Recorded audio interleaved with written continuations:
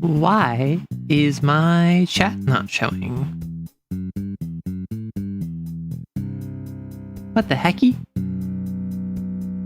What the hecky?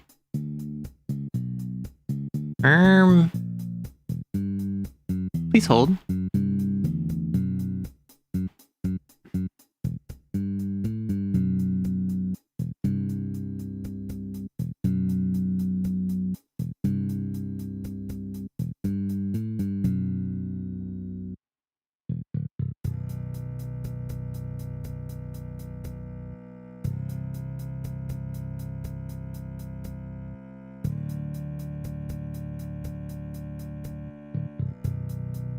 Let me post this in Discord real quick. Stream announcement. Heya, we're gonna finish up CAIN Homebrew Pog.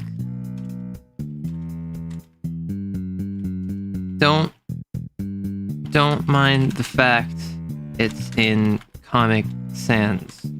That's meant to deal stress damage to whoever reads.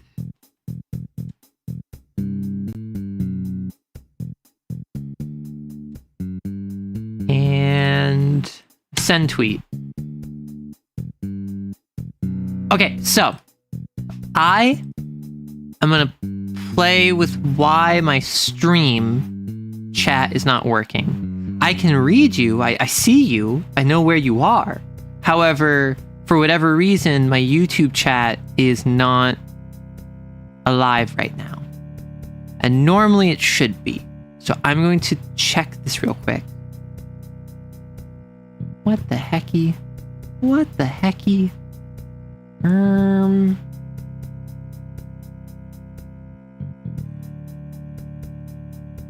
Because, like, we're live. Y'all can see me, right?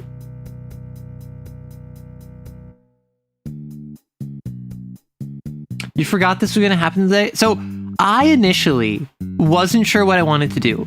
I had the thought, like, well, I could make, like, a Vampire the Masquerade Kindred. That might be fun. I'm not sure what I want to do specifically. Also, why am I still in the pause menu? I can just go here. Like, for whatever reason, chat is not working. I don't know why you're not showing up. I need you, and you're not showing up for me, which is kind of disrespectful. However, all is well. I'm going to be working on that on the back end. Entertain yourselves in the meantime, I guess. Okay, so the stream is live, but you couldn't see my avatar because I'm on my pause menu. I was still on my pause menu, and I realized, why don't I just go over to my live stream instead of staying paused? What the hecky? Is this something where... Oh, criminy. This should just be good. Ah, beans. I don't know if it's like I need to restart my stream or something. Good afternoon, ladies, gentlemen, and all those above or between. What about those under heaven? Hey, do you think you're ever closer with someone than you actually are and then they tell you off? Because I did. Oh, I'm sorry about that. See you? No. Hear you? Yes. Okay, we don't have to worry about the fact that my perception of time is wibbly wobbly. So if I... What the hecky? Why is this not working? Well, okay, so we can just raw dog it, if you don't mind. We don't have to have a chat here. I could just go over here and we could just hop right into Homebrew. Or I could spend a 5-minute adventure trying to figure out what the deal with the chat is. What I could... It'd be really funny if in the corner, I put up MS Paint and then I just start writing chat messages that I see. And I transcribe you like some sort of scrivener. Under who? Such an organization doesn't exist, XO? I think you have me mistaken for a line infantry. Maybe a black coat if you're only slightly delusional. I am the director. I'm the one in charge here. I know these things. I am the administrator's administrator. You show respect when you speak to me. I mean, you could see us, so there's no need to... I mean, like, you can't see you on chat. So I guess, like, you're not famous. Like, you can't say hi to mom. However, it's not like a problem. I can still read your messages. So what I'm gonna do real quick, everyone in chat, if you want to say hi to me, say hi right now. Because if you don't know, on streams, I like to respect your time and I like to give you the energy you give me. So if you're gonna be here, I want to acknowledge you. And I'm also gonna start Q&A, which is weekly apology video. Weekly apology video. I'm so sorry for starting that fire in the Atlantic.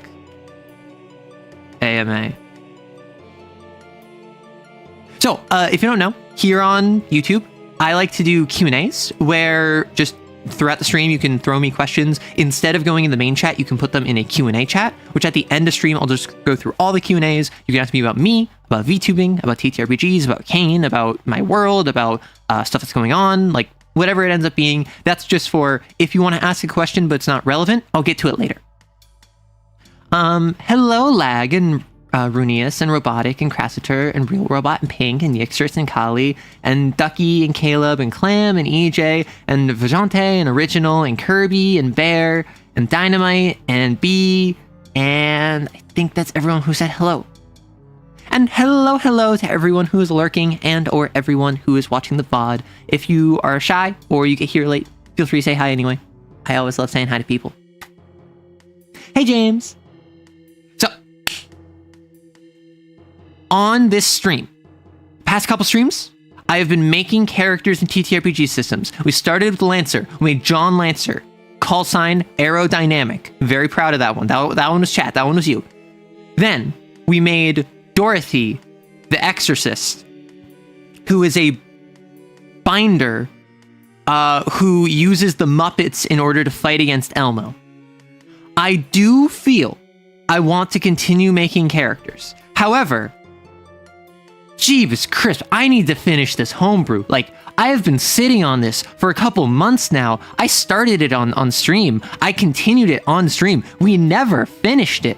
Who here does not know what a CAIN distortion is? This is a homebrew. This is something that we made on stream. This is something that we started on stream. We're about like 2/3 of the way done with it. What is this? Did you know that Arch Linux cannot be accessed by Brazilians anymore? I didn't know. Also, this is the first time you haven't been late to a stream. Well, welcome on in.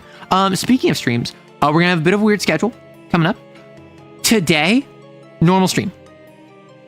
Friday, I am not doing a member stream. I finished reading Faust finally, and I think I'm going to shift over to just like productivity streams. I'm going to shift over to a work study stream. I am going to be working on my own TTRPG, and the goal of it is not going to be like this, where it's collaborative. I'm involving you. I'm doing my, like, we're all working on this together.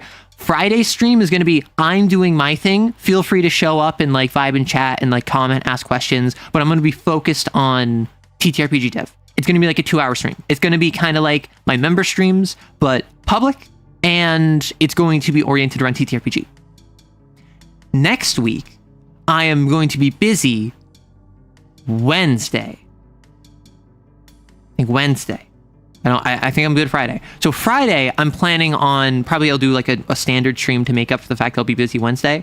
But my plan is now going forward, Wednesday is going to be like a normal stream day. Friday is going to be like a work study day. So Wednesday is going to be, let's make CAIN homebrew. Let us make a Vampire the Masquerade Kindred. Let us make a Blades in the Dark like gang. Followed by a couple hours of chatting.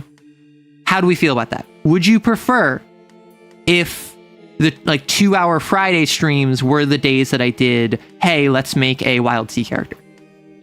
Would you as a viewer prefer if the streams I did on Fridays, which are like 2 hours, were the ones where it's, let's just hop in, let's make a character, let's explore the system, and then once we make the character, the stream's over. We're done. Or would you prefer what we've done with like CAIN and Lancer? You make a binder based off the hounds of Tindalos the other day? Ooh. Our government has passed a law that's going to enforce age very... Second time joining, no clue what this is. Okay, so distortions in CAIN.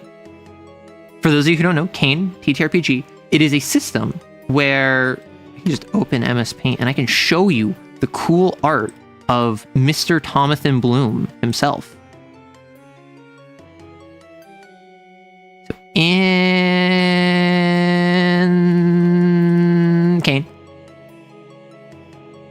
it's not showing. Ah!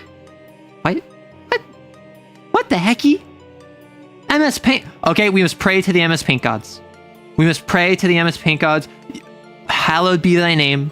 Paint must allow us to see that this is not a problem we've had for a while. For the longest time, we have not had an issue with MS Paint displays, and now it's choking when we need it most.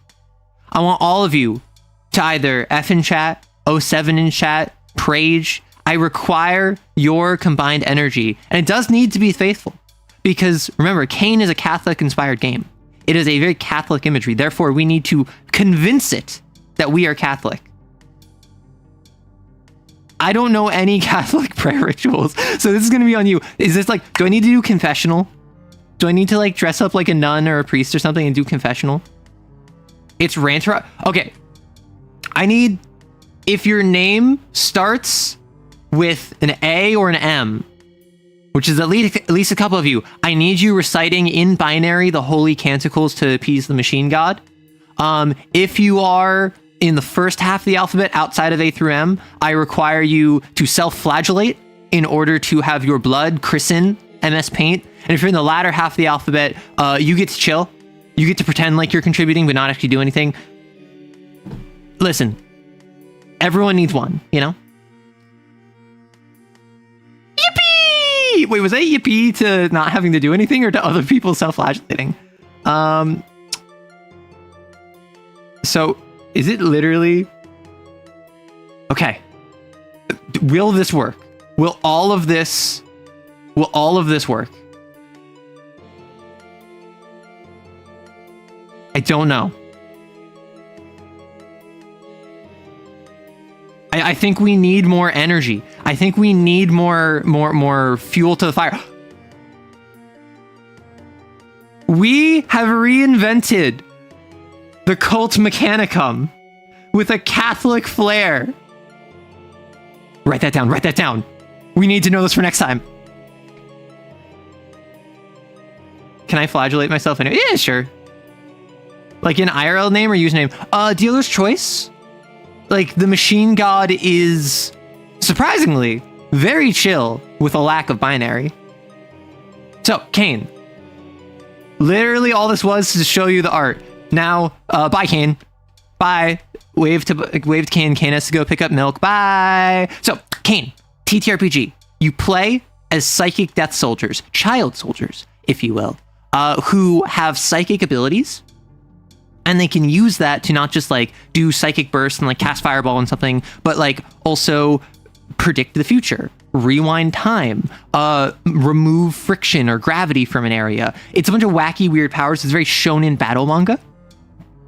And thus, you have to fight the sins of humanity. If someone is traumatized and they have grace, the sort of thing that gives you psychic powers, that person might manifest a sin, which is a big ooky spooky monster that you have to like fight, right? Like, now viewer discretion be advised. Viewer, like be careful. This may be too ooky and this may be too spooky. Like look at how ooky spooky this is. Imagine having to kill this as like a 16-year-old. Crazy. If you can't see it, so in case you can't see, the eyes are actually right here. And it's got a big smile here, and it's got like a long nose, and like it's also got like ears. It's got a little bit of like shaggy hair that covers one of its eyes. And yeah, like see, like ooky spooky, you know? This is CAIN. This is what you do in CAIN. Wood?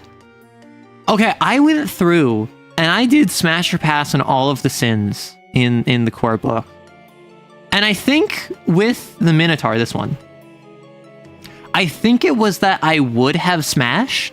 However, given that it's like tied to a dead body, I think I passed, right? Because at that point, it's not a matter of like physical attractiveness. It's a matter of like my tolerance to my revulsion to it. And at that point, as an ogre, it's post-mortem. It's like a type 2 post-mortem tied to a dead body. Like I feel like it would like smell Nah. Lord, definitely smash. I mean, like, depends on the Lord, right? So, like, again, I went through this. Like, this is not new information to me. But, like, the Pale Queen, this is just a woman. This is just a woman in a Sephora commercial, like, with ribbons flowing off of her.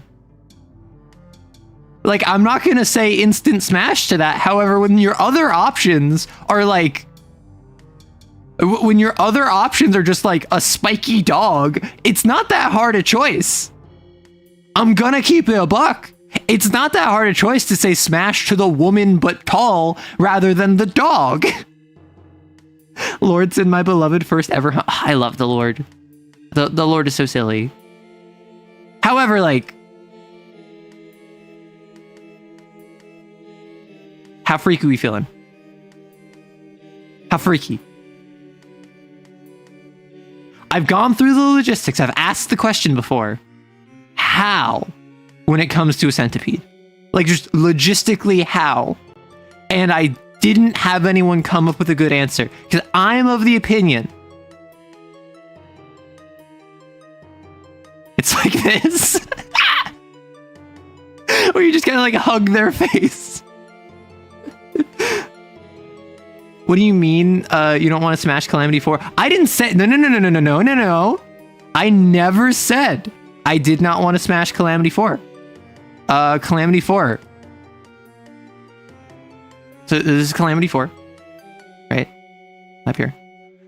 Calamity 4 killed like 15,000 people, which I'd say that's like an orange flag. Like that's something we can work through. That's not something that's like a deal breaker.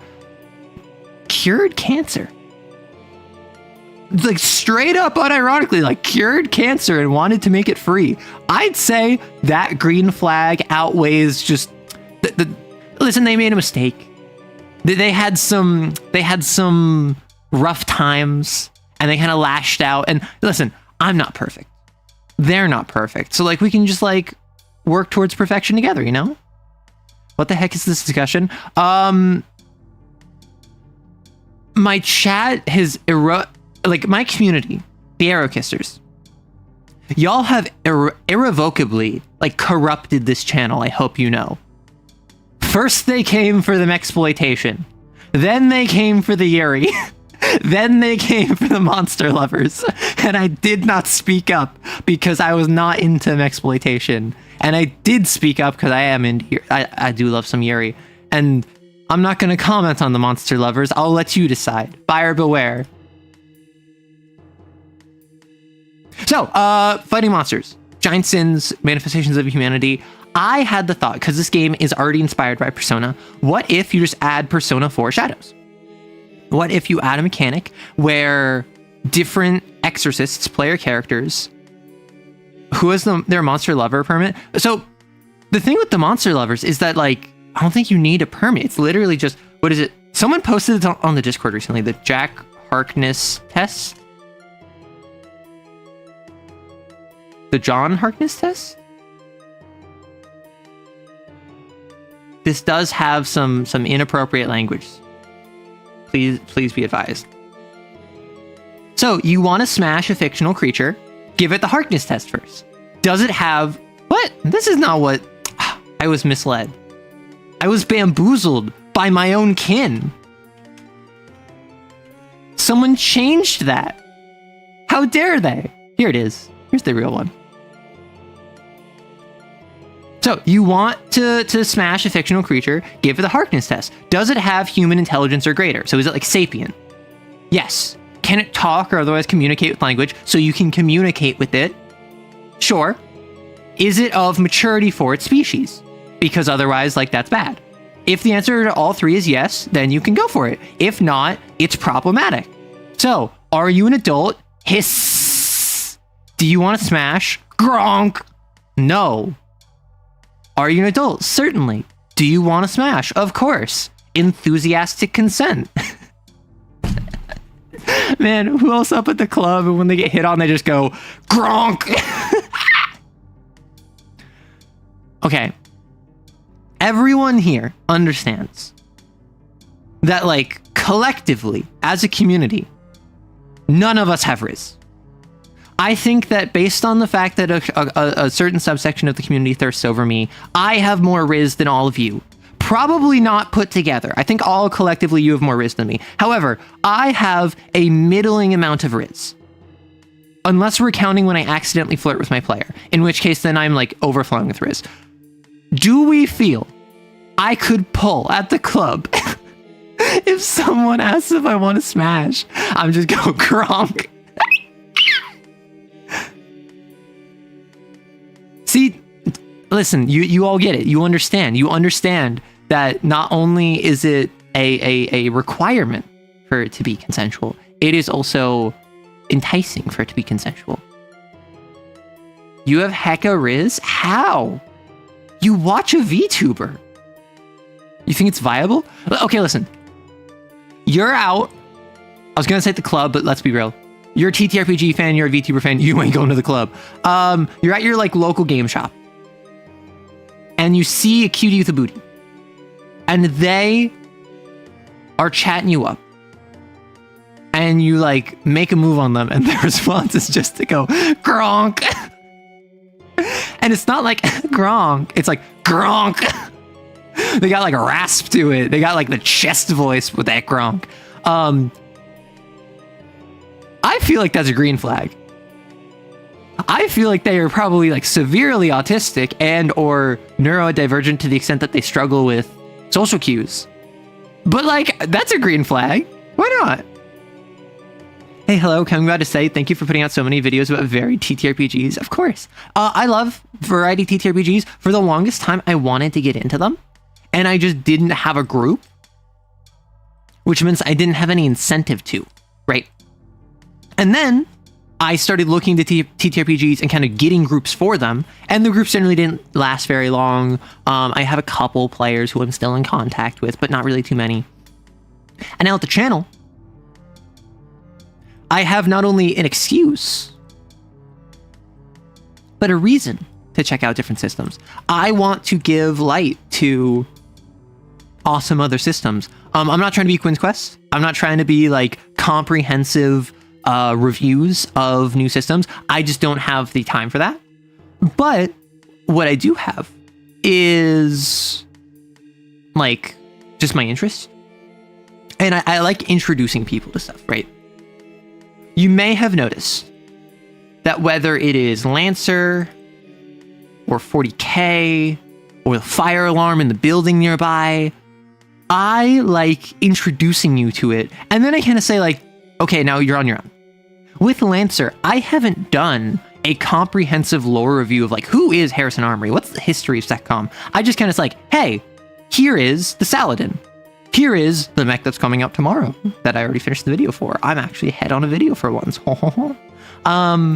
Here is the Metal Mark. Here is the Blackbeard. And I tell you, here's why I think it's cool. Maybe that's lore. Maybe that's mechanics. Maybe that's just because it's so funny. And I don't really get into the minutia of like, here's how you can be mechanically viable with it. And I also don't really get into the minutia of, here is the entire history of this frame. But I will spend like 30 straight seconds just talking about the lore of the Zang. Because horse killing palm is just so cool. Schrodinger's Riz, you have immaculate and horrid Riz until proven otherwise. So the thing about Schrodinger's Riz would not be that you have both and none at all. What it would be is that you're chatting someone up and you genuinely can't tell how they're feeling, if they're receptive. They are giving you such a non-response, you don't know if you were Rizful or not. And so it's only when you finally shoot your shot and you're like, hey, you want to like come back to my place? Lip bite, wink. Then that is when they will confirm or deny if you had Riz, right? So that is the situation in which you will open the box and see if the cat is dead. You will see if you shot your shot and hit. I've been recently started running a Vampire the Masquerade game, and the shorts partially help me push out the worry out of what if I do wrong. That's the goal, right? Because I'm not gonna lie, I am stupid. If you're a regular, you know this. If you've been in the community for like longer than a couple months, you know this. So I make mistakes all the time. And I don't even mean like technical mistakes. I also mean like interpersonal mistakes. There was a recent session I had where I accidentally upset one of my players. Like genuinely like out of game, like we had to have like an hour-long discussion about like what it meant like for me to upset them. And it wasn't like I did something in game to them. It was just kind of like relationally, I said something that upset them because I wasn't like keeping track of like how I was speaking. And so we talked, we made up, like obviously we're still friends because that's what happens when you have friends. You upset one another and then you talk about it and you move on. Like I'm stupid. I do so many bad stuff. I get rules wrong. I have confidently said stuff that is either incorrect or I misrepresent something. For instance, with Raw, I thought the think tank was responsible for Raw. I think it's closer to that Raw used the think tank as like an entry point to this universe kind of deal. It's something weird. Like I was just giving a brief overview of it, and like dozens of comments are like, this isn't quite how it was. It was actually more like this. And like I explained it more properly in the stream than in the short, but yeah, I get stuff wrong. And I think that people need to be more willing to say like, you got this wrong. You said you were sorry. We chill. And like, I just think in most things, not even just in content or in TTRPGs, literally just like in everything, I think that you should be willing to make mistakes and grow from it. Hello, some dude. Hey, Griff. For me, you say some weird stuff. I say weird stuff. I say stupid stuff. Is this a two-way introduction street? No. No. I might have a system that's worth checking out, though I don't think it will get any updates, but Cogent Roleplay. I have a lot of systems that I'm going to check out. Again, probably top of my list right now is Perfect Draw.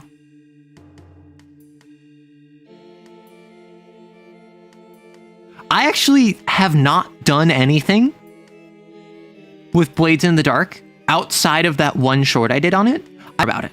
I want to get more into Blades in the Dark. I know Zaktak, great channel, has made lore videos about it, but mechanically, I actually don't know how Blades in the Dark plays, and I think I would love Blades in the Dark.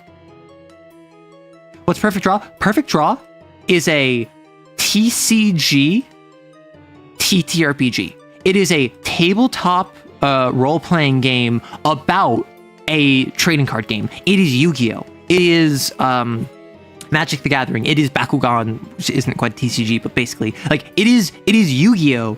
The anime as a TTRPG. And I am someone who loves Yu-Gi-Oh! The anime, the game I could do without. Like, I briefly played the game back in like the mid to late 2000s. And like, I was never good at it. I chose Timmy cards. I was a Timmy. Listen, I'm a green player. It should not surprise you that I was a Timmy when I played Yu-Gi-Oh! A Timmy being someone that just picks the biggest, coolest cards without any consideration for synergy. So I didn't do well. My siblings never wanted to play, so I didn't get a chance to play because I didn't know anyone that wanted to play. So it's mostly that the anime, particularly Duel Monsters, but also I remember watching a bit of 5Ds and GX, which is why I want to watch them now. I want to go through and like fully rewatch them. But it is a game where you play as like one of the archetypes of anime. You might be like the super skilled, edgy loner character. You might be the super like happy-go-lucky and determined like main character, like best friend to everyone, power friendship. You might be the one who like sucks at the game, but you just have such heart to you that no one can like help but root for you. Like all these different archetypes. You can play one where you are a card. You are like, your soul is tied to one of the cards in your deck, and so you can play yourself in battle. And one of my favorite things about the system, outside of the fact it's just so chuny.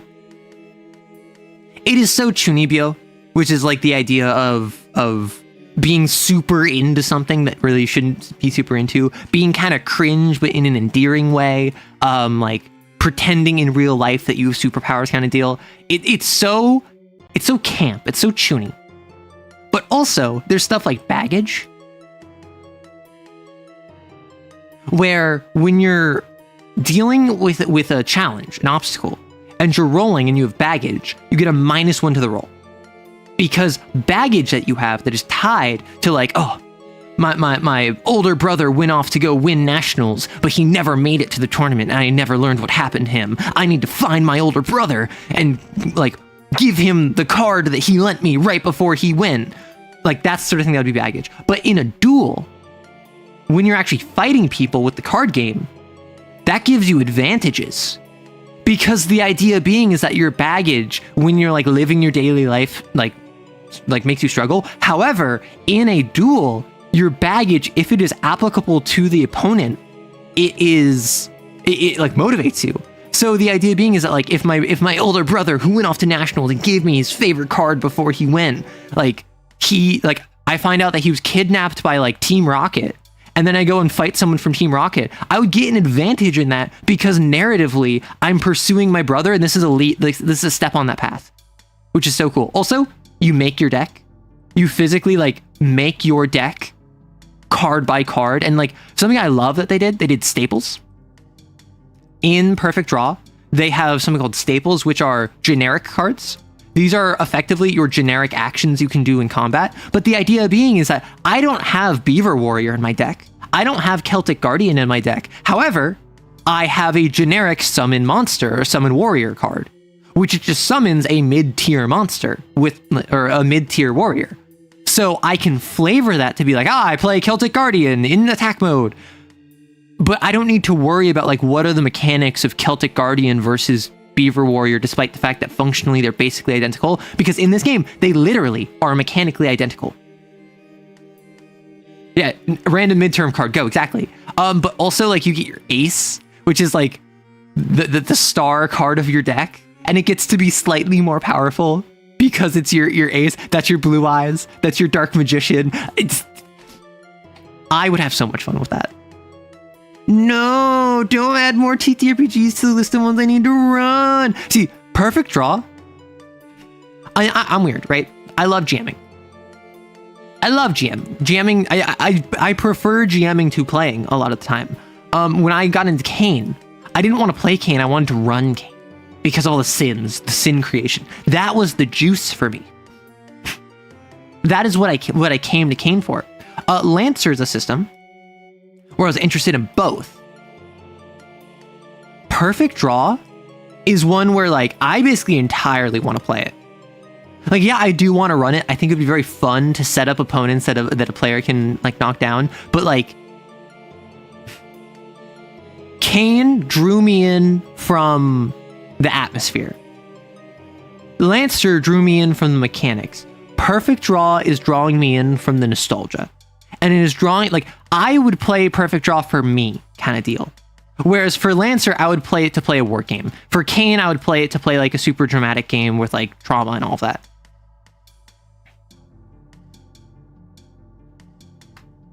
Are you guys playing Perfect Draw? So I haven't played Perfect Draw. I really want to though. And the issue is I don't have the book. And prior to the holidays, I looked it up and there's no hardcover in stock for the holidays. Do I have a tutorial for CAIN? I do not, but hello, Caffeine. Would folks, tell me honestly, would you watch a video or would you prefer a stream where I do a like primer on CAIN?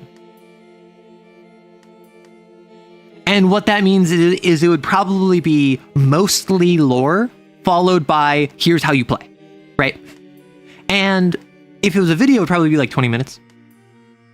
If it was a video, I'd probably like try to keep it fairly short, digestible.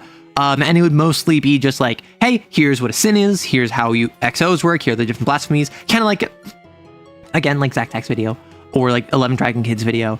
But the final like 3 minutes would be like, hey, here's how you make die pools. Here's what your skills are like. Here's what character creation is.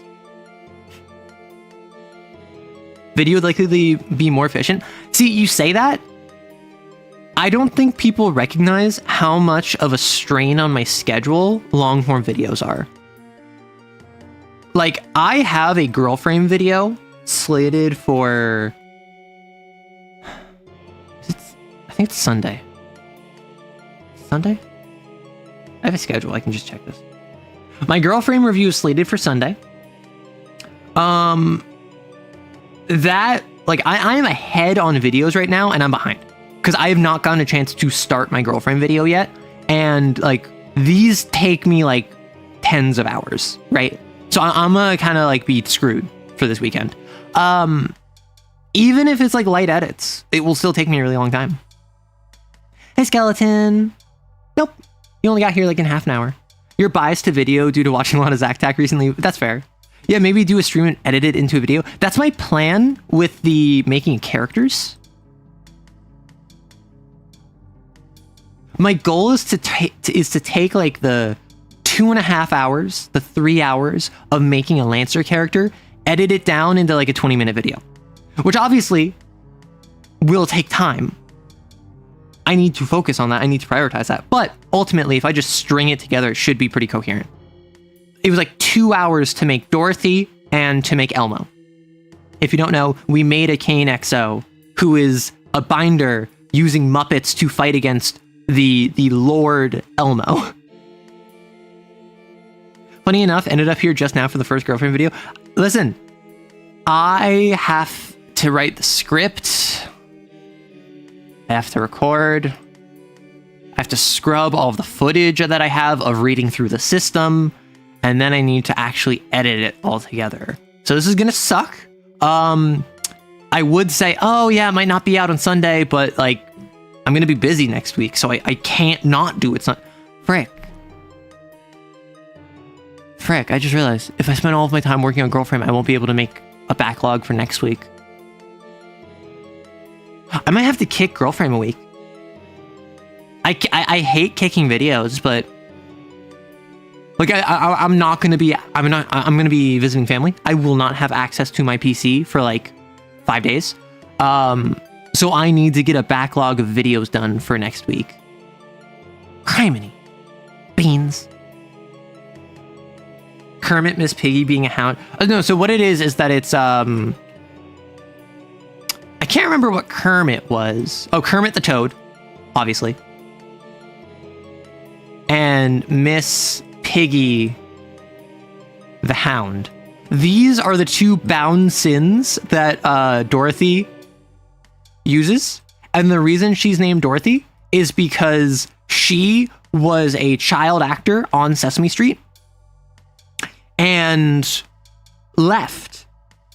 However, the pull of Elmo in her subconscious drew her back. And so when she was an adult, she started like working on Sesame Street in production. And then she started working with Elmo specifically. And then she eventually became the puppeteer. And then she had a sin awakening when she like fused with Elmo briefly. And so Elmo is a lord going back to the time where his goldfish Dorothy is still alive. And his kingdom is Elmo's world. Or sorry, his kingdom is Sesame Street. His palace is Elmo's world. No, it was so... Because it all came up naturally. I had no clue of that going into the game. I just made a joke about Elmo being a lord, and then everyone was like, can we do this? And I was like, sure. You thought Kermit was an ogre? Speaking of handlers, thoughts on Dollhouse, the TTRPG on Kickstarter? I haven't looked into it. I haven't looked into it. Like some folks have posted stuff. Like I could reach out to the dev and be like, hey, I'm a channel that talks about TTRPGs. I saw your stuff. I'm interested in talking about this, but like, I just don't have time right now.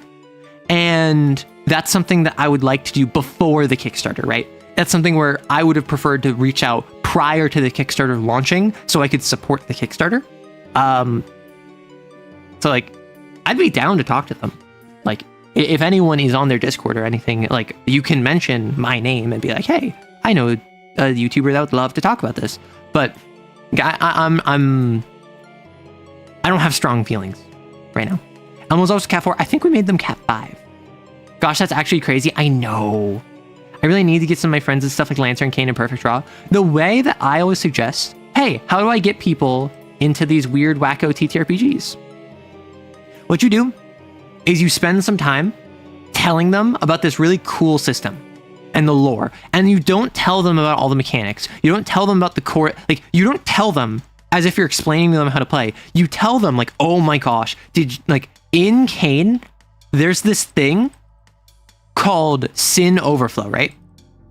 And when you die, you can decide, no, I'm not going to die. And instead you like turn into a monster, and then you get a permanent character altering like sin mark where you like for the rest of your life have like semi-transparent skin that helps you with stealth, or you have like needle razor blade teeth that allow you to bite people, and like you get extra abilities based off of this. But the more sin marks you have, the harder it is to resist further. And they're like, whoa.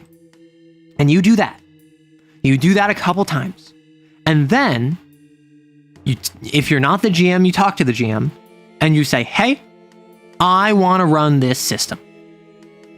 And the GM, if you're not the GM, will probably be like, cool, I'd love a break.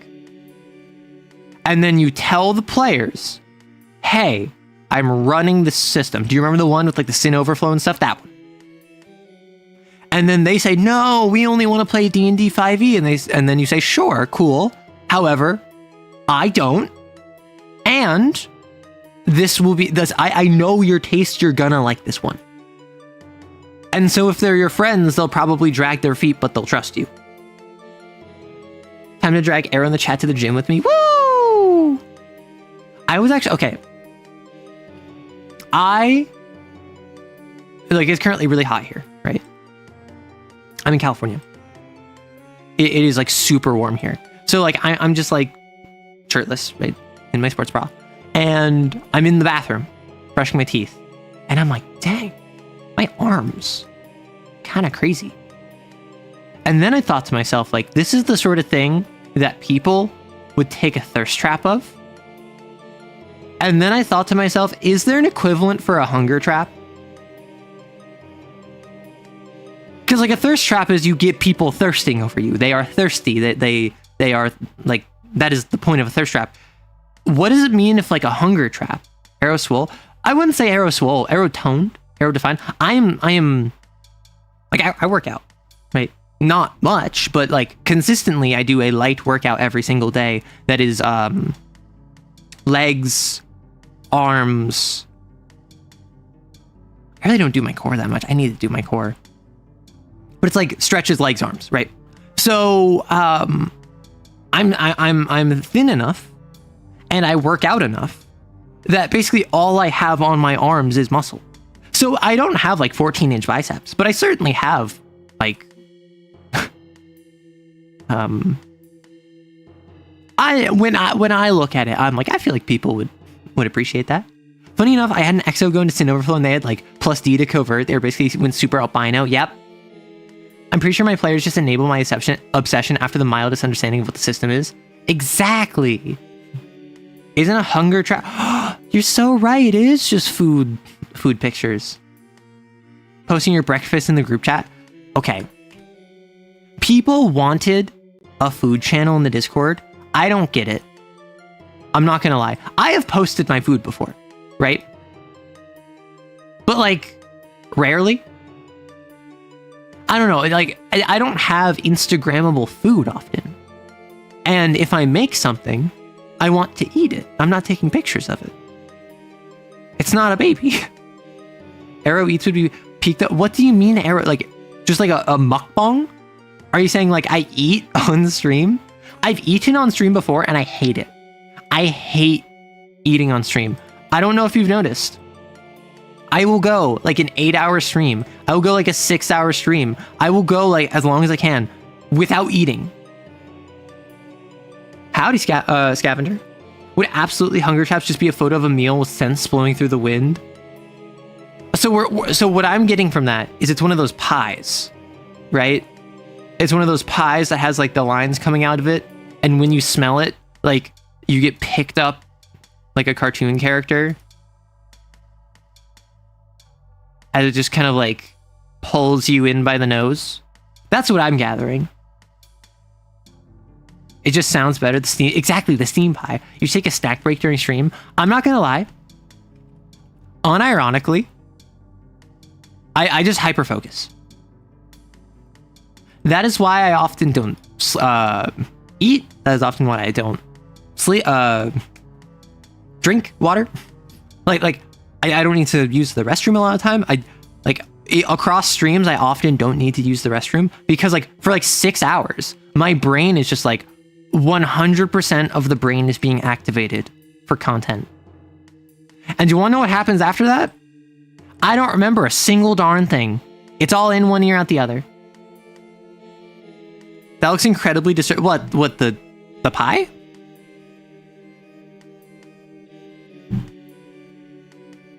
I can imagine eating on stream would be terrible. Just thinking getting jostled by the water while you're trying to eat your food. See, that's the thing, right? I have watched streams where the streamer is like, okay, I've been live for like 6 hours. Let me grab some food. And then they come back and they have their food. And then chat's like chatting with them about their food. I don't know. Like, I think it's just embarrassment.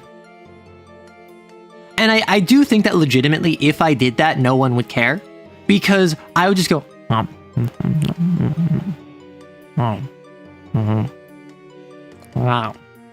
I would just like make small noises. The worst part would be like if I was like chewing too close to the mic. I don't think anyone would care. However, I would care.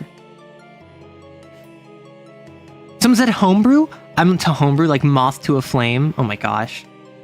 Yeah, it would just be more arrow noises. We have not gotten a good arrow noise in a while. You make noises already. Shut up, loser. I make noises. This is known. This is the way. So, homebrew. Not the Harkness test. Be gone. In CAIN, I thought, what if we add Persona 4 shadows? And then everyone said, probably don't call them shadows. Like 3 things in the game already are called a shadow. And I was like, you right? So we went distortion. Distortions, also known as shadows, mirrors, doppels, reflections, hollows, other selves. A distortion is the true self, made manifest by a tear in the psychic sea. Beyond mere drifters, they're somewhere between an extension of an exorcist's own grace and a proper sin. Nevertheless, they are always tied to a specific individual who already has a strong connection to the psychic sea. Fact: no XO under Cat 3 has ever been recorded as manifesting a distortion. Research ongoing if high lethality rates obscure data collection. We're not in Project Moon eating ASMR. The ASMR stands for arrow. So what would that be? Arrow sensory mechanical response? Or something? Yeah, it's cool. So distortions and hunts. When the XOs arrive at the investigation area of any hunt. Also, if you already know about distortions, I did like spend half an hour just like reformatting everything last night. I made some changes to it. I added some more stuff. So this is different. When the XOs arrive at the investigation area of any hunt, the admin may choose one XO to manifest a distortion of, called the host XO. A separate psychic entity linked to them will set up an additional distorted palace in the investigation area. The characters may not know a distortion is present, but the players should always be aware that a distortion is present at deployment. The identity of the host XO may or may not be revealed as well. Even if the players are unaware of which XO will manifest a distortion, make sure to get the following information from the host XO prior to the hunt beginning. What sin would you turn into if you succumb to sin this hunt? What's one thing that would leave you vulnerable in a fight if exploited? It is possible for there to be more than one distortion present in a single hunt, each with their own distorted palace. This is not recommended. Fact: Whisper users are significantly less likely to manifest a distortion than any other XO. All other blasphemies fall within a single standard deviation of the mean manifestation likelihood. I like the idea that the fact that you're basically already conferring with your distortion, your other self, makes it significantly less likely to manifest them. I was considering adding in like flux or maybe like sympathy or palace or jaunt as more likely, but I feel like just saying whisper users are less likely, all of the others are around average, that kind of fits. Stat block. Here's the meat. Distortion, sin. Execution talisman, host XO's cat plus pressure. So they generally only manifest it at cat 3 or higher. If you're at pressure 1, that's 4 slashes. If they're at pressure 5, that's 8 slashes. So I considered changing pressure to host XO's current sin. And I'm curious how people feel about that. The issue with that is that it can go down, which would change the execution talisman. The benefit is that it reflects the fact that the less stable the host XO is, the more powerful the distortion. Arrow simulations, robots, mechanisms. If you want good arrow noises, place a mic by the target at the end of an archery range. I actually might go shooting next week. I'm not sure. We're going to see about hitting up an archery range. And like, I haven't gone shooting a bow in 10 years. A bit longer, maybe. If Whisper users are less likely to manifest distortions, what does this say about the poltergeist drifters that match Whisper shadows to a T, even telling the future? Good question. So, it has the following features. Possesses a single domain from whichever sin the host XO declared they would be upon succumbing to sin. So, if you ask a player character, hey, what would you turn into? And they say ogre, you get one, the distortion gets one ogre domain. If they say idol, one idol domain. It also possesses a number of distorted domains from the host XO's blasphemies equal to their psyche. So, one of the core things of the distortion that we as a community came up with, each blasphemy has its own domains that the distortion draws from. So, if I am an Ardence user, and I feel as though I would turn into a toad, my distortion would gain one toad domain, and if I'm Cat 3, 2 Ardence domains, to reflect the fact that it is me. It is part of me. But the single sin domain is like, hey, it's still sin. It's still like showing what future you're going to be. I do like the idea of an XO being too mentally healthy to manifest a persona shadow. I think it matches sin is better than pressure. I think the execution talisman changing is a good thing. I think stabilizing a host XO's sin, decreasing the distortion's health makes perfect sense. All right. Plus host exorcist's sin. Current sin. Do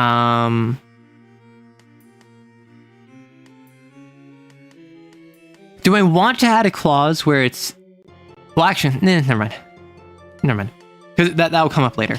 So, it takes -1 slash from all sources other than the host XO. So the host XO is the best equipped at taking it out, because of course. It always knows the precise location, emotional state, and current objective of the host XO. And then, as a reaction, it can inflict stress. Standard stuff. I went 4-3-2 instead of 5-3-2. Because it's not a full sin. Create a complication, perfectly duplicate the host XO, read the host XO like a book, isolate the host XO, tell someone what the host XO really thinks, destroy what the host XO cares for, draw the attention of the sin, or distort the self. On a 1, the distortion fades, psychically overshadowing the host XO's psyche within a short range. The distortion can only take this reaction when the host XO would die, submit during sin overflow, or when their real me hook is filled. If this reaction is in response to an XO dying or submitting during sin overflow, they instead go to 1 stress or 1 sin below their maximum. Once a distortion's execution talisman is reduced to 0, it can be executed or spared. After executing or sparing a distortion, all surviving XOs gain +2 script at the end of mission as hazard pay. Fact: non-executed distortions demanifest automatically upon exfiltration. 66% of such cases manifest the following operation. So it's the idea of like 2/3 of the time, if you don't deal with the distortion, it will just come back the next mission. You meet your inner self and he vomits a spray of grease as a greeting. No, Toad! I'm pretty sure my entire party is very likely to create distortions with one exception. They are a sin in secret. Oh my gosh. So, sparing a distortion. This is one of the most interesting parts of this to me. Sparing a distortion requires answering all of its trauma questions explicitly, honestly, and to the distortion directly. Once its execution talisman is 0, the host XO can spend their action forcing the distortion to ask one of its trauma questions, dealing non-lethal stress to the XO as normal. Because distortions, much like a perfect idol, can ask trauma questions to the host XO. An exo who spares their distortion balances the psychic forces within themselves, calming their presence in the psychic sea. The next time they would succumb to sin and become an imago, they may choose to hold on to their humanity. For the remainder of that scene, they are in full control of their actions as an imago. After the scene ends, they roll a fortune die. On a 6, they manage to revert back to a human form as if they had managed to resist the previous roll. They choose where their new sin mark forms, but still roll for its ability. This can never occur more than once for a single exo, and a distortion spared this way can never manifest again. The idea being, if you manage to make peace with yourself, if you accept your shadow, if you absorb, overshadow, overtake your distortion, you have a one-time get out of jail free card of imago. And even then, it's not permanent. It's a 1 in 6 chance for permanent.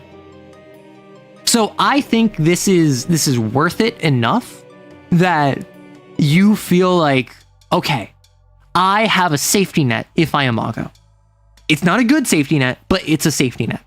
While not being so powerful that it ruins the threat of imago, you don't have the ability to be like, well, I know I can always go imago once for free, so I'm just gonna sin overflow myself right now. Why not? That's my goal. You keep seeing the distortion after every mission, after everything, it's still you. So type 2 is complicated. Technically, they're playing a persona the sin created. Oh my gosh.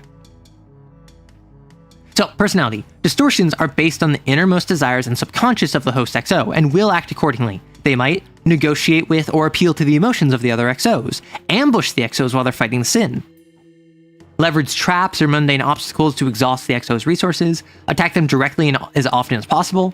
However, a distortion always has the following objective that overwrites even the strongest convictions of the host XO. Replace the host XO. If the host XO dies or submits during sin overflow within a short range of the distortion, it can make the distort the self reaction for free. Alternatively, it can take the same reaction when the host XO rolls a 1 on the risk die if they have a filled out real me hook.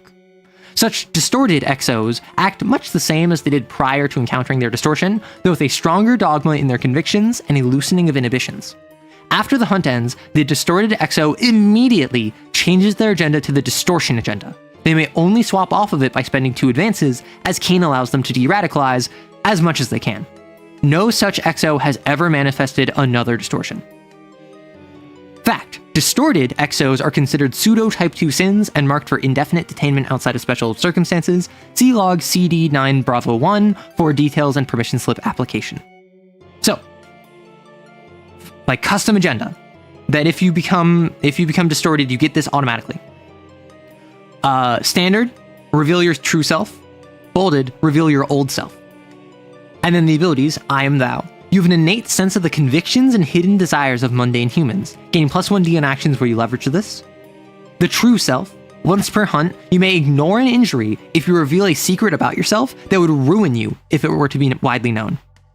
Dark reflection. When resting, one other XO can increase one of their rest dice by 1 if they reveal a deeply held secret about themselves to you, privately or publicly. Broken mirror. When setting up an ally, you may swap the setup roll for being hard to risky, or risky to hard before rolling. You're not me! Actions taken against a distortion, imago, or bound sin are never hard by default. The admin may roll this applies to some drifters and traces, but never proper sins. Right? You missed an hour of chat, you're still at work. Did you miss any good yap? Well, hey DP. Once you are risking imago, you take any safety net you can get. Exactly. Imagine XO getting distorted, everyone else just being like, new Jeff is way more fun. That's the thing.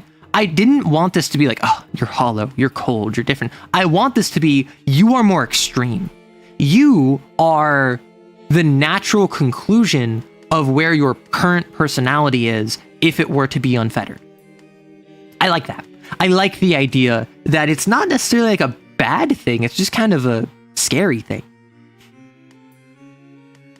Whoa, unique full agenda. I was expecting just an agenda item like sin afflictions. Yeah, so I considered like last night I was just like, well, do I want to do the survivor thing where you take it, you automatically get 1 agenda item, and then you automatically get 1 agenda item, and then you can swap off. I think no, you're distorted now. And do we add in a clause that says You cannot take this agenda item normally. This should not be bolded. You cannot take this agenda. You cannot take this agenda normally.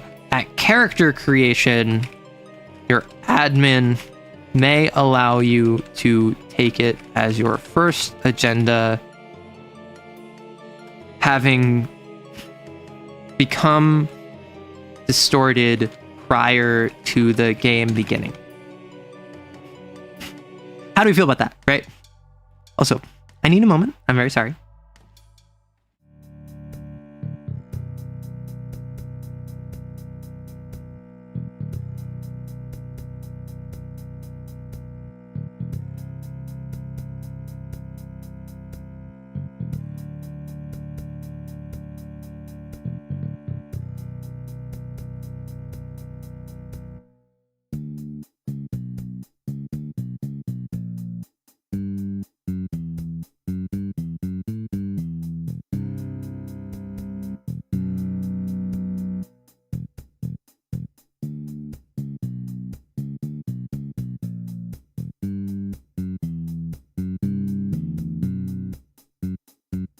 Sorry about that.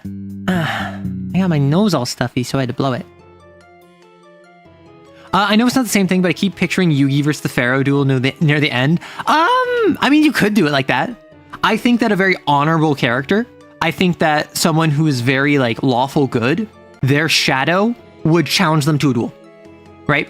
That, and that's why I want it to be like, hey, they are based off of the innermost desires of the host. However, they always have one thing that overwrites everything: replace the host XO. They will do whatever is possible to replace the host XO, but they'll do it in the way that most reflects the host XO. So, like, if you're playing like a really sneaky thief character, your shadow, your distortion, your other self would probably be super sneaky, would probably be super shifty, would probably be really difficult to deal with. Meanwhile, if you're playing like a negotiating character, a charismatic character, they might walk up to the other XOs and like literally make an argument that like, hey, I know like you probably want to execute me. However, hear me out. Your person, your host XO did this, and that other thing. I know you don't know about that, which is why I'm telling you. I am them. However, I did not do those things. It was them. If you allow me to distort them, I will not be doing those things. That is not who I am. That is not my true self. And like, might just literally try to convince the other XOs like, hey, let me take them over and don't try and stop me. I'm not going to make it your problem. In fact, I'm going to help you. You would like a shadow that's just the main host? Oh my gosh. I feel like if you have to spend 2 advancements to get out, getting agenda power out of it would be fair. The distorted XO immediately changes it to the agenda item and gains one of its abilities. That's fair. I mean, because you're also forced to swap to it, right? So, like, there are 5 here. If you get forced to swap to it, you automatically get, like, the true self. And then you can spend 2 to swap off, like, the survivor. It's not the only agenda like that, but also it's to imply difficulty in changing mindset. So, Palace. The distorted palace will always be in an area the host XO would be drawn to. As a tension move, the admin may move the distorted palace to somewhere in a short distance of the host XO. It follows the host XO. It wants to confront the host XO. Much like a sin, a distortion slain outside of its palace will retreat to it in order to recoup. Once pressure increases, a distortion in its palace recovers all slashes on its execution talisman. Remember, it's 3 plus sin, so that will be like probably anywhere from, or it's 3 or 4 or 5 plus sin. So it's probably going to be in the realm of like 5 to 8. Recovers 1d3 plus 3. How do we feel? What do sins recover? Is it 1d3 plus 1? How much do sins recover? Plot twist, the shadow is actually the whole campaign and the players have been playing the shadow the whole time. Oh my gosh. Like they were actually the distortion. Oh my gosh. Your pedantic butt is having existential semantics debate with your friend's distortion as to what I'm them but not them even means. Yeah, I mean, and that's the sort of thing that I would love to see happen in a game, where it's the distortion isn't even trying to kill you. It's literally like having an argument of why it is the better option. And I think if you're playing like a more cerebral character, maybe like a palace user who's like a philosopher, they might have a legitimate debate with their distortion. And they might, quote unquote, attack one another by just arguing and dealing stress that way. Sin recover is flat 4. So this is not as powerful as a sin. So I think 1d3 plus 1 is fine. Oh, actually, because sins run when they take 4. Right? I think all slashes on its execution talisman is fine, because then that forces you to go to the distorted palace, which the distorted palace is a twisted reflection of the host XO's ideal rest spot or comforting location. When entering it for the first time, the host XO must describe the palace and answering the following questions. What was the palace supposed to be? How is the palace twisted to not reflect that? What secrets about you are revealed by your palace? So it's the idea being is that it's like, oh, if you're someone that really just wants to take a spa day and go to a tropical resort, however, you have a twisted inner view of that where it's like a boot camp. It is the aesthetics of a resort, but it looks like a military base. Your distorted palace is a weird fusion of like military boot camp fused with island resort. And it reveals secrets about you, like how you joined CAIN willingly because you thought that it would be good for you, and like you had family in the military and you thought this was a military thing, but that was a horrible mistake. Like that's the sort of thing that you can dive into. And then the host XO takes the real me hook. So the host XO enters the palace. They take the real me hook. Every time the host XO rolls a 1 on the risk die when taking an action against the distortion or while within the palace, they gain 1 notch on their real me hook.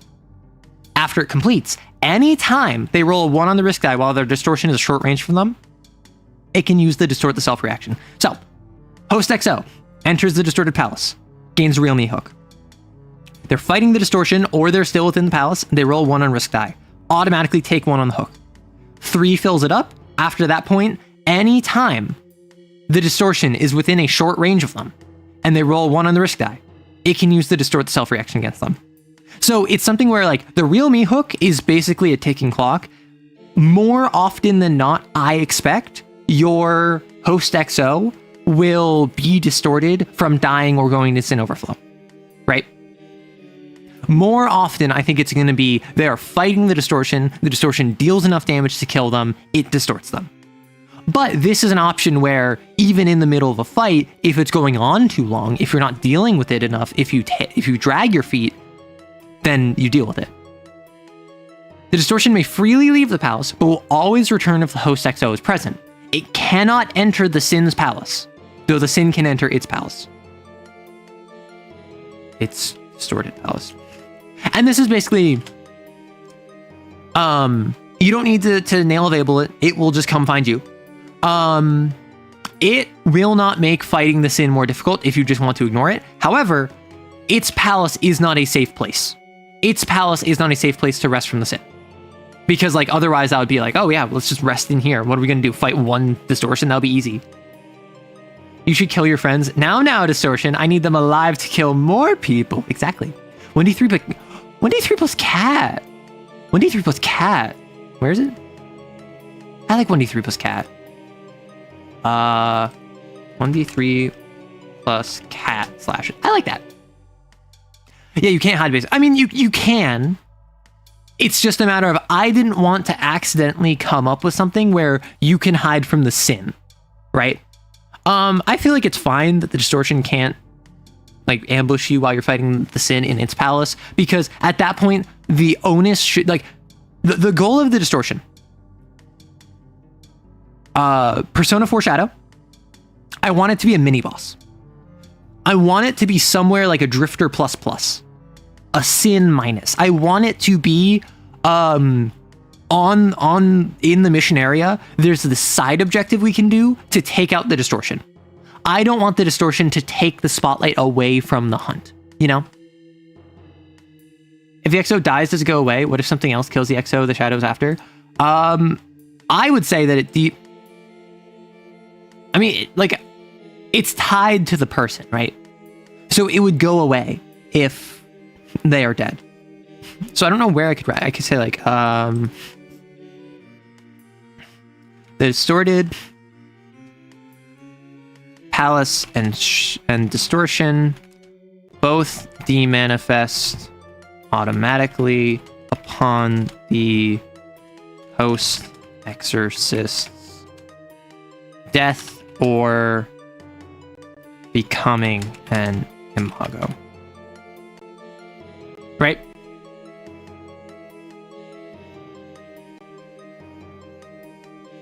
Agendas.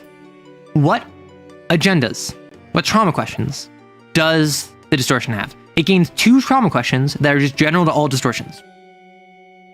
What did you do to deserve this life? What would you have you betray your fellow XOs? Why not just give in and become a sin? Why aren't you a good person? What's the one thing about yourself you'd never tell a soul? Then the distortion gains 1 more trauma question associated with the host XO's current agenda. Whenever the host XO takes an action in a scene where the distortion is present, it can force them to answer one of the trauma questions. They must answer it truthfully. I'm removing verbally because like I want verbally so that the other characters have to be able to hear, but I don't like verbally because then like what if you're mute, right? What if you're playing a character that can't speak? So I think it's valid to like say like sign language or writing it down or like making like as long as you're making it clear to everyone. So like they must explicitly answer it truthfully or else take 1d3 stress and reduce their successes by the same amount. A distortion can only use each trauma question once per hunt. However, the host XO can ask trauma questions after they've already answer trauma questions after they've already been asked in order to spare the distortion. A distortion with 0 slashes left on its execution talisman is always willing to repeat trauma questions if prompted, dealing no stress. This is just to have the circumstance I'm fighting the distortion. I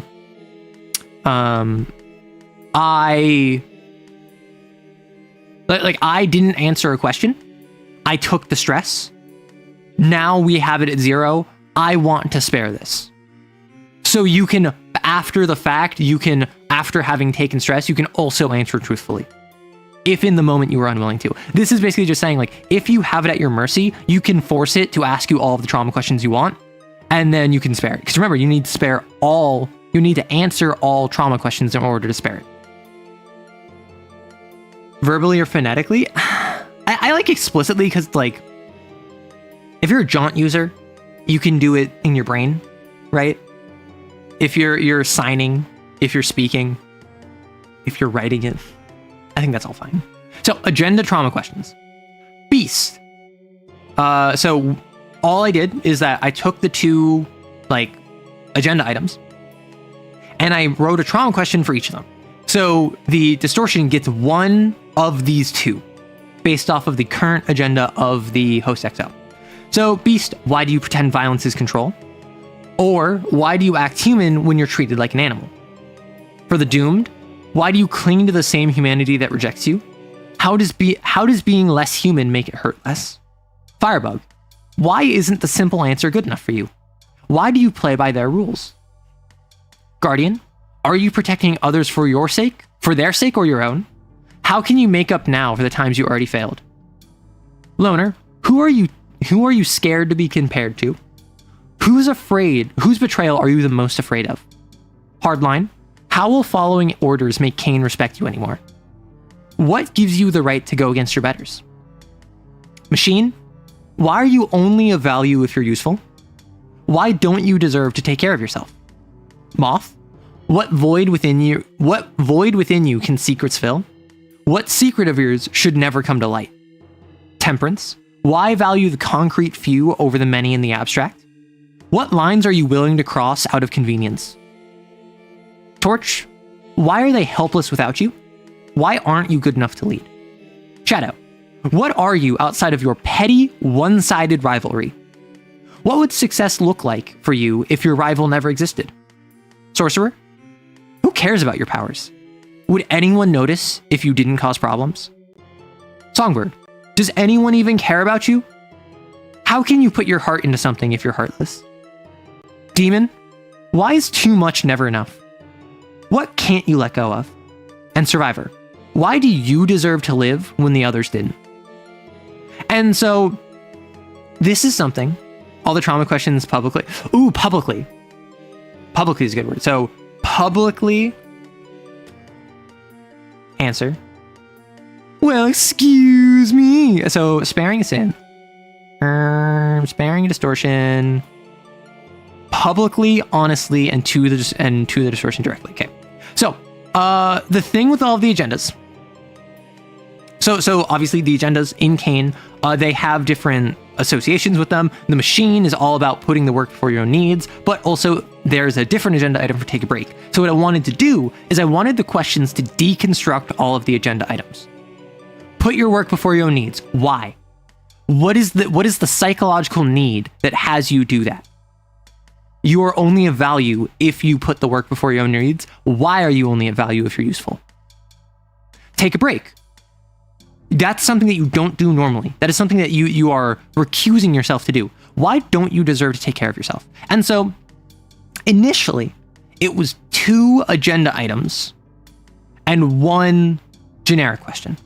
However, I feel like the 2 generic 1 agenda item works better because if I'm a hardline and I really lean into follow orders and I don't really ever disobey orders, really, what gives you the right to go against your betters? I don't have an answer for that. I don't think I have a right to go against my betters. I haven't gone against my betters. So, choosing how will following orders make CAIN respect you anymore is like a gut punch for the character because it really hits them. So that was my rationale of like 1 of the 2 agenda questions. These seem fun? Yeah. Yeah, that second Songbird one hits so hard, especially for my Songbird tension XO. That's the thing. I wanted it to hit on like, what is the core psychology of each of these agendas? The Songbird is selfish and manipulative. How can I deconstruct that with a question? I definitely need to run this for the second half of the campaign. It'll be so fun to have new types of manifestations after the New York catastrophe. Hey, Matt. So, now we get into not only the craziest bit of this homebrew, we also get into the point of this homebrew that is not currently completed. The distortion knows a number of distorted domains equal to the host XO's psyche. All distorted domains must be chosen from a blasphemy the host XO has access to. So, tension. We already have tension, ardence, flux, vector, gate, and we have some of smother done. So we have like almost half of them done. So give me your thoughts on these ones we've already done as I read through them. When confronted with truth, you shield your eyes. The distortion is clad in psychic armor, shielding it from harm. It no longer takes -1 slash from all actions other than the host XO. Instead, it takes -1 slash from the host XO and reduces all slashes from other sources by 1d3. As a complication, it can reform its armor into jagged amalgamation of blades. Any XO that attacks it takes 1 stress for every 1 they rolled, not including the risk die. The armor fades after dealing an amount of stress equal to or exceeding the host XO's cat. So if they're cat 3, after dealing 3 damage, after XOs have rolled a number of 1s equal to 3, it fades. These crumbling towers of salt and sand. Drawing on a wellspring of psychic force, the distortion can manifest physical barriers to ward off foes. As a complication, the distortion can create a mental block up to cat size within a short range. Once per hunt, as a complication, the distortion can create a series of psychic walls around the host XO. This includes a ceiling and floor. While within these mental blocks, the host cannot spend psyche bursts for any reason, but can still use blasphemies by gaining sin. Mental blocks are impenetrable to mundane harm, but have a talisman equal to the distortion's cat for psychic damage. The distortion can move freely through its barriers. They can be opaque, transparent, and any color of the distortion's choice, but are always a sheer surface. Basically like a glass box. A homebrew sin? Not quite. These are distortions. Think like Persona 4 shadows. They are minor sins that form from a host XO and act as a mini-boss on a hunt. It may be a good idea to make standard domains in case the XO only has homebrew blasphemies. I considered some standard...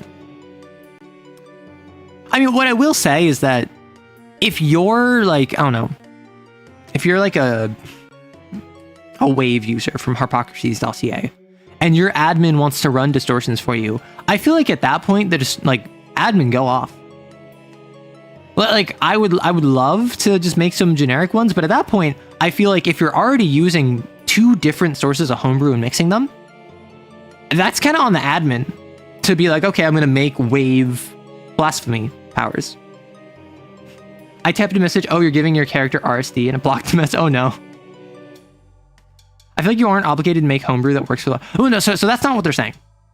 What they're saying is it might be a good idea to just have generic as an option, which is fair, but I also feel like it's so specific to the blasphemies that adding generic options might take away from that, is my concern. Final tension. Distortion. The heart on my sleeve, a scabbard. Whenever the distortion takes 2 or more slashes from an action, the risk die is rolled twice and the lower result is taken. Once per scene, when the host XO attacks the distortion, it can automatically force the risk die to become a 1. The distortion gains the following affliction: bleeding heart. When not set up or benefiting from teamwork on a risky roll, the XO must choose to take either 1 stress or have the action become hard. Right, so it's the idea of, like, tension makes it really hard to kill, as you would imagine. Admin, go off or pick one of the blasphemy that fits the... That would also make sense. Like if you're using, like, Pugile as a homebrew sin, as a homebrew blasphemy, like, that wouldn't be the worst option for, like, tension. They're both very physical. So, Ardence. Hell is frozen, heaven is burning. The distortion alters the temperature around it to be uncomfortable at best and harmful at worst. A short area around the distortion becomes scalding hot, freezing cold, or whatever climate is least hospitable to the host XO. This may make rolls risky or hard when in the area. As a reaction, the climate flares with intensity. All XOs in the area take 1d3 plus 1 stress, or 1 non-lethal stress if they're in appropriate attire. Humans in the area suffer from heat stroke, hypothermia, or instant death. The thunderous fury of an unquiet mind. Altering the air pressure, the distortion releases the tension wound within a vile secret to disastrous effects. The distortion gains the repulsive thought reaction. On a 1 to 2, any XO in a short range is blown backwards and takes 1d3 plus 1 stress. Additionally, they have some complication in returning to where they were: blown off a building, sprained an ankle, knocked under debris. If the host XO is affected by a repulsive thought, they can admit to what the thought was verbally, publicly, in order to avoid the complication. This deals an additional 1 non-lethal stress. Because I like the idea of, basically, distortions are a character drama machine, right? Hey, Noah. All these names are really good, thank you. Yeah, so admin is the GM of the system. I appreciate that you seem to like the names. Burn upon the pyre of your hubris. The distortion incorporates flickers of psychic energy into itself to vastly increase its range. The distortion's attacks increase to the host XO's cat. Additionally, as a threat, it can choose an XO. If the XO is not taken out of line of sight, they take 2d3 stress and are engulfed in psychic energy. Every turn they or another XO doesn't take an action to put them out, they take an additional 2 stress. When the distortion's execution talisman is filled, every XO in a short range immediately takes 2d3 stress and an explosion of psychic energy. So this is like, it went long range. Flux's ones were really fun to make. Hell is frozen, heaven is burning, arrow is cooking, thank you. The names are phenomenal. I mean, there are no Tom Bloom names, and there are no Svelte names, right? I think that they're in the same vibe, that's what I'm going for. But, and also chat helped with some of them. But, living in the past won't change it. The distortion clings to the past, refusing to allow for success to alter it. As a reaction, the distortion can force an XO to reroll one die from a successful action they just took. Once per hunt, when the distortion's talisman is filled up, it reverses time to the moment before it was slain. The exorcist must re-roll all of their dice, including the risk die, and the distortion's execution talisman cannot be filled by that action. So it literally has like a no you. Column break. Time is a river, I am its dam. The flow of time is altered around the distortion, sometimes stopping entirely. The distortion can pause itself in time at will, seemingly floating in midair or otherwise defying conventional causality. As a complication, the distortion slows everything in a short range. It is impossible to set up or benefit from teamwork while in such an area. Attacks that rely on speed, such as firearms, become hard. The past has no future.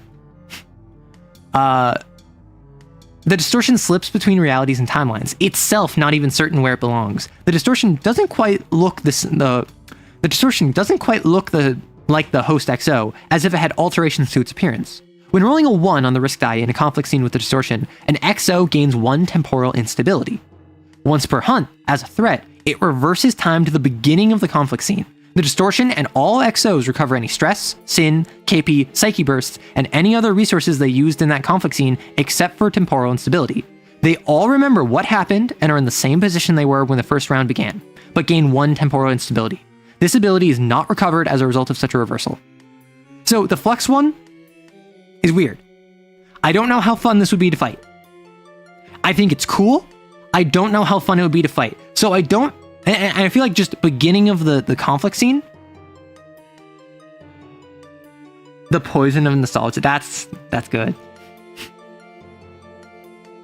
Oh yeah, your writing for this has insanely over the top writing that made me pick up CAIN. Thank you. You're dead. No. What do you mean no? You're much too humble for how you're cooking with your community. I could do with being a bit more humble, I feel. Like,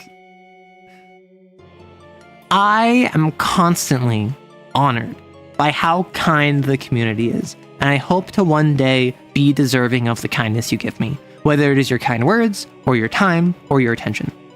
It's Flux, weird fits. That's my thought process. And I feel like it's easier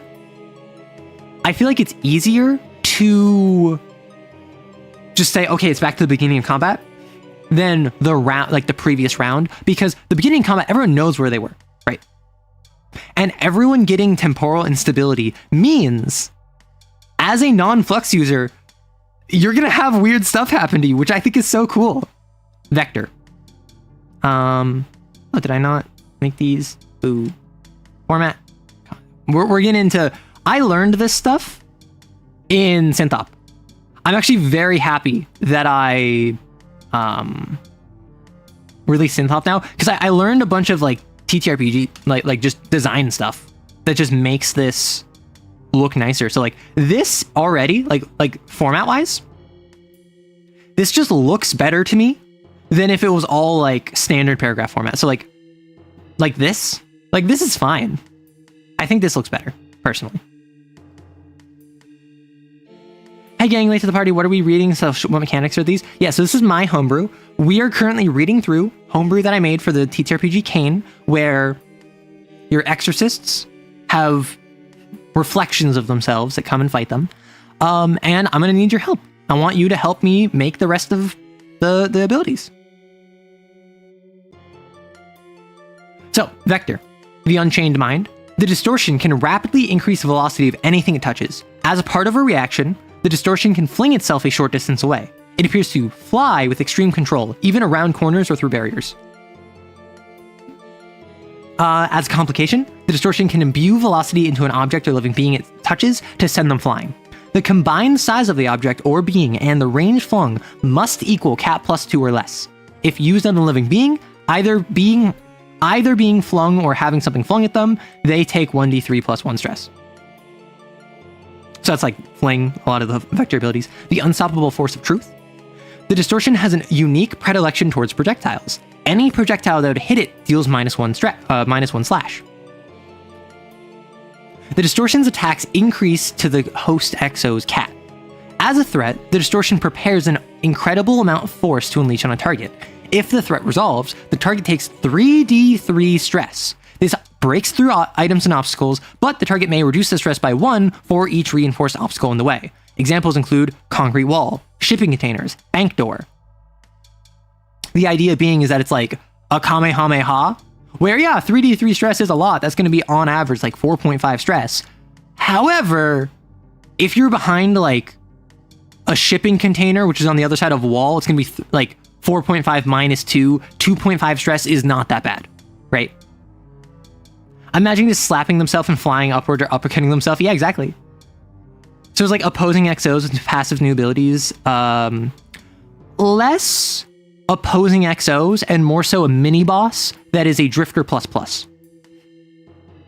Distortions are a psychic manifestation of the innermost desire of a host XO that will show up on a hunt with its own mini palace, its own abilities, with domains based off of the blasphemies that the host XO knows. Yeah, imagine if your reaction wanted to shiv you. It wanted to shiv you and crawl in the wound. Eye of the never-ending storm. A constant field of force surrounds the distortion, constantly shifting its surroundings. Everything in a short range around the distortion is either pulled towards it or pushed away.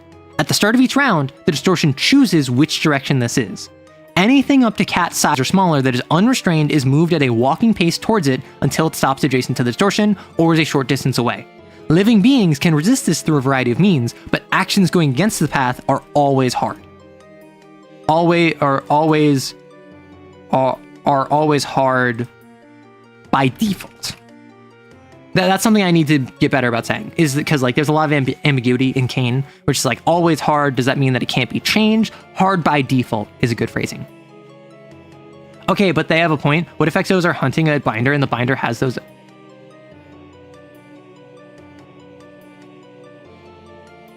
Did we just invent under heaven binder blasphemies? Because like I'm fighting a binder and the binder uses flux. And they have time as a river, I am its dam. Huh.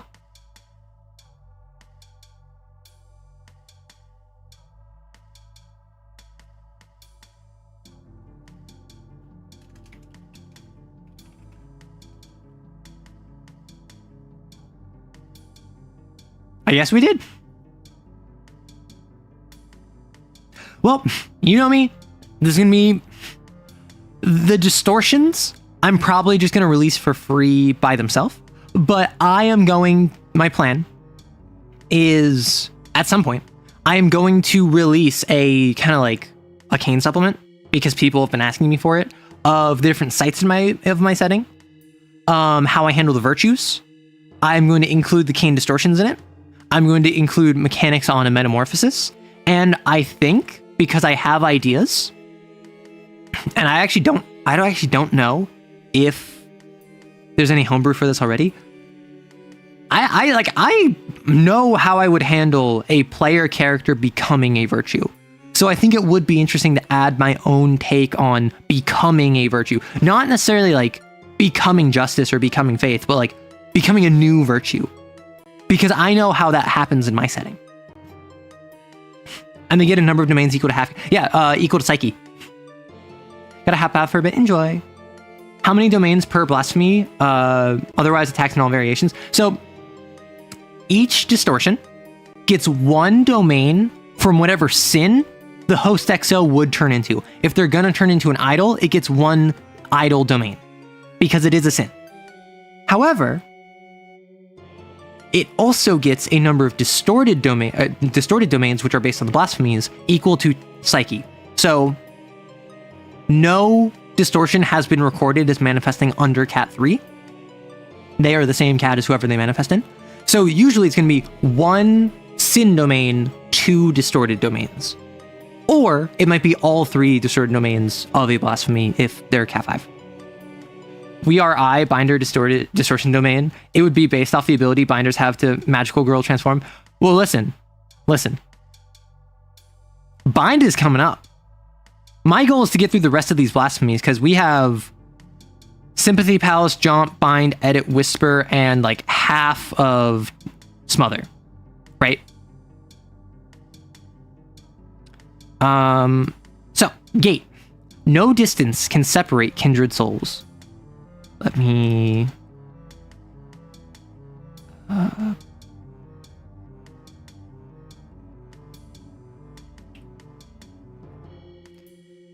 let's do that, and then we can do that. Sorry, I'm just formatting. The most fun part of TTRPG design, I know. I need to get better about allowing there to be dead air, like dead space, you know? I'm so, like, I need to make this as well fit in as possible. And then I read Girlframe, and there was pages where it's like, there's a single paragraph on the page and the rest of the page was empty, and I'm like, I need to do that. Synthop was so crammed together. Are you going to do any domains for the Games for Freaks 3 blasphemies, at least the ones that are made publicly available? I may in the future. And honestly, what I'll probably do is, because I'm probably going to take enough time to get out the CAIN supplement, Games for Freaks Volume 3 will release by then, and I will probably add in, like, Mother and, like, Track and whatever, and Tongue, to the big release. Right now, I'm not going to worry about that. Right now, that's not what I'm worried about. For now, I think they're sticking with, yeah, I'm sticking with vanilla. I also don't have Games for Freaks Volume 3. I wait until it goes like free, and then I react to it live on stream. I do a live review of it. I give my commentary, I give my thoughts, and I did this for the first 2. That was really fun. OMG, hi Arrow, hi Alza. So, no distance can separate kindred souls. The distortion controls local space, bending and pinching reality around it. Anything in a cat range within the distortion is considered to be within a short range of it. This means the distortion can attack or touch anything within cat range, including taking the distort the self reaction. As part of its reaction, the distortion can choose to either pinch reality to force a target within cat to become adjacent with it, or it can choose to become adjacent to that target. It can also do this with objects up to cat size. Leaving space around reading on small screens, better, less zooming around. That's the thing, like, this is fine. Like, this is readable. My issue is, like, this is where art would go, and I don't have art. And, like, obviously, I can just grab art. I can make art. I can go online and find publicly available art, but, like, this feels like a waste to me. But also, I just need to get over that, you know? Cling not to a broken mirror. Reality shifts around the distortion, never staying in quite the right place. Anytime the distortion moves through a location, the admin may roll a fortune die. The rooms and locations grow 1 to 3 or shrink 4 to 6 significantly as it passes through. This makes an easy path to follow, but navigating is often hard or risky. As a threat, the distortion can completely rearrange an area equal to cat, as per the maze blasphemy. When it does so, it can separate any number of XOs from the host exorcist, though there is always a path that leads back to them. These changes revert when the distortion is executed, spared, or demanifests.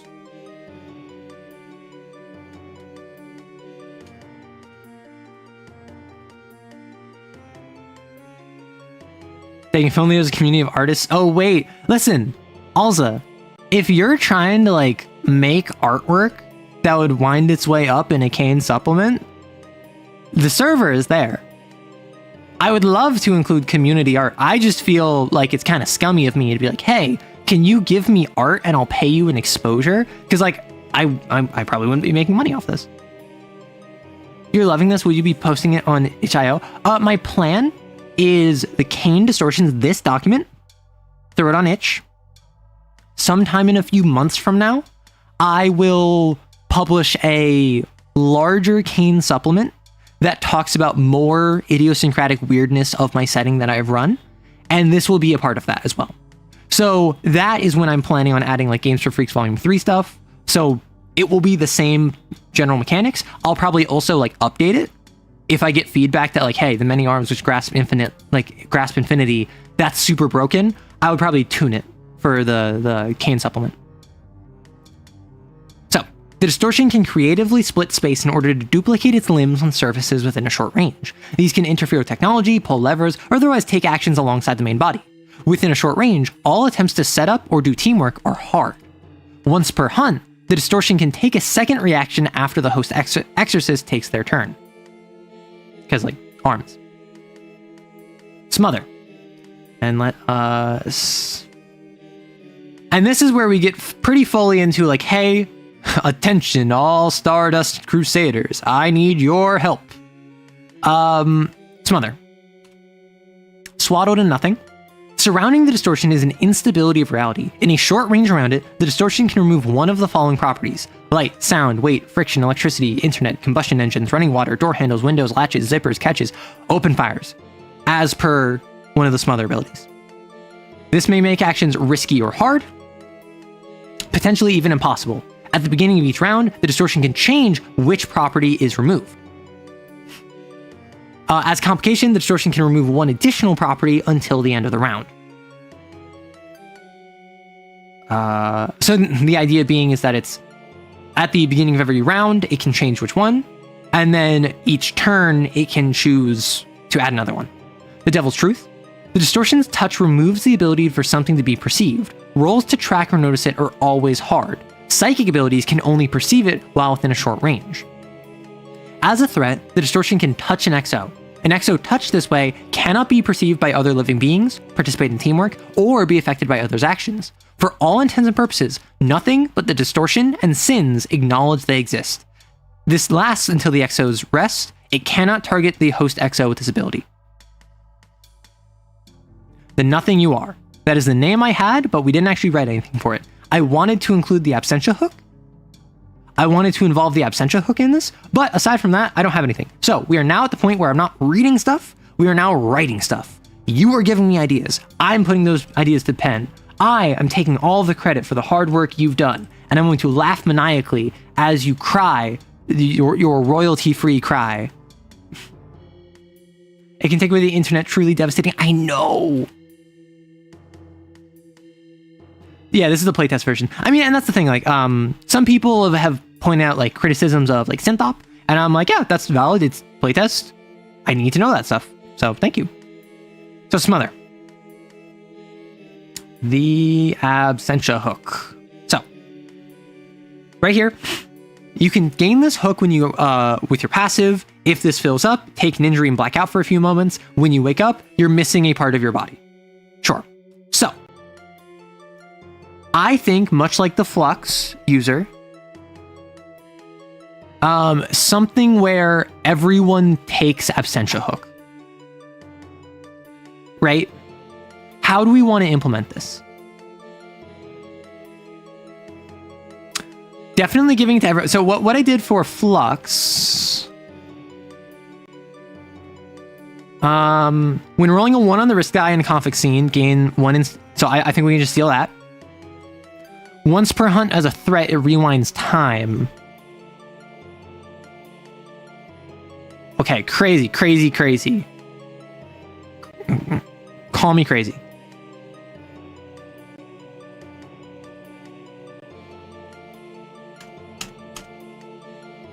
Gains 1 Absentia hook. So when rolling a 1 on the risk die in a conflict scene with the distortion, an XO gains 1 Absentia hook. Once per hunt, as a threat, it doesn't reverse time. What if it, like, deletes KP? The distortion chooses any number of exorcists in cat range, or in a short range. They lose all of their current equipment, remaining KP, and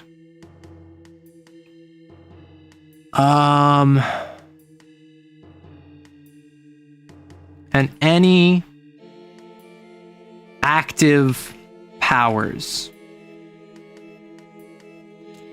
An exorcist affected by this can gain 1 Absentia hook to resist any of these losses. they can do this multiple times. So the idea being, you lose all the stuff you have out, you lose all of your KP, and you lose any active powers that you have. However, you can take Absentia Hook in order to stop the KP loss, or to stop the current equipment loss, or to stop the active power loss. Exos are directly unable to see or communicate with each other. Non-exos and Sin are unable to perceive anything but themselves. The issue with that is basically the devil's truth, right? The devil's own truth. The devil's own truth is already, you can't see anyone else. I took away your existence from them, their existence from you. I think we need something physical. Feel? I feel like we need something that is removes what's it called? I think that we need something that removes physical gear, because smother is removal. Despite these hindrances, the environment is still real. So, the distortion can remove constants from reality. This includes gear and even psychic powers. What if it's not? Once per hunt, as a threat, the distortion, as a complication, the distortion chooses any number of exos in a short range. They lose all of their current equipment, remaining KP, and psyche bursts. An exo affected by this can gain 1 Absentia Hook to resist any of these losses, and any one of these losses, they can do this multiple times, taking on multiple Absentia Hooks. Because it's a short range and it's once per hunt. Worst case, they do this, and I'm like, okay, I lose all of my KP, but I need to save my weapons and I need to save my Psyche Burst. I'm going to take 2 Absentia Hook, and then they roll 1 on the risk die. They lose like an eye, right? Which sucks, but it's scary, it's cool, it's dramatic. Screw gravity, exactly. So this includes gear and even grace.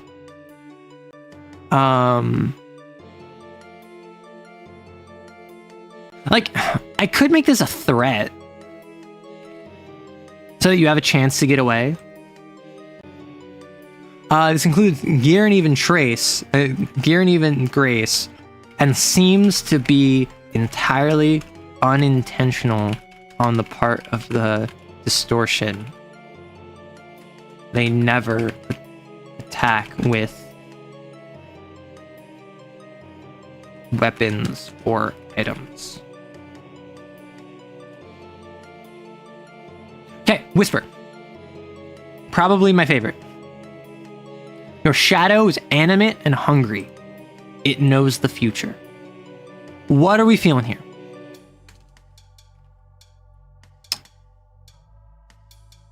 So, what is good stuff for your distortion, which is basically a shadow, coming up and being a problem? What is so Omen, Omniscience, Shiver, Precog. I feel like it's got to be Omen, Omniscience, Precog, right? So when I do these distorted domains, what I do is I take the blasphemy and I say, what are like the main things to hit on with it? This is knowing the future. This is learning stuff. This is like having control over the narrative. If it's literally the shadow you have to fight, ooh. Maybe an ability that nerfs one of your base attribute. Ooh, that would actually be interesting. That'd be interesting. Precognition is a much, yeah. Precognition, and I feel like Omniscience is actually the one that strikes me as like, oh, for sure this one. What? Oh, because this is Hog. What the heck? Man, formatting is so dumb. So, Omniscience, actually, you're fighting the sin. the distortion just shows up at the worst possible moment. Oh, I know what it is.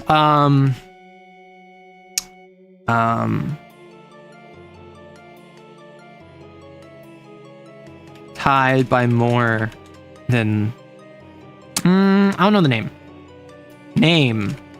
So, when the once per hunt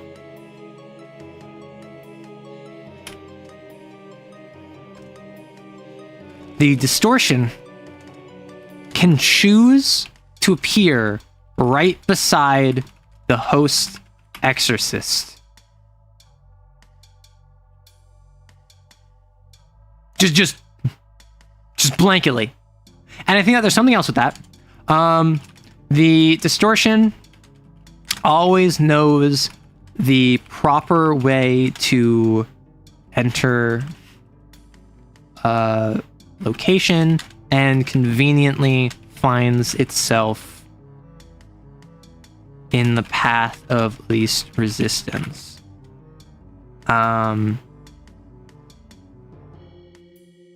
So once per hunt, the distortion can choose to appear right beside the host exorcist. This can be done when when the host exorcist is about to roll, about to die, or roll to resist sin overflow. This can be done when the is about to potentially allowing it to use distort the self. So basically making it clear that, like, hey, at any time it can just show up next to you. Your mirror, your shadow. Ooh. I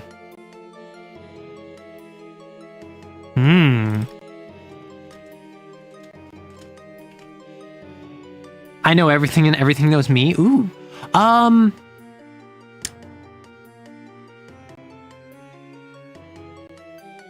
Knowledgeable of everything but the self. All knowing.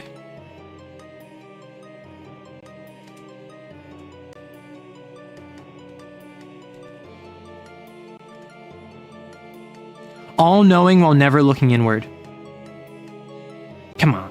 Come on. So your mirror, your shadow, all knowing while never looking inward. This is feels like precog. Gosh darn, your phone just died. What do you miss? Oh, we're just making some homebrew. So omniscience. So so whenever I give it a once per hunt ability, I like to give it some other one as well. The distortion. Well, what's a good thing for omniscience? The distortion.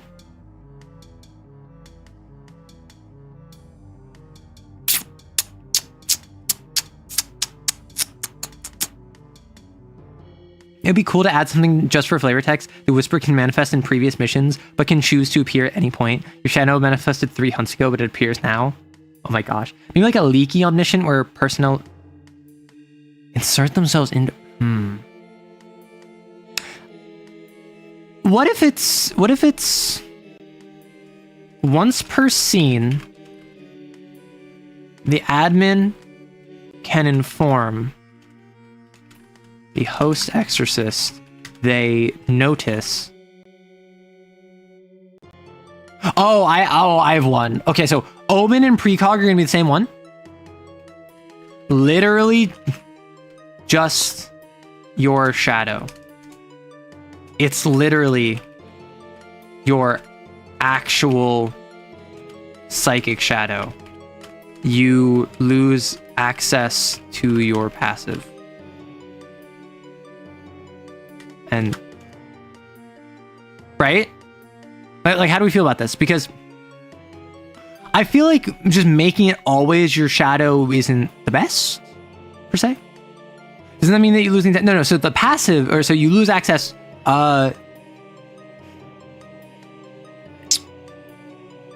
When It's literally your actual psychic shadow. When using abilities, when using whisper powers, it has no incentive. It will always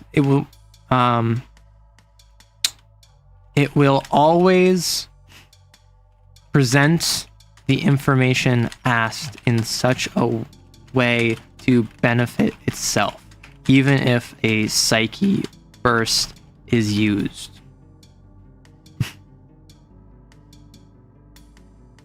So like, let's click on that. Let's click on that. First, once per scene, the admin can inform the host XO they notice their distortion. Somewhere in cat range.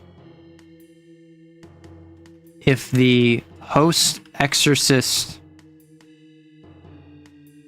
does nothing about this, what happens once per scene if the distortion is just like man standing emoji off in the distance and the host XO ignores it? If the host XO does nothing about this,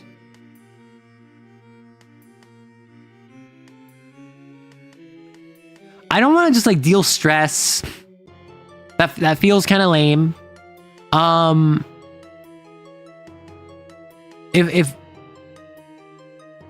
maybe instead of once per scene, as a tension move, the admin can inform the host exorcist they notice their distortion somewhere in cat range. If the host exorcist does nothing about this,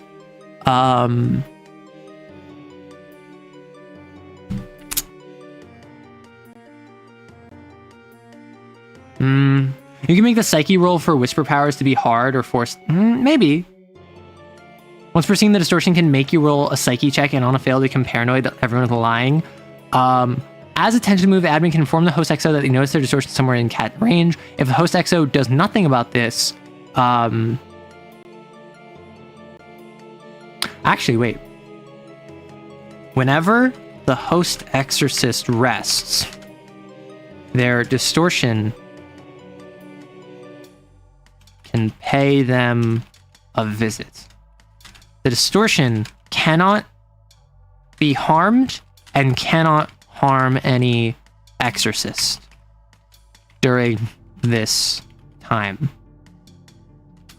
Normal methods of... So whenever the host exorcist rests, the distortion can pay them a visit, can pay them a psychic visit. The distortion cannot be harmed and cannot harm any exorcist during this time. Cannot be harmed or it cannot... Okay,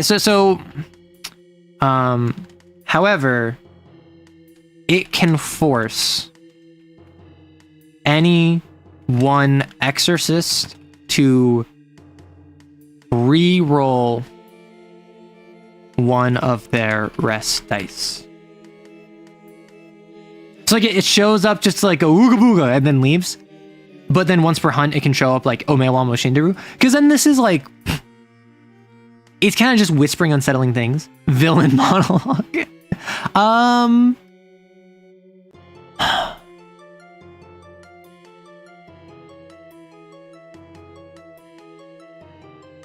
The specter of past regrets that lingers. Whenever the host XO rests, their distortion can pay them a visit. It makes an ominous promises of their death designed to lead them to ruin. It can make them an ominous visit.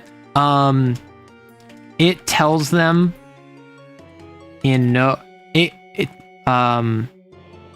it can inform them of exactly when and how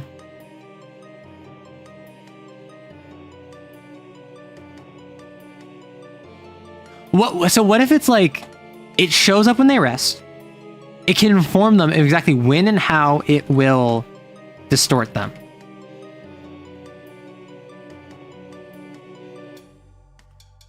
In a future scene, the distortion is present. the next time disturbed by this, the host exorcist rolls 1 fewer rest dice. Right? Can pay them a psychic visit.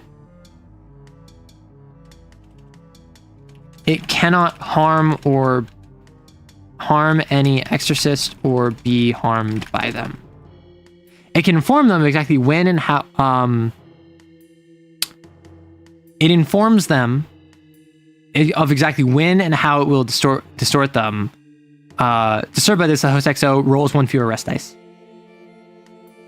What if it seems identical to the shadow and just replaces it at some point? The XO doesn't know if they're still no, that's what I want. Literally just your shadow to be, right? So it's literally just your actual psychic shadow. So the distortion maintains its play. The distortion is tied to or part of the host exorcist's psychic shadow. Whenever they use a whisper power, the admin rolls a fortune die. On a 1, the admin secretly rolls a fortune. The distortion momentarily,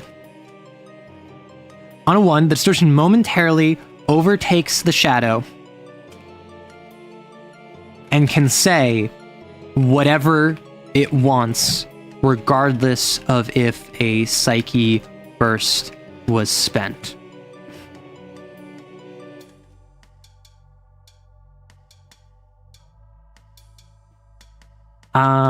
My sleep paralysis demon was literally just me going, I'm not touching you, I'm not touching you. Exactly. And then, so we have on a 1, it's momentarily overtakes shadow. And then what's something active it can do? Oh no. Once per hunt, the distortion can call the host exorcist's shadow to its aid. The host exorcist loses access to all of its whisper powers. All of their whisper powers. And a trace forms in an unoccupied space next to them. It has the following stats. And then this would be kind of like the crusher, right? So if I do ogre,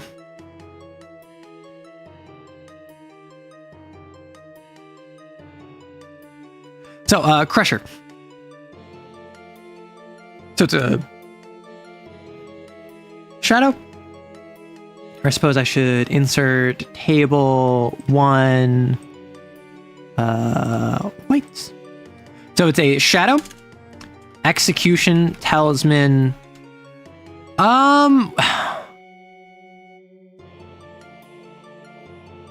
Arguing with myself, your dearest voice in the dark, the puppet pulls upon its strings. Your dearest voice in the dark.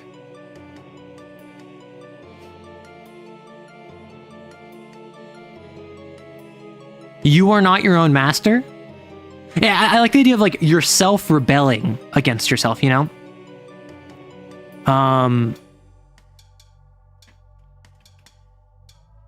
Rebellion of the unconscious mind.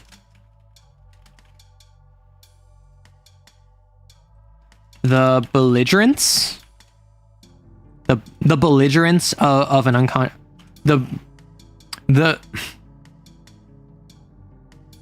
The belligerence of an unconscious mind. Half cap plus pressure. So like, I'm also thinking, what does the toad do, right? This is basically the toad severe attack, right? If you roll at least one, execution talisman of 4, it runs off. It is a sin. So execution talisman, I think there's 4. I could also do like just cat, you know, because it's gonna be 3 anyway. And then if we go up to the Crusher, it has the following features. If defeated, it is destroyed permanently. If defeated, so it has the following features. When defeated, the host exorcist regains their whisper powers. I could do like rolls against it are always hard.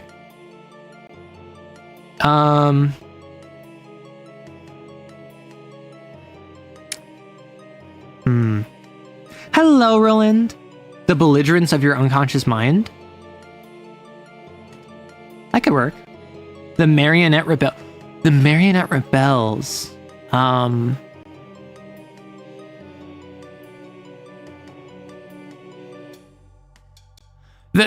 mean, we could also do like the puppet master from the shadows. Fear not what lurks in the dark. Fear not what lurks in the dark. Shadow of intent. Surpassing of the ego. Oh, okay. So how about we do Fear not what lurks in the dark for the rest one. Surpassing of the ego. That's good. Are you a color fixer by chance? Unfamiliar with what that means? I had strings, but now I'm free? No. Okay, so when defeated, the host exo regains their whisper powers. And then I think just 4 reactions. So do I do like the toad thing where it just flees? I feel like it tries to kill you. Will only ever attack the host exorcist.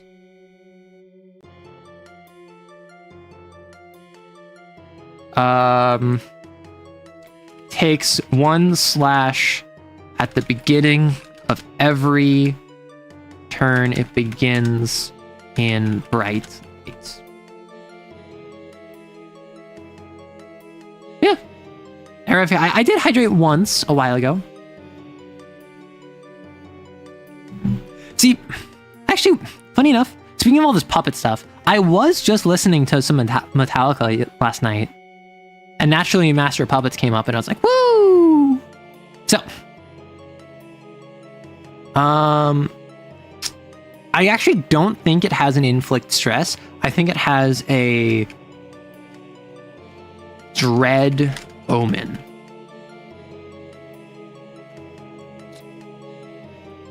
The shadow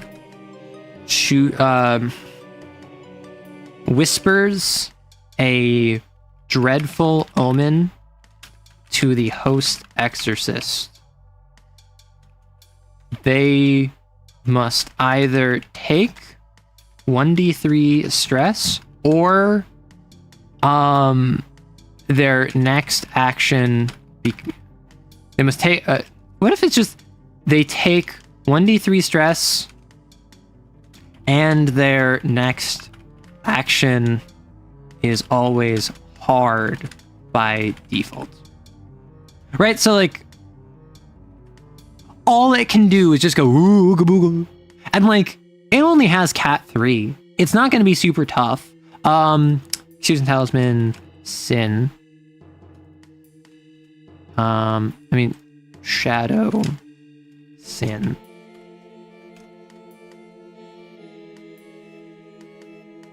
Inflict sin. It can inflict sin. It shouldn't deal stress, but make it more difficult to... That's what I'm thinking. Like, that's why it's 1d3...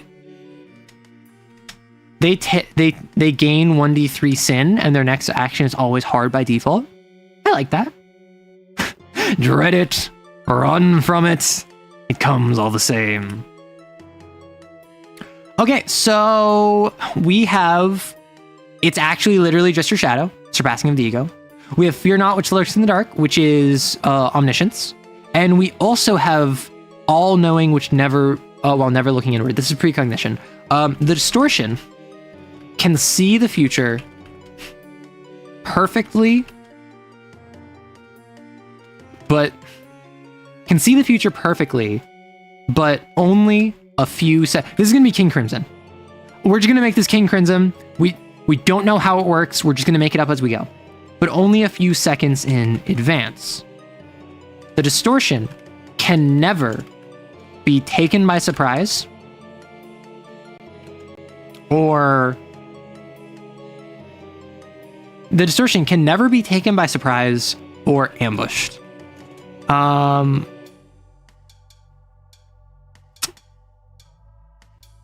don't think it can rewind time. Do we do a flashback?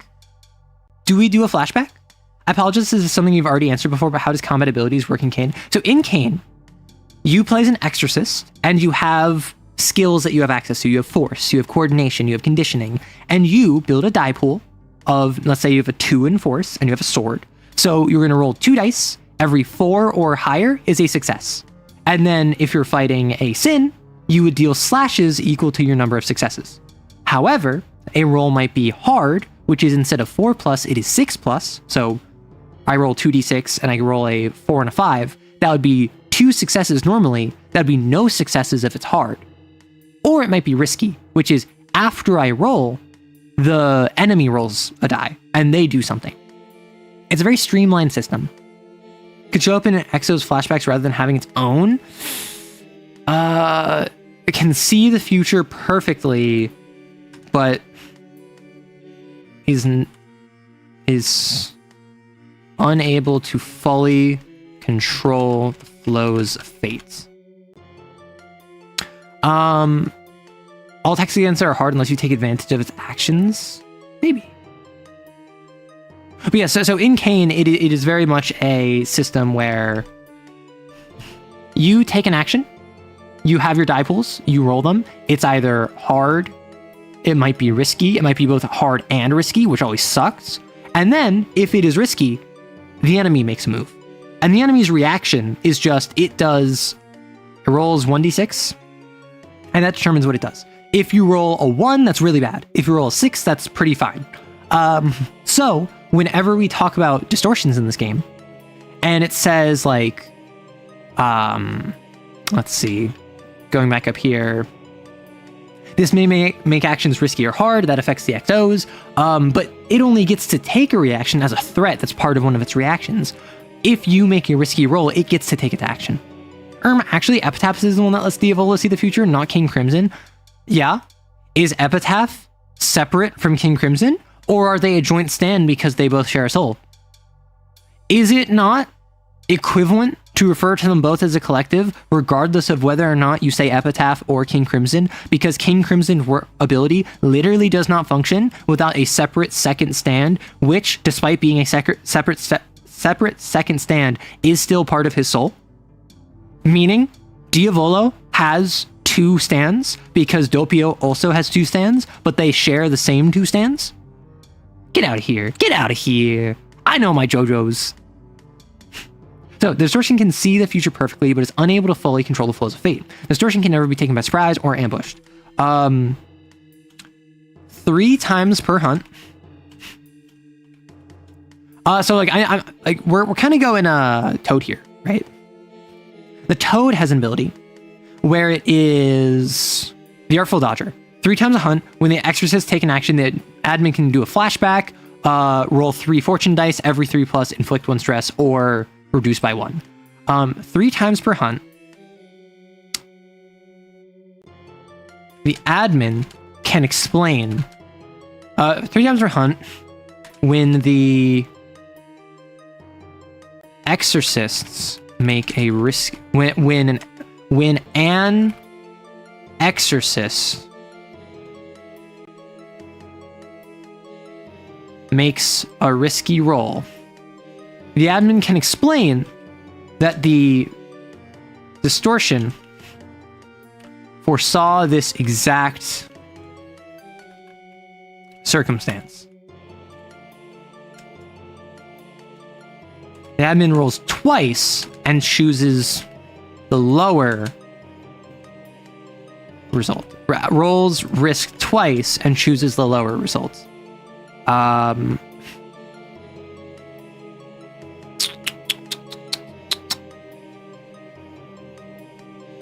JoJo's weird, says a JoJo outsider. Okay. JoJo is bizarre. JoJo is stupid. I'm just going to say this right now. JoJo is like one of the stupidest anime I've ever watched, and I love it for that. You know, JoJo is good. But JoJo is not coherent, and it gets less coherent as it goes on. It starts extremely simple, and then it gets like kind of kooky crazy with battle tendency. And then Stardust Crusaders is repetitive and formulaic, but still kind of really weird. Part 4 is when it goes really crazy.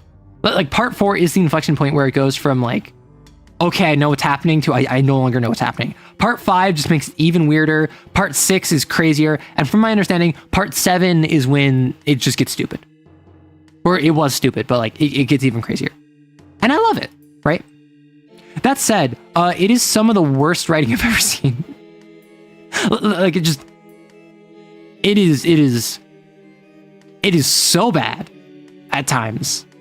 And again, I say this with love. I say this as a fan of JoJo's. I say this as someone that has watched parts 1 through 6. I read part 6 before I watched it. I plan to read part 7, but now that the anime is coming out, I might just end up watching that one. I love JoJo. It is stupid. It's genuinely some of the least coherent writing that I've ever come across. Like Faust. And I've been complaining about Faust for the past like 10 weeks. Faust makes more sense than JoJo's at times. But JoJo's is so much fun. JoJo's really... the thing with JoJo's is that it plays all of its camp and all of its chunibyo and all of its playground rules. It plays them straight. It plays the weirdest nonsense as if it is completely typical. And that saves it from being bad. It makes it so that instead of going, oh my gosh, look at how stupid this is, and look at how it's trying to be like Quirk Chungus, trying to justify that. No, it is so earnestly and unabashedly Araki's weirdness. I cannot help but love it. And I think a lot of people feel the same. Like people that try to tell you genuinely that JoJo's is like a masterpiece. And that its flaws are minimal, are lying to you. This is a massive, flawed, beautiful creation. However, you have to recognize and be comfortable recognizing the fact that it is flawed. It doesn't have the greatest coherence to it. JoJo and straight in the same sentence. Did you know Araki is straight? I know, right? Like, Araki has a wife. It's crazy. Everyone I know who reads JoJo or watches JoJo is like, oh yeah, Araki's like very clearly a gay man. No! People keep telling me to watch it or read the manga. I still have 2 manga in the middle though. I would say, I recently heard the opinion that, I heard the take where when it comes to like anime, people love being like, oh, this is a really good starter anime kind of deal. And someone brought up how their perspective on this changed when they were like, one time I heard someone ask, hey, do you think Japanese fans of American animation say like, oh, you gotta watch Family Guy before you can watch South Park? And that like changed their whole perception of anime. A response to that I saw was a lot of anime have really weird Japanisms. Some anime is more international than others. some anime is more globalized than others. Some anime is very particular to, if you're not Japanese or know at least a cursory glance of Japanese culture or even anime conventions, you will be completely lost. JoJo's is one of those. So like, JoJo's is a terrible starter anime. JoJo sucks for someone who's just trying to get into anime because it's so weird and nonsensical that if you're not into that sort of thing, you're gonna bounce and think that anime sucks. Which sucks as a categorization, but like, that's just true. You're watching Soul Eater right now, it sure does have Japanisms. I watched Soul Eater freaking A, like 14 years ago. And I remember talking with my friends about it. And I did not finish it. I don't remember how it ends. I got up to the point where one of the people who isn't a weapon, one of the main characters who isn't a weapon, like develops weapon powers. And I was like, wow, this is weird. And that was as far as it got back when I watched it. We got official bisexual character day in JoJo. Oh, really? Okay, question. As someone that has not kept up with JoJo Land, is the Jobro, the sister, are they a trans woman? Is the main character just like stupid? Like I've heard, and I have not kept up with it. My sibling who loves JoJo has not kept up with it. You're pretty sure that is the Soul Eater? That's what I thought. But when I've talked about that, I've also heard that like Soul Eater went past that point.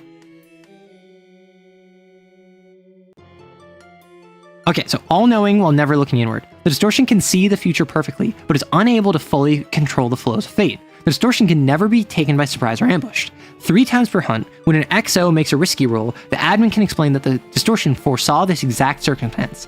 The admin rolls twice and chooses the lower result.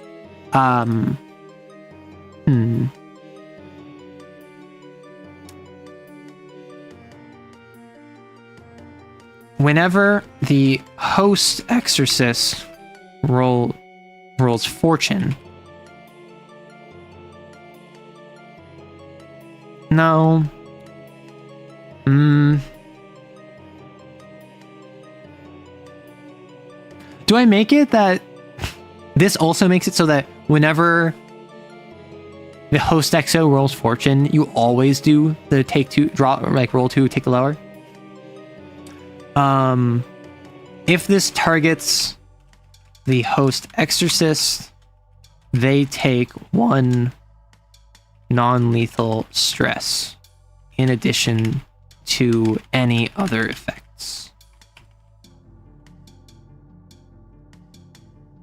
Dragana hasn't had anything definitively said, because I remember back like in the first chapter or the second chapter, there was some like reference to the fact that Dragana was like maybe a trans woman, maybe she was just like a cis woman and her brother was stupid. Like, I don't know what it was. I remember there was some like discussion about that, so I was just curious if there's any word on it. Okay, so we've done we finished Smother. We finished Whisper. Whisper Gentle Omen to the host XO. They gain 1d3 sin and their next action is always hard by default. Well, so, and that's the other thing, right? Like, for instance, a Japanism, something that's very common in Japan, is the idea of a man who is a cross-dresser and basically presents as a woman despite identifying as a man. And that's a very Japanism, right? That's something that like you don't really encounter. Like, that is something that happens like in the US, and that is like a valid way to live your life. But that is something where the default assumption in a lot of Japanese media is if you have a character that kind of like is wibbly wobbly with the gender binary, they are probably cis, just gender nonconforming.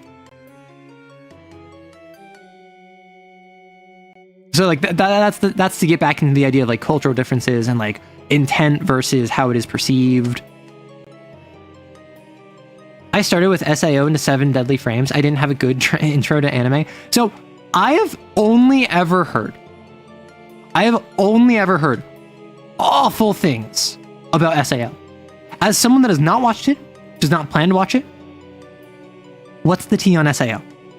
Is it just wish fulfillment fantasy, like loser, isekai, like slop? Is that the main thing? I heard at one point, like the main character has like the super awesomest, most bestest sword, and then he goes off to like get dragon poop and make that into a sword that's even awesomer and super and better, but then it turns out to not even be as awesome and super and amazing as his already existing sword. So there's like a whole side adventure that was like kind of stupid in its premise that then didn't even matter. Like that's the kind of stuff I've heard from SAO. It's great. Oh, okay. Who knows? Maybe they're intersex. That's fair. Okay, spill the tea, Alza. I'm pretty sure Dragana at this point is similar to Tsubaki from Windbreaker, where they're femme presenting but nothing is fully elaborated. I mean, that's kind of how I am, right? Like I'm somewhat femme presenting. I am non-binary. I don't really care how you refer to me. I'm just kind of here. I'm living my life. I'm Arrow, right? So like I can respect that depiction of media. The issue that comes with is that unless it is literally explicitly stated both in text as well as by the creator, people will close their eyes and go la la la la la la la and just pretend not to see, which sucks. And then when the creator does explicitly confirm it, even if it's done extremely like well or subtly or tactfully, if it is explicitly stated, those same people will start throwing a fit about how their media is being like taken down, which sucks. I think the first anime I saw for being anime was Haruhi Suzumiya. I have not watched a lot of anime. Like I've watched anime, and I've watched a lot of popular anime, particularly like 15 years ago. Back when I was like in middle school, high school, like academia years. So like mid to late 2000s through the probably mid 2010s. That time period, I was watching way more anime because my peers were watching a lot of anime, and there was a lot of good stuff. That was on the tail of like the big three. That was on the tail of the big push around like 2000, late 90s, but like 2000 of like DBZ, the Pokemon anime, Yu-Gi-Oh, all the different shonen shows that are coming out. And then I think 2012, 2014 was kind of the inflection point where like, oh, this is where it started getting like popular, right? But like I've watched a bunch of anime. It's just I haven't watched a lot of variety of anime. I mostly watched what was popular when I was younger. Gun Gale is done better when Kirito, the main character of SAO, isn't involved. From what I've heard, SAO Abridged is actually... I've heard that too. I've heard, like, obviously a lot of Abridged series are better than the original, because if you are watching the Abridged series, you know the original and can enjoy it as a comedy. But like, Team 4-Star with DBZ Abridged. That's one where I think some people have seen that and have not seen DBZ. Ah, yes, the Bridget dilemma. Yep. Bridget. Oh, wow. This character is like gender ambiguous, but femme presenting, and also like they're gender ambiguous, but they're femme presenting. I'm just going to assume they're a femboy. Okay. Now it's confirmed explicitly in game that they are like a trans woman, or that they're like whatever. And then it's just like, no, you yassified my femboy.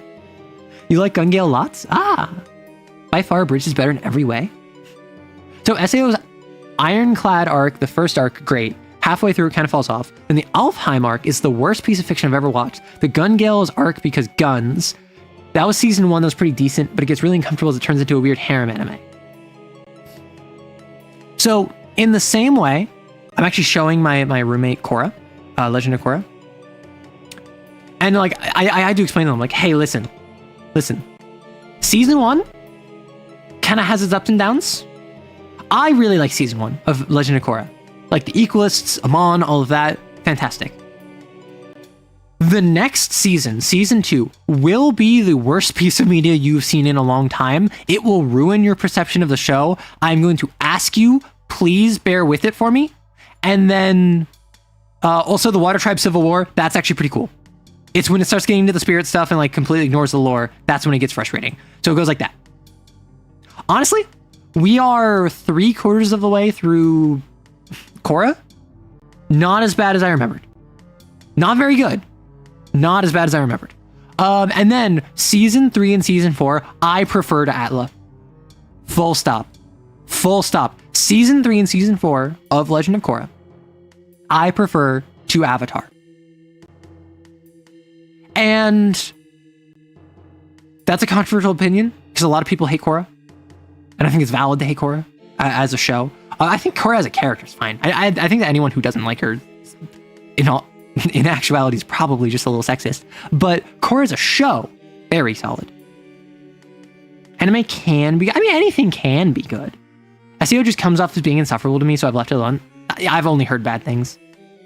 The Mother Rosario arc of SAO is the most heartbreaking, well-written arc in anime. Korra is fun, bad but fun. See, that's the thing. It's not bad but fun. I would say the season 1 is like mixed but fun. I would say season 2 is just bad. And I would say season 3 and season 4 are legitimately just cinema. And genuinely, I did not know there was a season 3, season 4 for the longest time. And for the longest time, I had stopped watching after season 2 because I think that season 3, definitely season 4 got released just like on Nickelodeon online, but maybe season 3 also only got released online. I heard for years, oh man, season 3 is like the best season. Season 4 is also really good. And like in video essays talking about Avatar. And I was just like, can't be that good, can it? I watched it in like 2020, 2021. It is that good. It's a show that's sometimes good. At least with Korra, I like the way I describe Korra is like, season 1 is good. Season 2 is trash. Season 3 and season 4 are like incredible. I would say Star Wars The Clone Wars is a good example of a show that is sometimes good, sometimes bad. Season 1, not that great, had some okay moments. Season 2, a bit better. Season 3, season 4, oh, okay, and then Jar Jar episode, okay, yeah, Water World episode, okay. Like, overall, Star Wars The Clone Wars was a show that, like, hit its stride around, like, season 3. Only got better with time, and occasionally had dips in quality where there's just a subpar arc. That is a show I think is very fair to say, like, hey, I watched 3 seasons of Clone Wars and I just wasn't a fan of it. And I would be like, that, like, listen, it gets better from there, but I can't blame you. The best arcs are later. However, it's not only upward. Legitimately, the lowest point of Korra is probably the season 2 finale.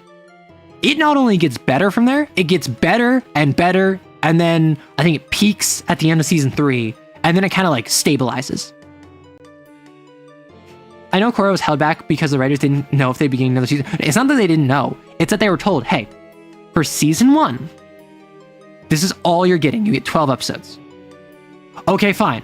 People really enjoyed season 1. We're going to give you season 2 with 13 more episodes, and that's it.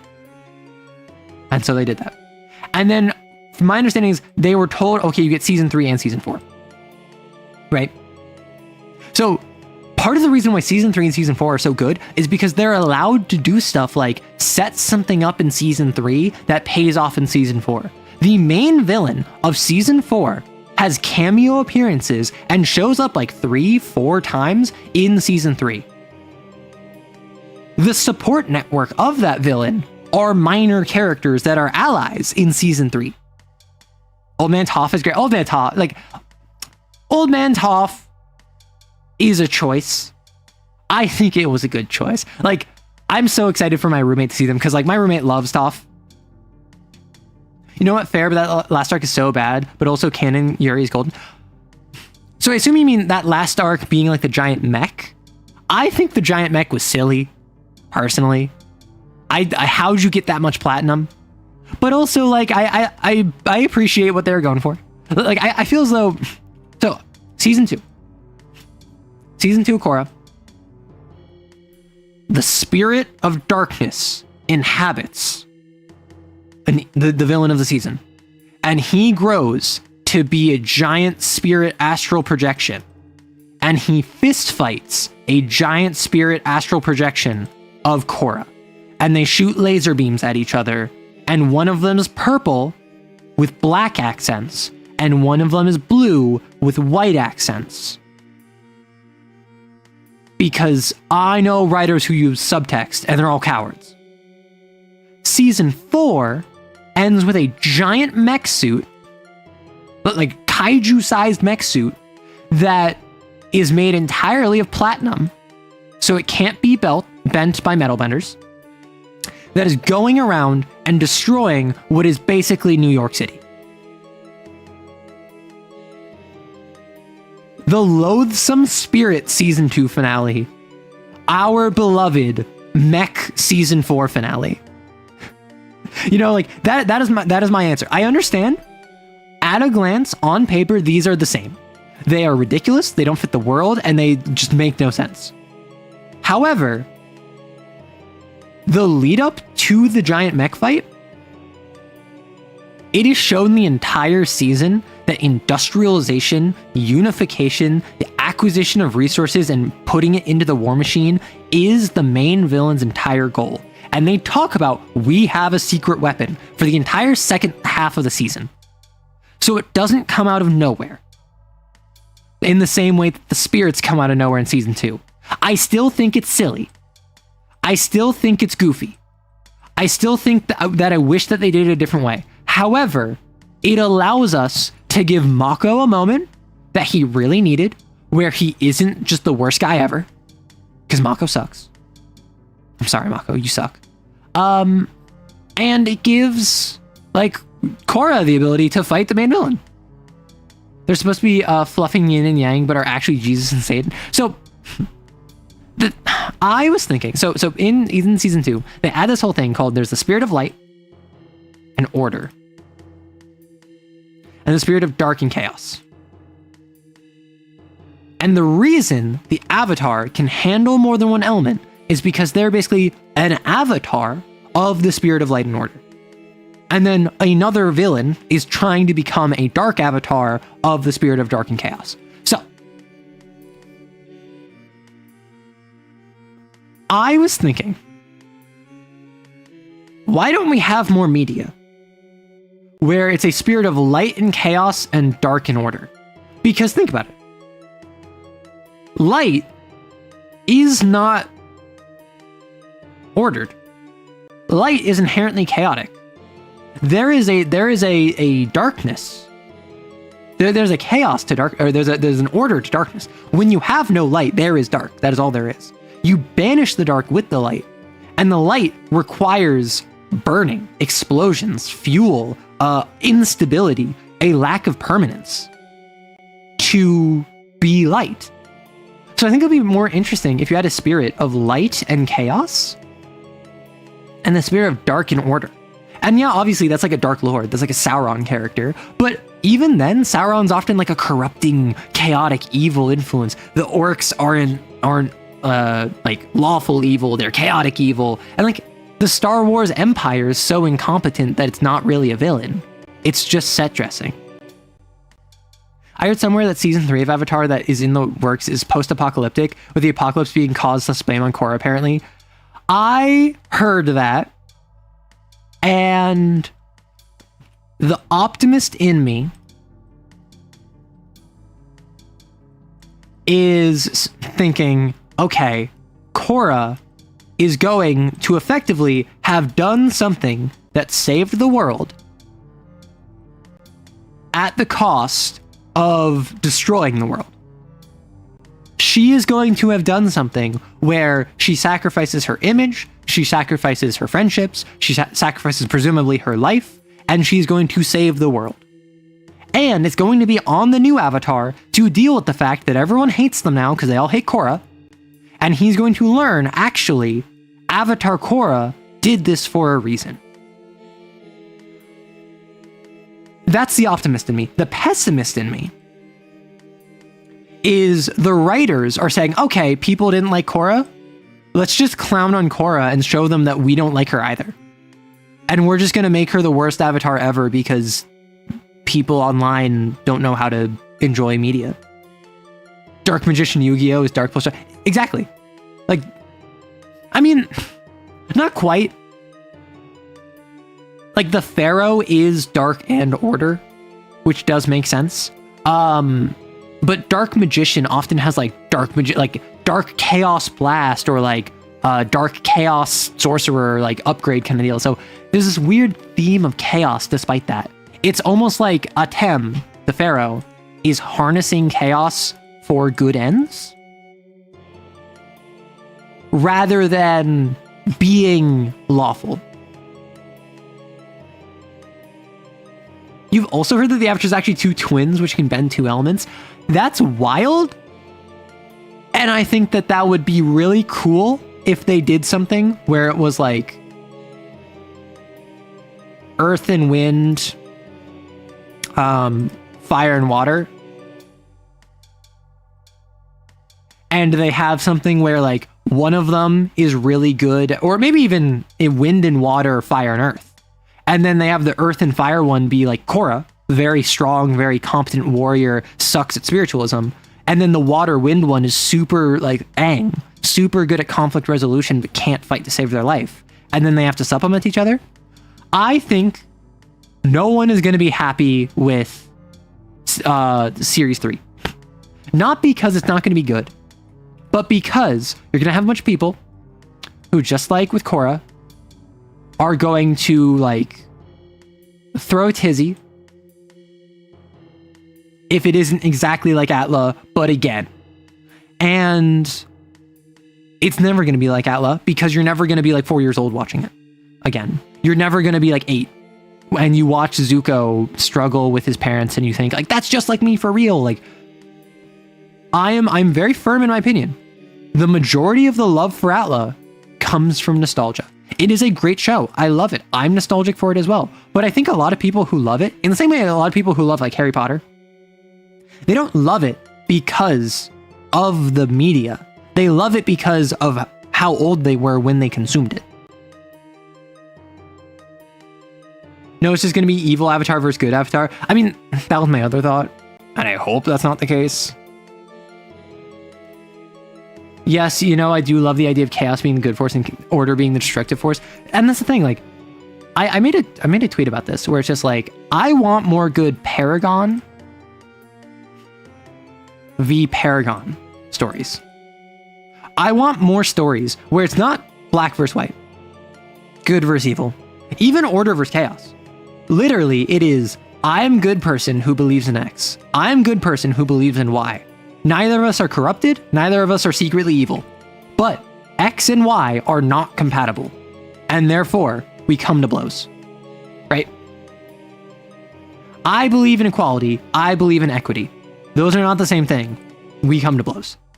I think that is very fertile ground for storytelling. And I think that makes it more complicated than a lot of showrunners or show producers feel comfortable airing.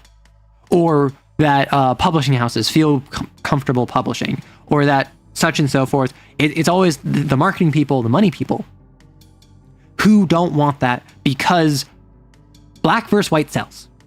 White beating black wins. But like white beating black, good beating evil sells.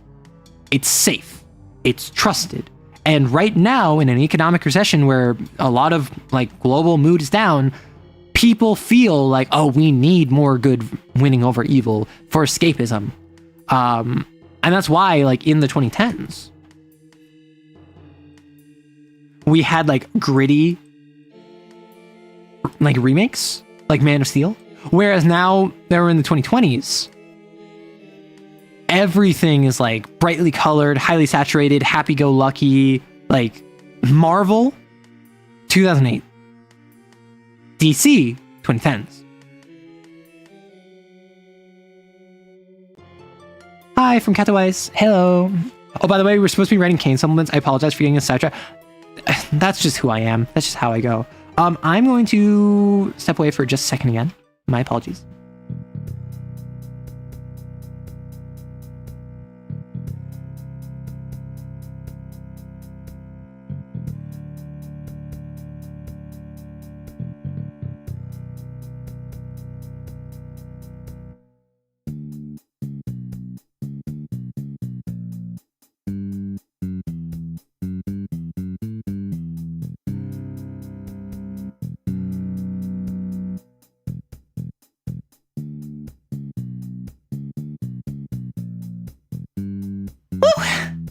Oh my goodness gracious, my nose gets so stuffy.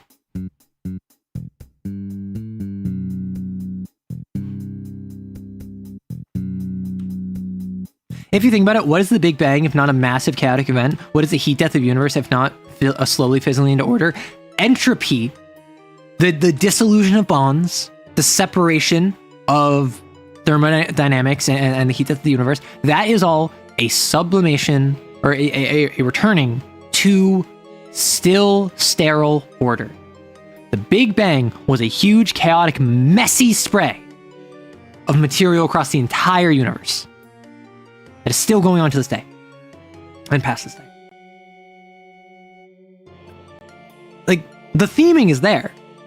Safe is boring. I legit wrote my villain group for my CAIN campaign by asking myself, what is a good act that can be taken way too far?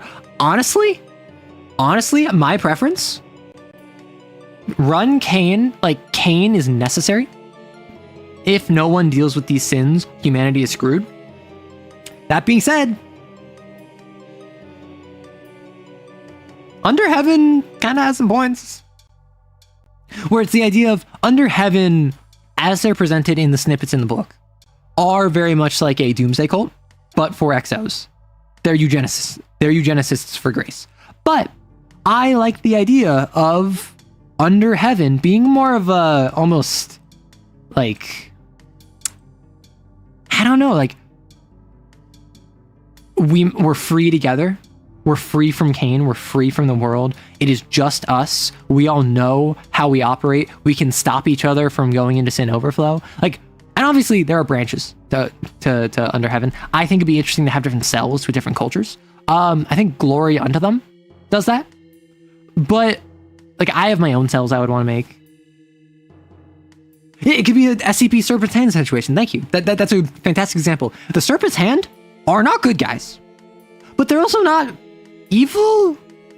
From my understanding, the Serpent's Hands just want to keep the Wanderer's library safe and like add to its knowledge.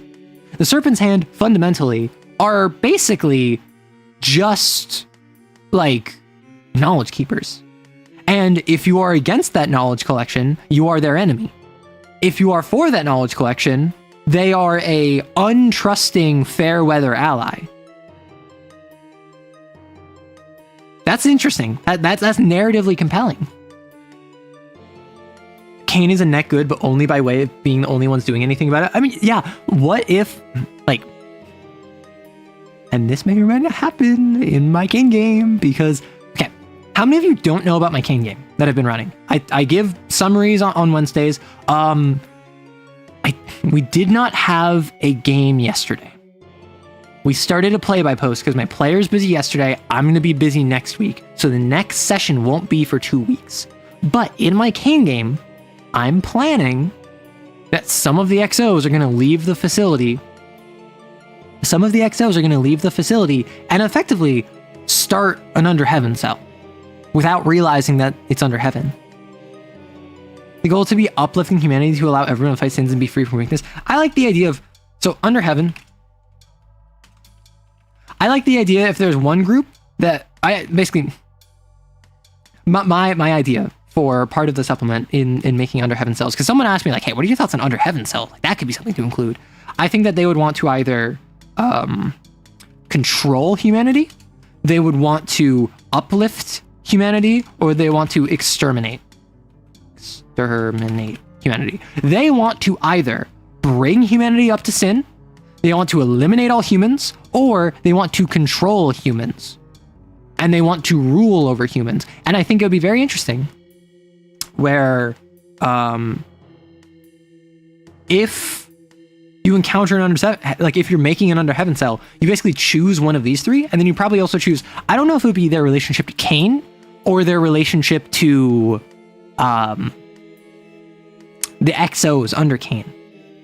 I like the idea that they like respect CAIN, they fear CAIN, or they like are like unknowledgeable to CAIN. So it's the idea of like, oh, we love what CAIN is doing. Like, we don't have any issue with you. We want to do our stuff. You can do your stuff. We respect the fact that you have a very survival of the fittest mentality. Only the strongest of your exos will survive. Like, keep it up. Or they're scared. Maybe they're like insulted. They're like, why would you lower yourself to working for humans? Or they just don't know about CAIN. They're like, we don't know what CAIN is.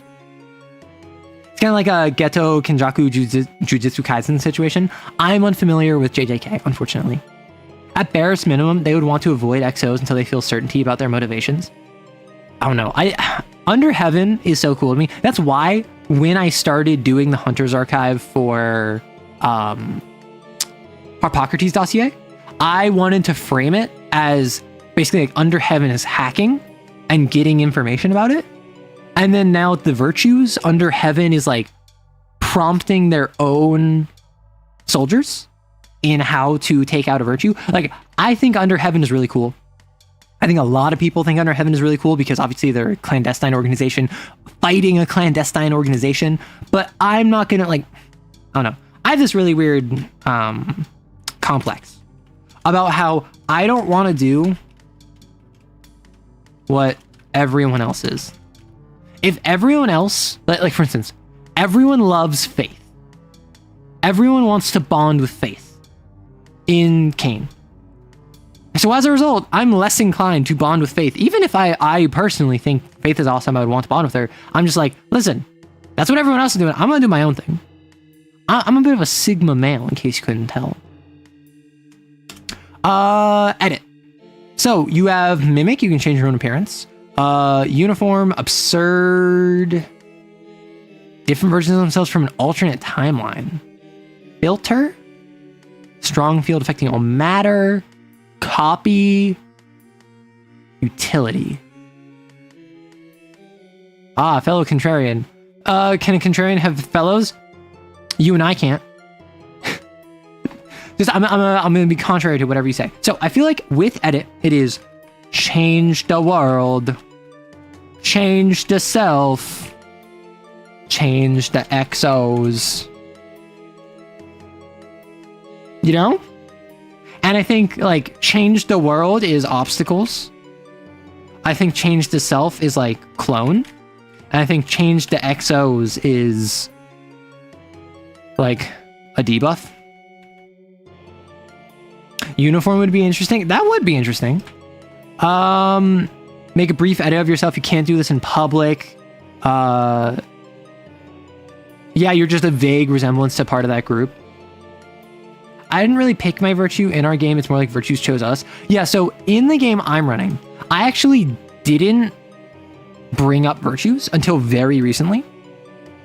And the player character, I've now, like, they've met Justice, they've met Faith, and I've said, if you want, you can bond to either Justice or Faith. So, like, if my player character really wants to bond with Prudence, they haven't met Prudence. They don't know Prudence, so they can't bond with Prudence. Which I suppose it would make sense if, like, you're following in their footsteps without having met them. But, like, I don't know. I like the idea of you can only bond with the narratively relevant virtues. What I miss, are you summarizing blasphemies? So we are making Homebrew based on the blasphemies. We are making sins, minor sins, mini-bosses, that are based off of the XOs, and they have special distorted domains based off of the blasphemies. So with edit, I'm thinking this is the distortion has complete control over inanimate objects and humans in a short range. It can alter their appearance. It can alter their appearance, makeup, and or materials. Changes are uncomfortable, and anything major may kill a human.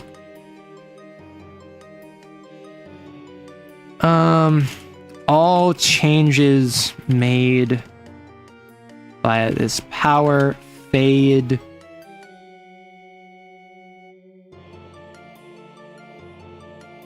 after the distortion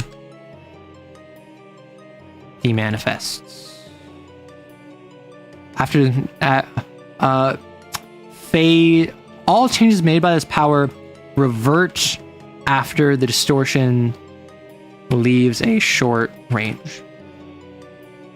The world, my canvas. The world, my canvas. I like the world, my canvas. Do we want something like the world, my beautiful broken canvas? My body, a brush. Ooh. Oh, we could just do that. My body, my brush, my foes, my paint. So, as a complication, the distortion can alter the terrain in such a way to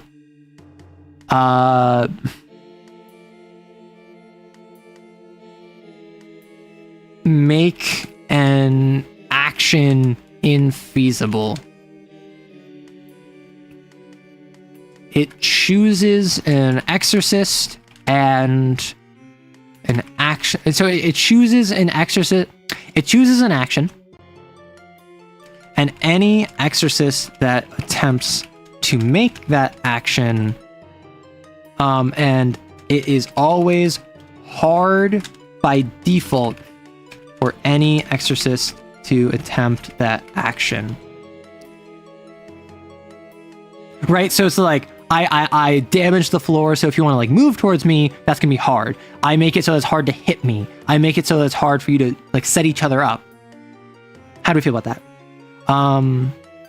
Your blood, my ink. Your blood, my paint. I think we're going the artist. We're going the artist angle, not the writer angle. So like the world, my canvas. My body, my brush. Your blood, my paint. The distortion can completely alter its physical appearance. Looking like anything or anyone the host exorcist has personally seen before. It can change its appearance completely at the beginning of its turn.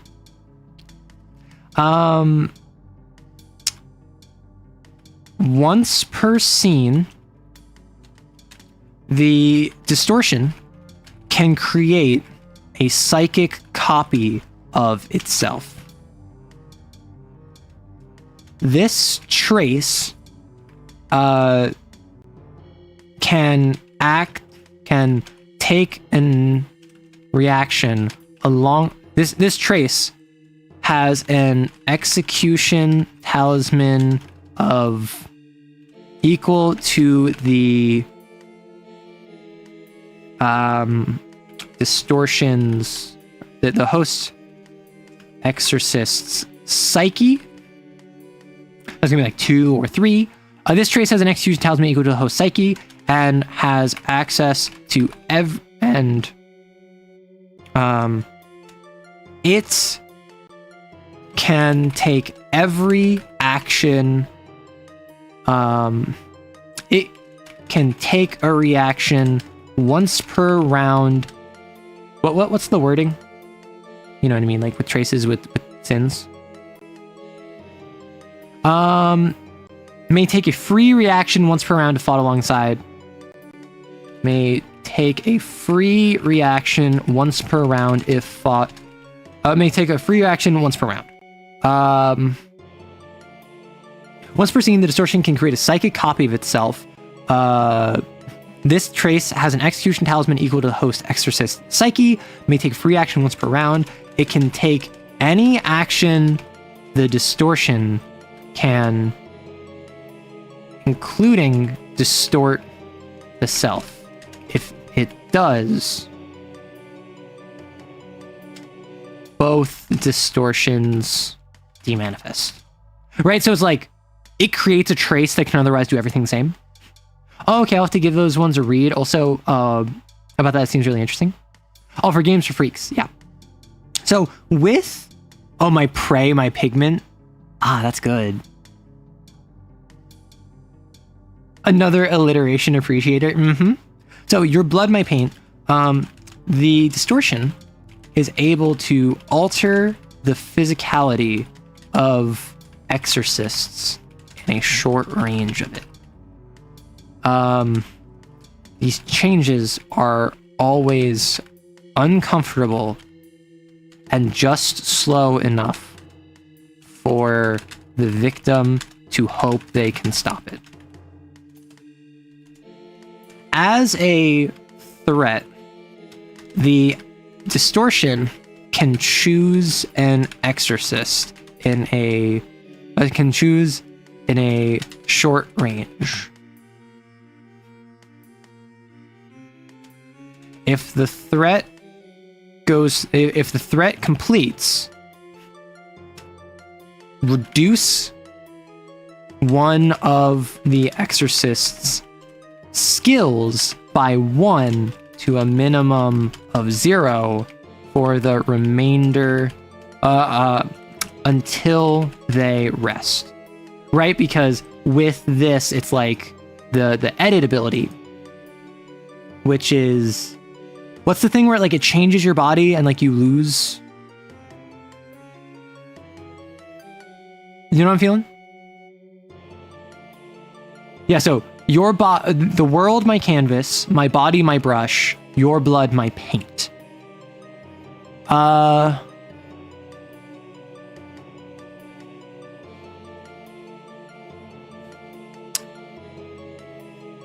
This fragile mortal clay. Because you're sculpting them like clay.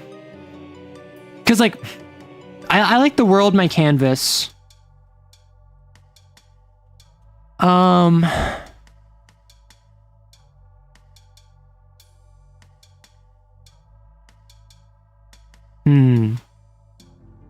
Your body, my muse? See, what if we do different forms of art? So like we have painting, we have clay and sculpture. What if we make this one writing? A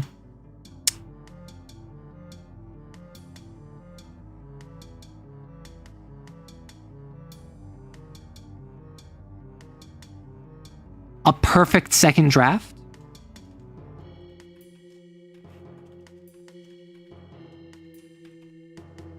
This is quickly turning into a body horror monster? Yes, boss. As a threat, the distortion can choose an XO in range. If the threat completes, reduce one of the XO skills by 1 to a minimum of 0 until they rest. The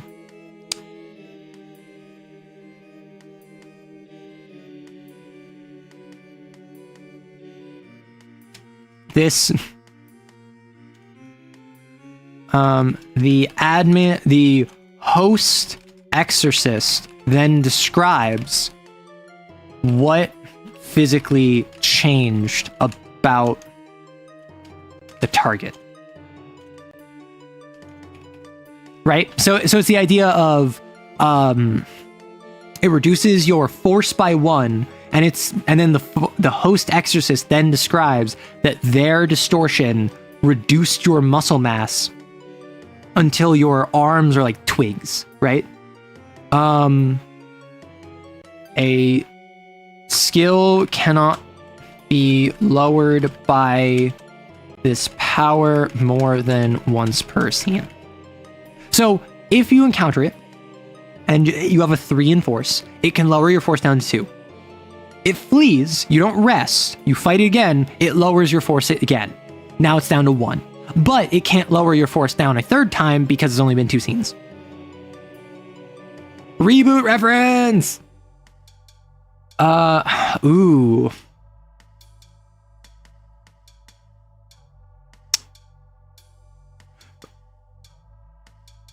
Perfect on the second draft. Gosh. A draft where a wound reopened. I don't know if it's altering appearance, it should be clay or sculpting. Well, that's why I'm saying that, like, this one, this fragile mortal clay, the idea that it is like changing your physicality as if it's clay.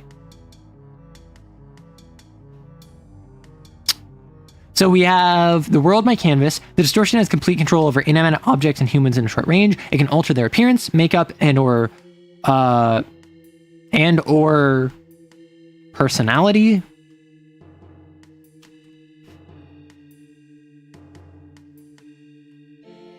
Changes are uncomfortable. Changes are immediate, and anything major may kill a human. As a complication, the distortion can alter the terrain in such a way to make an action infeasible. It chooses an action, and it is always hard by default for any exorcist to attempt that action. All changes made via this power revert after the distortion leaves its short range. So this is something where if you're fighting the distortion, and it just like edits the terrain, it can make it so that attacking it is always hard by default. And so you need to leave or move so it leaves the short range, so then you can attack it again. So it kind of self-defeats if you can keep it moving. My prose rewritten.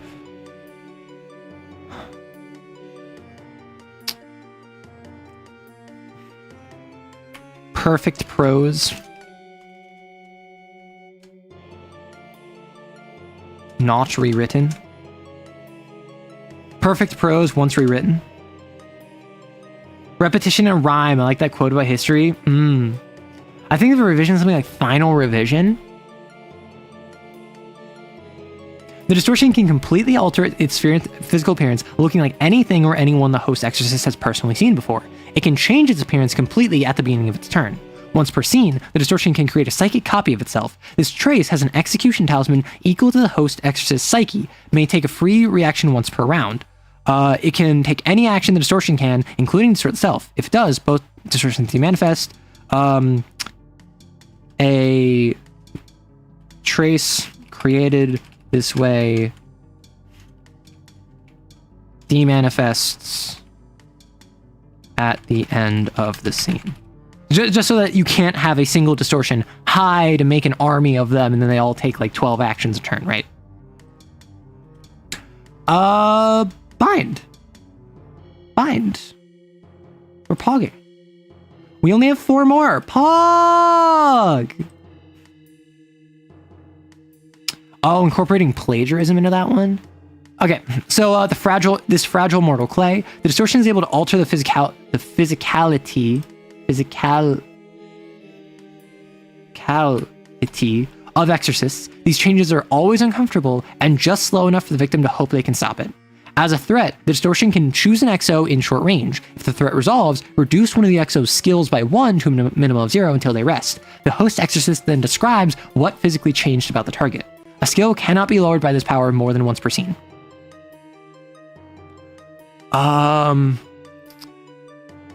Perfect prose, never plagiarized.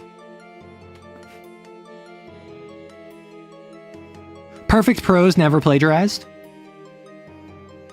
Oh, but the exos forgot about my evil distortion factory of 2000's reactions. Exactly. That's what I want to avoid.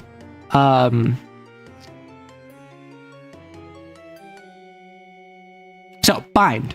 This is where we get crazy. This is where I think that we go stupid. Right? I think with this, I think we go stupid, go crazy. I think what we do is we make this a summoner.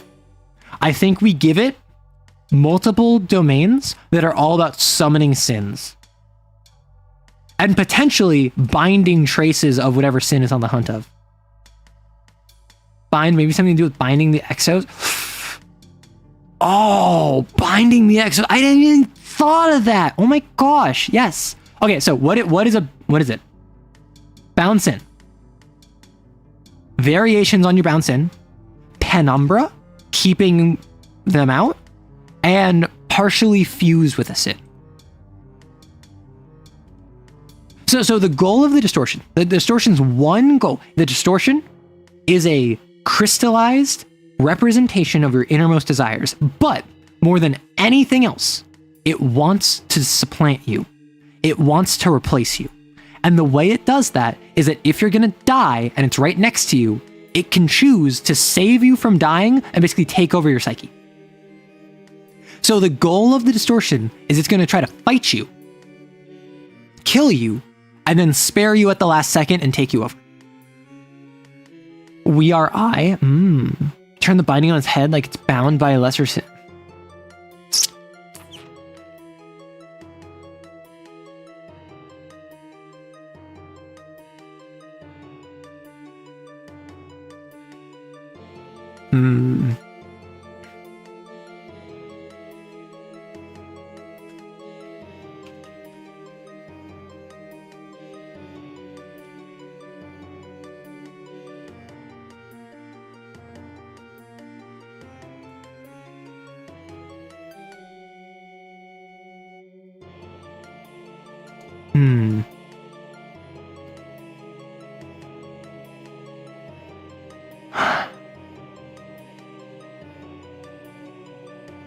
I'm wondering, do we have it be a summoner?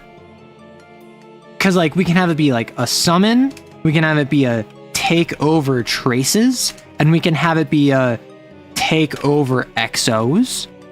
It could control the actions of exos. Myself a prison, prison a prisoner for the binder.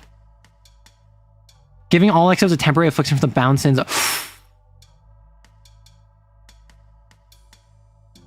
Okay, so I like where your head's at, Skeleton. I want to move away from the, like, my X, your Y, the your Y, my X. Like, that format is nice, but I do like the musicality of longer strings as well. We need to have a nice balance.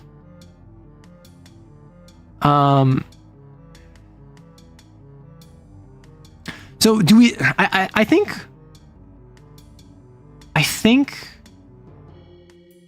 we start with the distortion has the ability to temporarily control humans and exorcists. As a reaction, the distortion can force any human in a short, should it be cat range? In a short range to take any one action of its choice. The success of this action is dependent on the risk die. As a threat, the distortion can attempt to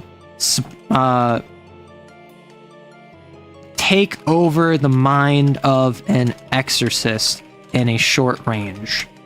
If the threat resolves, it controls their next action. How do you feel about that?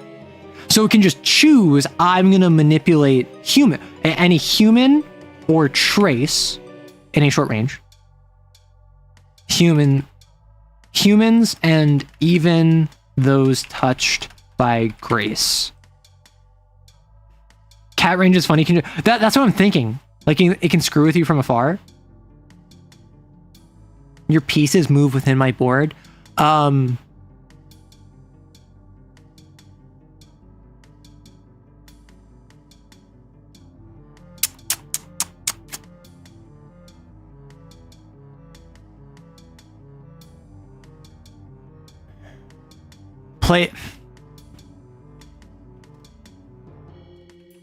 Play both sides to win it all. It could, like, put evil sin mark. Putting sin marks on you.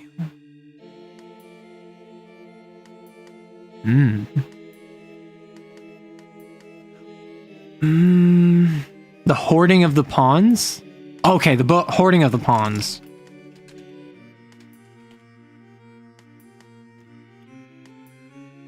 That one's good.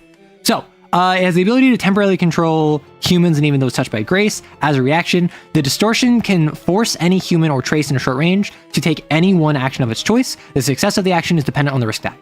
As a threat, the distortion can attempt to take over the mind of an exo in short range. If they're resolved, it controls their next action. If the target has at least one sin mark, that action is never hard by default. Because the idea of like if you have a sin mark, maybe it makes it easier. Maybe that's what we're gonna go for. It controls their next action. Or maybe it just gives them sin.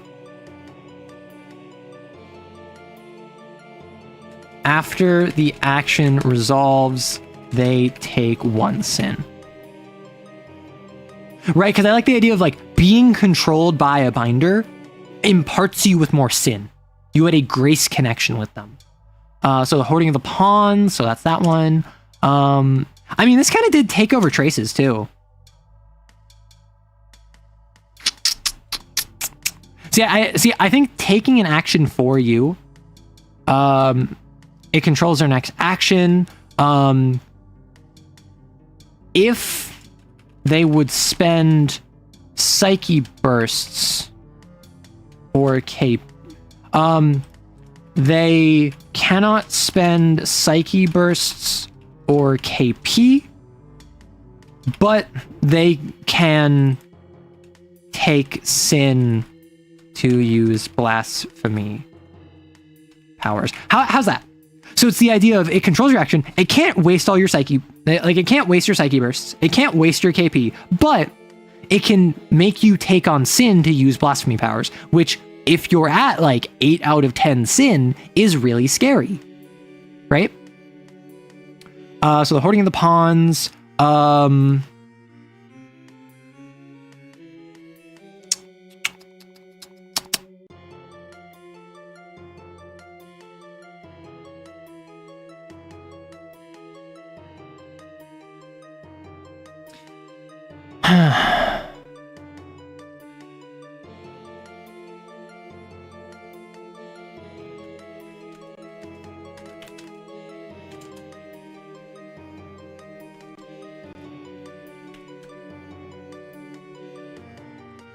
to put a leash on God, the distortion has full command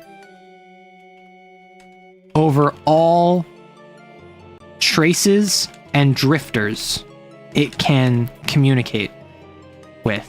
As a tension move, it can send them to attack the exorcists with or without attending.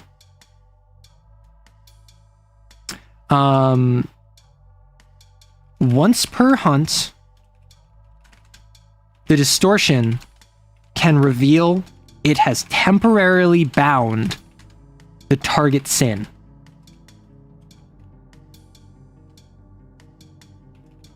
The admin rolls the admin rolls 1d6.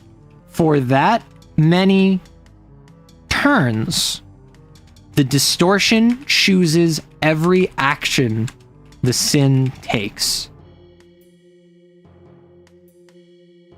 For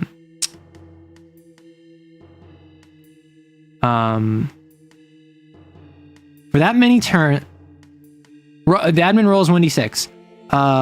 For that, do you know what I'm getting at?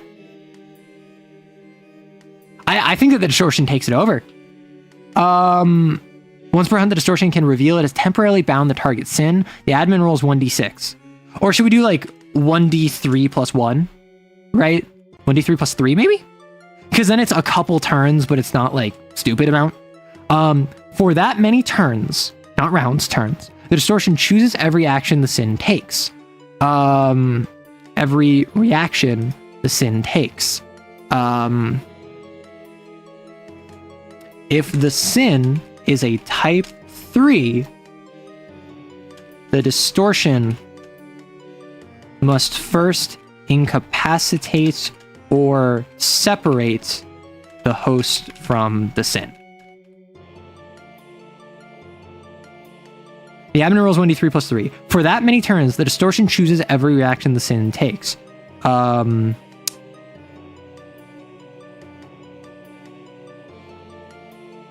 that many turns, the distortion can use its reaction. Can use its reaction to force the sin to take a specific action. How do we feel?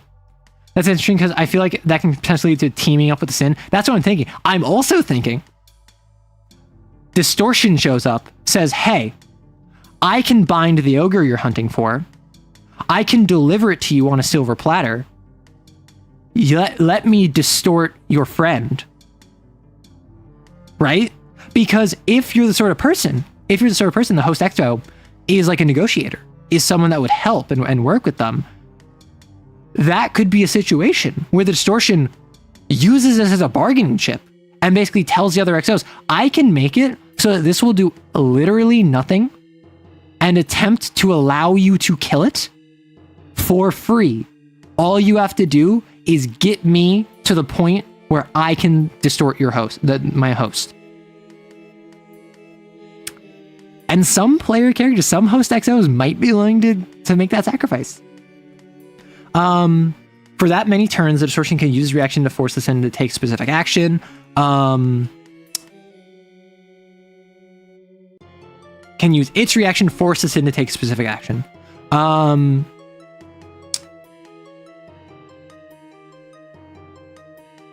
And then it has full command over traces and drifters. So if you are fighting the sin and the trace, and the distortion shows up, the distortion can say, I control the sin. Also, it already has full control over traces and drifters. It can have them attack you. So, okay. It's give me what I want and I give you what, no, exactly. And that's what I'm hoping for, right? So to put a leash on, to put a leash on God, the hoarding of the pawns, we need one more. Razor strings to slit a tugging throat. Summon a distorted form of the host exorcist's bound sin accompanies their distortion.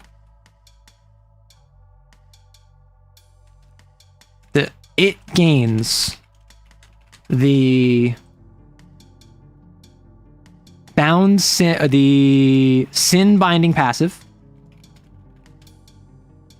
ability, as well as its choice of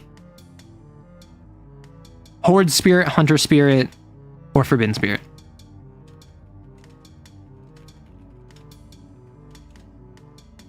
Or what spirit? Forbidden spirit.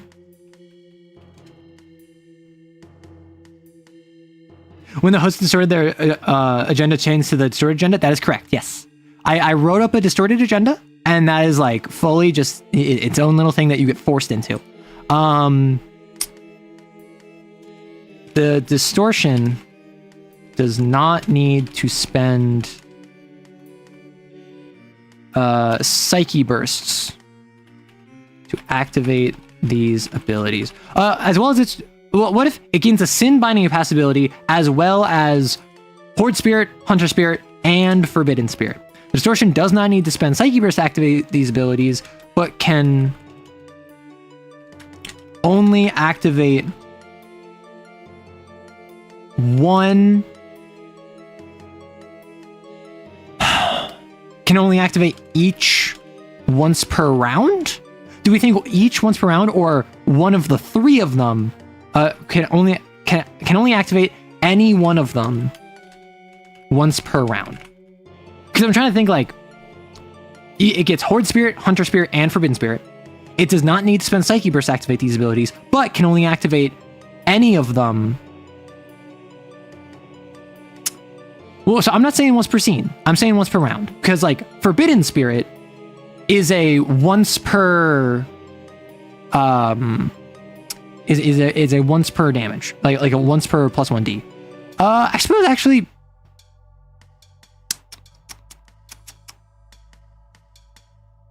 The source is 90% psychic burst to activate these abilities, but can only activate one of them per round.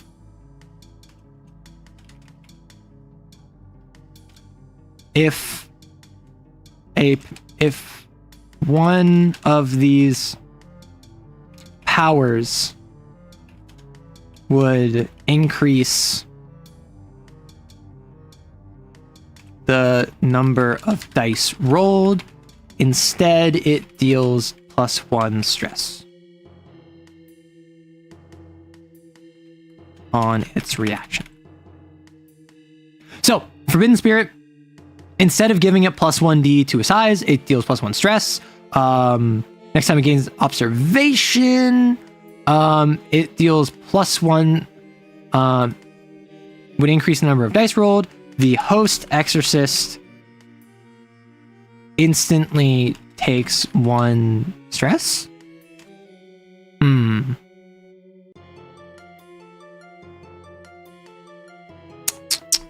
Because a couple of these is like, oh, Hunter Spirit gives them +1d.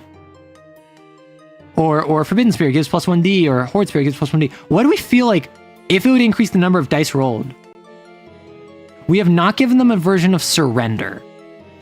And currently we're already at 3. Because we have Control XOs, we're at Control the Sin, and we're at Control Abound Sin, like its own one. Yeah, so when they get distorted, they lose their distortion, and they gain the distorted agenda. And the distorted agenda is like just an agenda, it's a normal agenda, but like it's forced on you.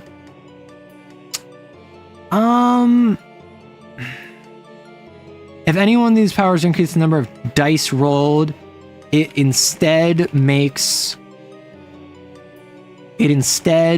make an exorcist's next roll hard. Right? So it's the idea of Forbidden Spirit, instead of getting +1d to its attack, it makes your next attack against it hard because it's in Forbidden mode. If it is in Hunter mode, instead of getting +1d to tracking, it makes your attempt to shoot it hard. Okay. I think... What do we name this, though? What would be the name of the sin? Like, we could do, like, a distortion's best friend, right?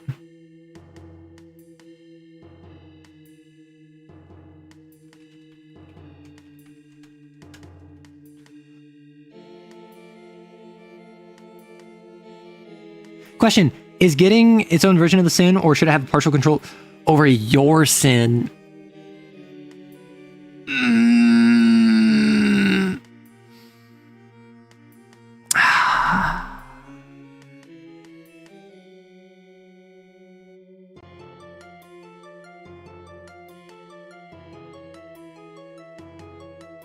That's good.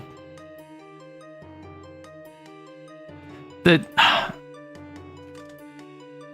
chains that bind us.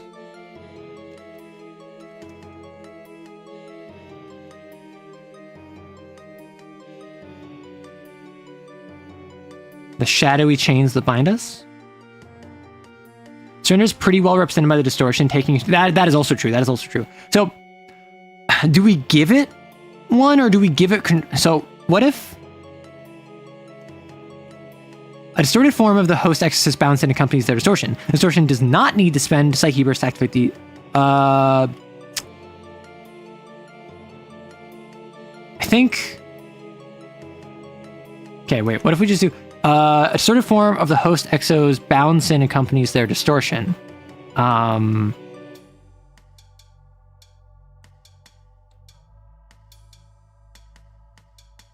Yeah, sin only acts once per action, is just kind of there.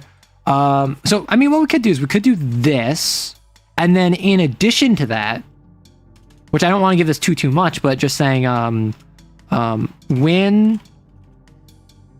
when the host exorcist uses their action to command their bound sin in a short range of the distortion, they always take one sin after the action completes. So instead of having control over it, it's more so like you have to fight for control. So the more you use your bound sin, the more sin you take on. So the whisper one, the bind one, these have like little touches of giving you some sin, but it's not going to be like, I'm throwing 1d3 plus 3 sin at you. I'm going to roll 1d6 and sin at you. It's like anytime you use your bound sin, you have to spend sin to maintain control. Okay. So, Jaunt. We're in the last three. Last three, folks. Nearly there. And if I do... Goodness gracious. Sorry, I'm just messing with formatting because formatting is silly. Jaunt. Oh, Palace. Palace is first. Whoops. Whoopsie. Palace. Jaunt. Palace. So Sanctum. When resting, you can enter your psychic. Okay, obviously, first one. The distortion can enter the palace.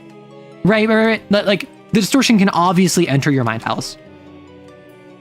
Enter the mind palace. Actually, the distorted palace is freaky.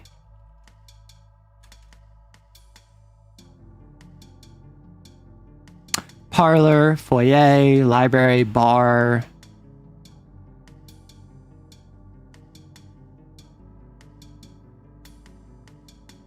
Yeah, sorry about that. Sorry for the false jaunt notice. Palace could be like centered around the invasion of your mind. Okay, so enter the mind palace. Invasion. The distorted palace is freaky.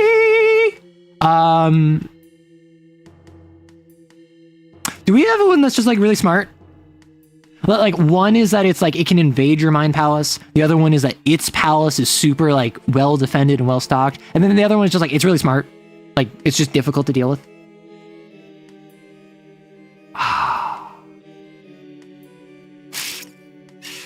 Okay, enter your mind palace.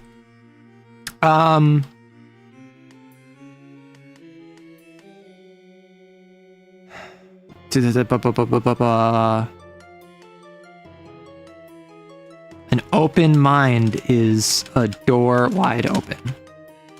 So, whenever the host exorcist uses one of their palace powers, the admin rolls fortune secretly.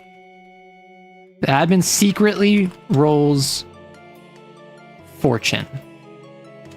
On a 1 to 3, the distortion managed to alter the palace's cognitive framework to be hostile.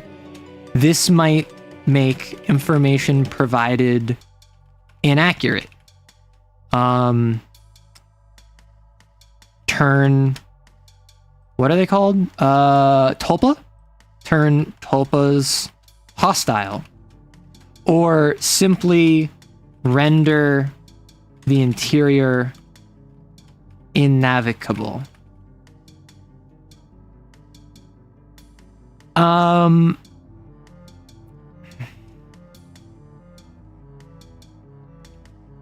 When confronted with this, the host exorcist immediately takes one sin.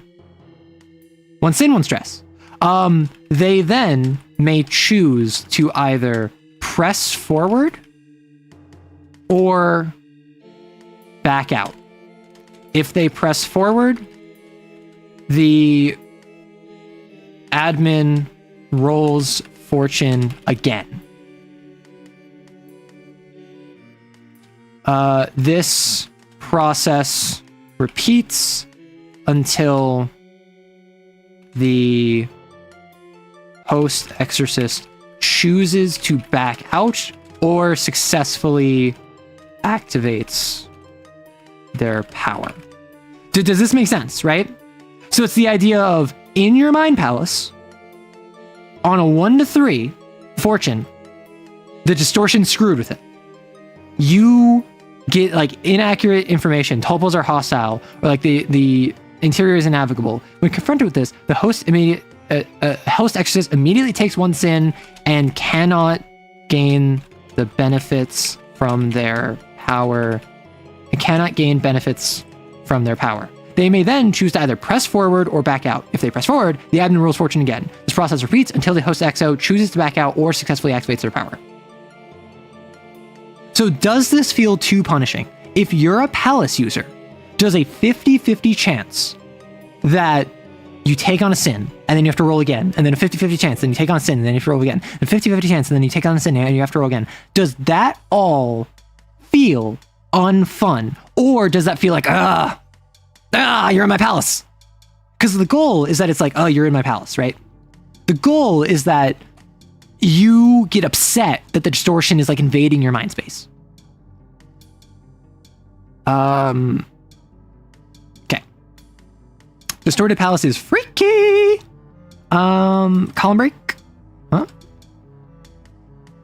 Give one where the distortion becomes the tulpa or servant where the host doesn't.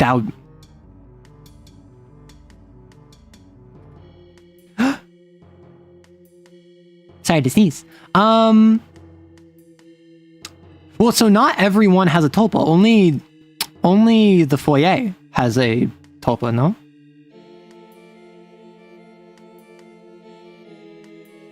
Tulpa.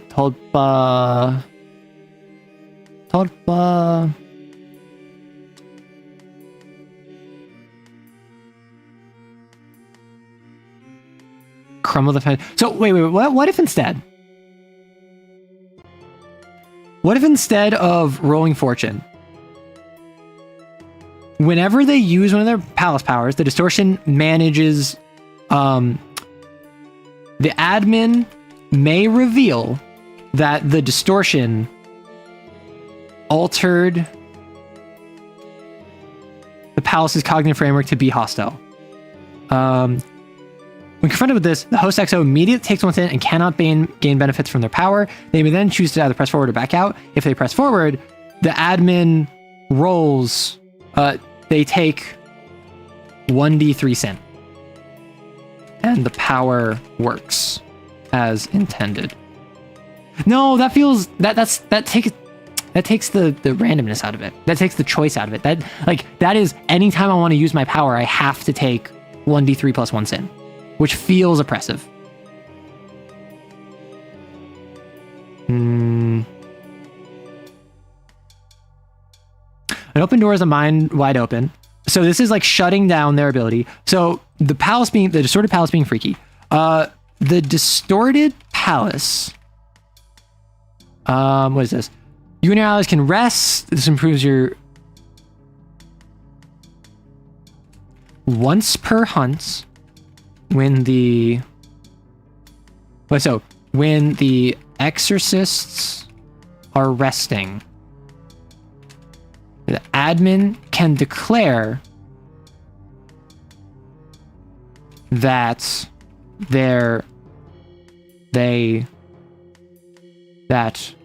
the host exorcist rolls an additional rest die. If they do, the exorcists find that they wake up, that they emerge from their rest in the distorted palace. right? So it's the idea of like, you wake up and you find that you're in the distorted palace. You get the real me hook. You can kill the distortion, but now it's like, oh, like it's go time. The distorted palace takes on elements of the host exorcists. The distorted palace is an extension of is an extension of the host exorcists palace, mental sanctum.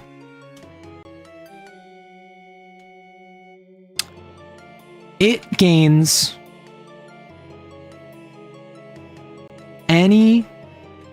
it gains multiple rooms reflecting the different powers the host exorcist knows.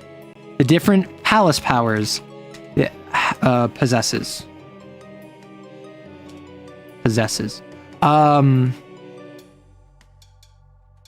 Anytime the exorcists move from one room to another, the admin how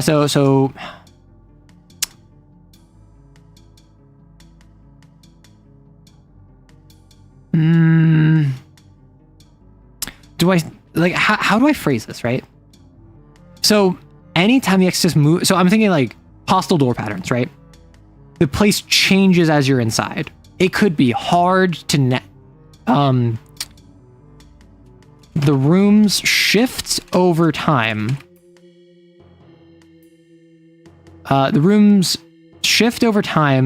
And finding a path and navigating it is always either hard or risky by default.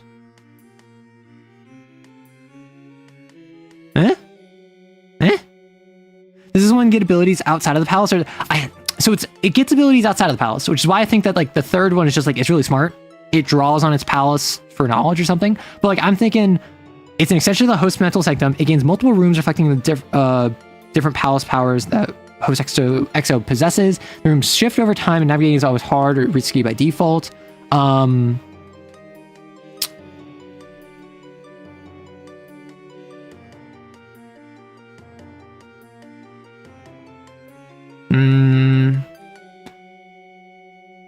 It's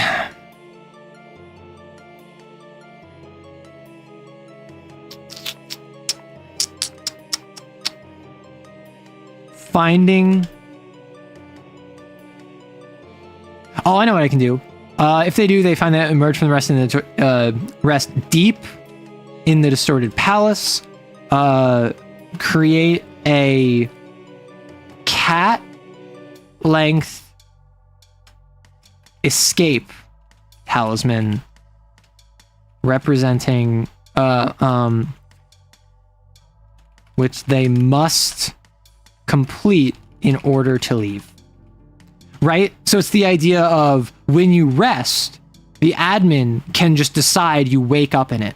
And so just navigating it is always hard or difficult, but then you're forced to navigate it if you rest, right? You have a library idea now? Send host questions for the XO. The distortion researches them and exploits the weakness. Have you covered or made any sins made from collectives rather than singulars yet? So if you mean like one sin created by multiple characters, yeah, I've done that before. Or if you need to roll a die to escape. Well, so that's why I'm saying it just creates a talisman, right? It just creates a talisman where it's like, if it's cat 3, it's a 3/talisman. But it's always going to be hard or risky by default. Does this one get abilities outside? Distorted Palace user, and it's just Fluff and Rulex card. So we don't know the name of this.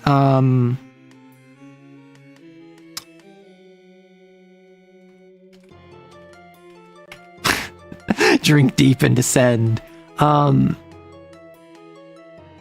Sleep within the Minotaur's maze. I like the Minotaur's maze. Should we just call it the labyrinth?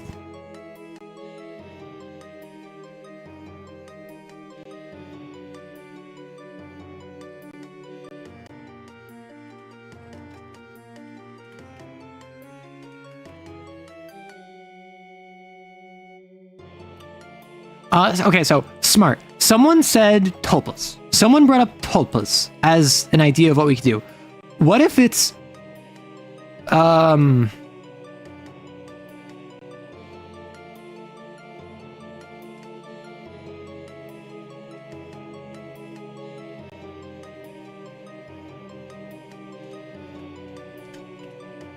so what if it's the distorted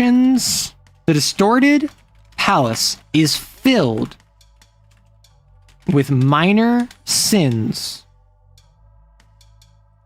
A tulpa, psychic being that takes form of a servant or butler, is filled with tulpas that treat the host exorcist as the ruler of their palace. Any time a tulpa offers, any time the host exorcist takes an action while within the distorted palace, they may have a tulpa automatically set them up. If they do, they take one sin. The distortion can send, I think as a tension move, the distortion can send a single tulpa out of its palace to do can send a tulpa out of its palace to do a single task. This might involve tulpas all have an execution talisman of 1. Hi, are you excited to see more CAIN and Homebrew stuff? Oh, I'm glad that you're here, Dark. Lay within the labyrinth. I like that. Lay within the labyrinth. It creates tulpas based on the player's party, more specifically the way the host perceives the party.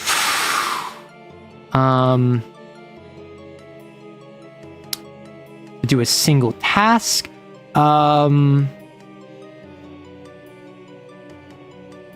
If this involves attacking or fighting the exorcists, it deals 1d3 stress to all of them affected before leaving. Right, so this is like, as a tension move, it can send out like a tulpa. Do we remove this? What if instead? So it's filled with the distortion is always accompanied by a number of tulpas, by a cadre of tulpas based off of the host exorcist's cognition of their fellow exorcists. These tulpas have a collective execution talisman equal to cat,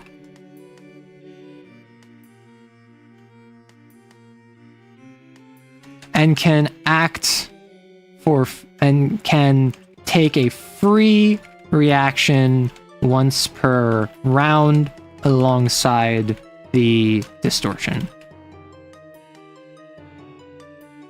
How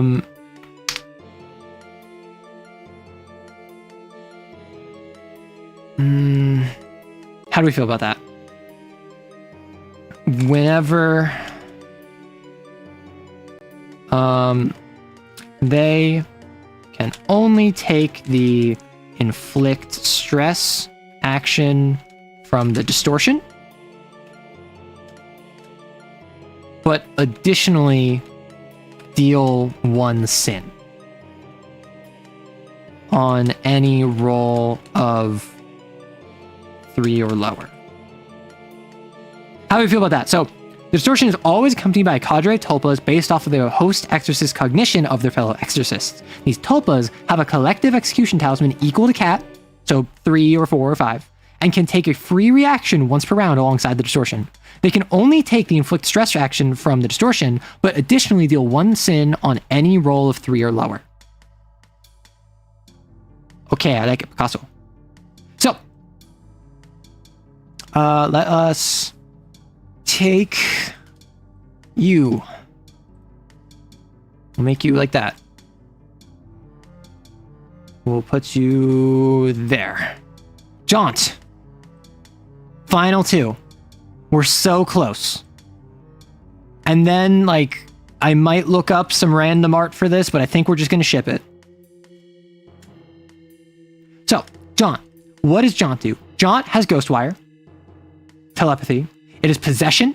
It has Geist. It has astral projection. Force semblance of life into corpses. I think what this does is it's Ghostwire, perception, possession. We feel? Right. I feel with Jaunt, we go, one of it is telepathy. One of it is like immaculate perception and being able to spot anything. And then one of, maybe with corpse revival. And then possession is take over and exile. Right. So Ghostwire. I think I'm going to start with possession actually. The distortion can always possess humans in a short range, completely controlling their actions. It can leave at any time, but is forced out if the human is knocked unconscious or dies. As a threat, the distortion can choose an exorcist in a short range. How does possession work? I actually don't know possession. You shunt your perception out of your body. You can see they're immune to this effect. Unwilling humans might require a psyche roll. They cannot harm themselves or take action that would indirectly cause them to take harm. If it takes stress, you're kicked out. But forced out if the human takes stress. As a threat, that a distortion can choose an exorcist in a short range. If the threat resolves, the distortion disappears and temporarily subsumes their psyche. It controls all of their actions, but cannot spend psyche bursts, or willingly take on sin. It can deal stress to itself.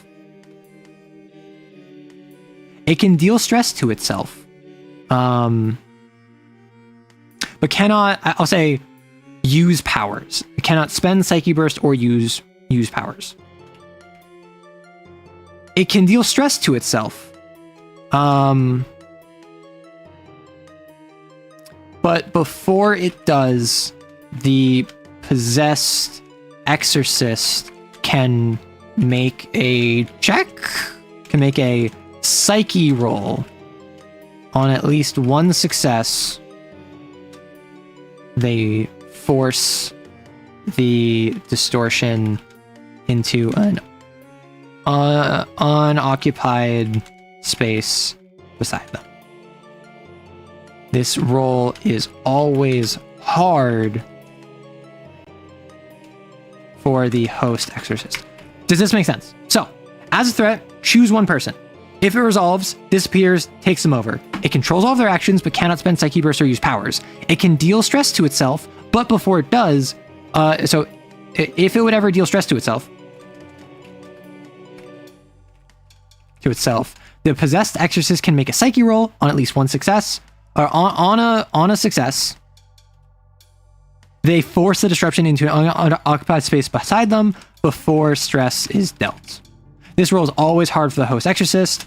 A distortion is forced from the target automatically if they take an injury. Okay. No, I like to think it's always hard. I don't think it's hard by default. I think it's always hard because this distortion is you. It shouldn't possess XOs because binder already does so. See, and that's my thought, is that the binder we added allows you to, as it can take over the mind of an XO, can take over the mind of an XO in range. If the threat resolves, it controls their next action. They cannot spend Psyche Burst or KP, but they can take Sins, use Blasphemy powers. It is a single action that it takes them over, and there is no roll to resist. But with Possession, it's more long form, and it's a hostage situation. I think I have something for Desecrate. When an NPC dies during a hunt, Distortion can revive them.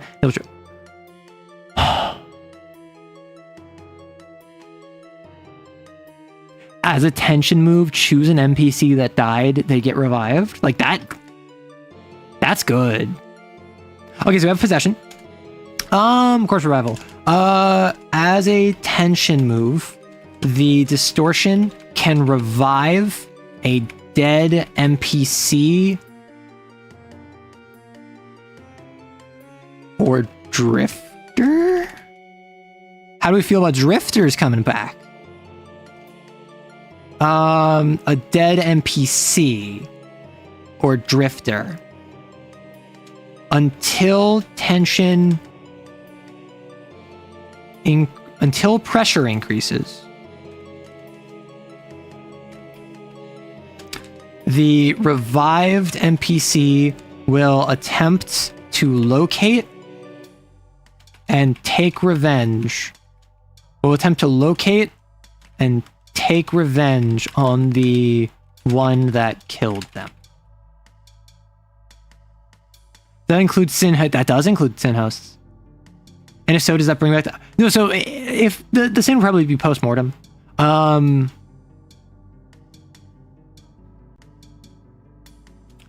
They gain an execution talisman equal to the host exorcist's cat.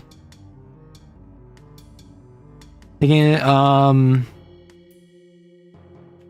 and take the inflict stress and the inflict stress reaction as if they were the distortion.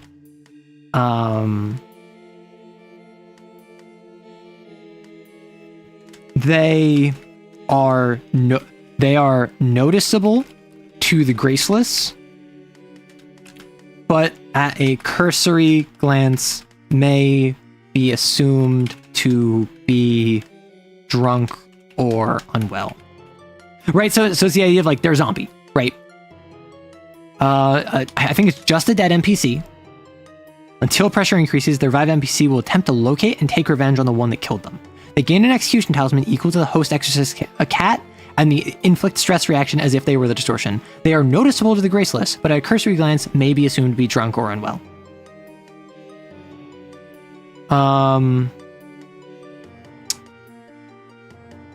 They cannot communicate and are barely more intelligent than an animal, and are roughly as intelligent as a dog. Right? So it's like the idea of like they're a zombie. They're not here to negotiate. They're not here to have a fitful reunion. It is like this is a zombie that is approaching you. That they have severely reduced intelligence and may not be able to communicate effectively. Let's say the dead walks, you may run. And I think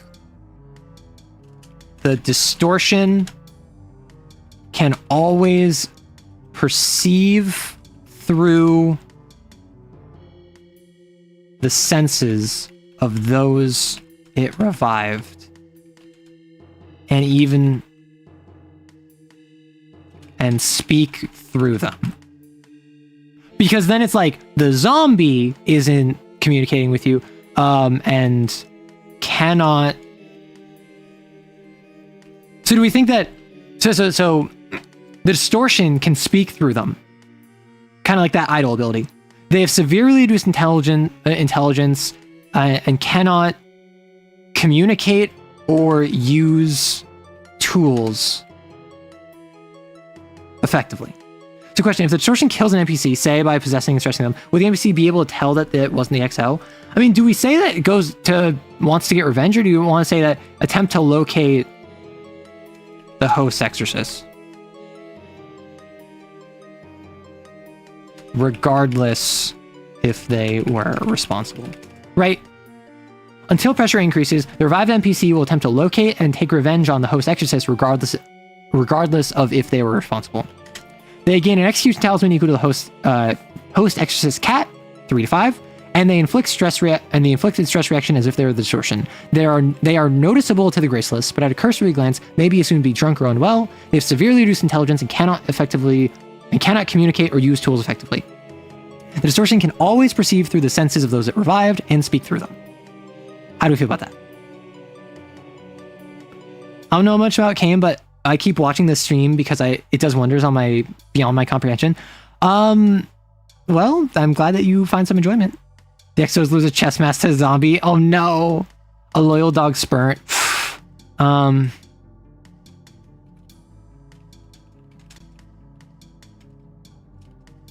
Bite the hand that slew you.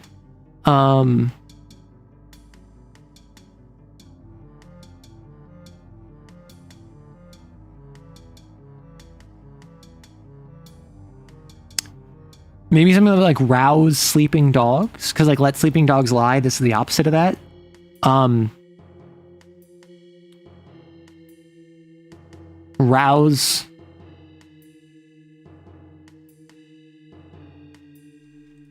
Rouse the ever sleeping hound. Like you and I were on the same. Super, you and me. We're on the same wavelength. Rouse the ever sleeping hound. Because like it's also revenge focused, so the fact it references the hound is really nice.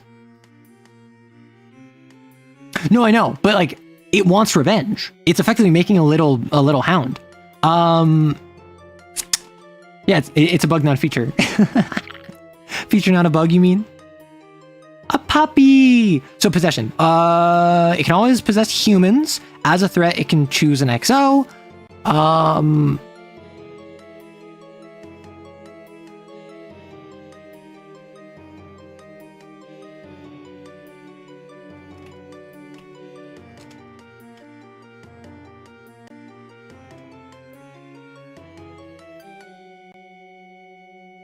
The brittle minds of heroes?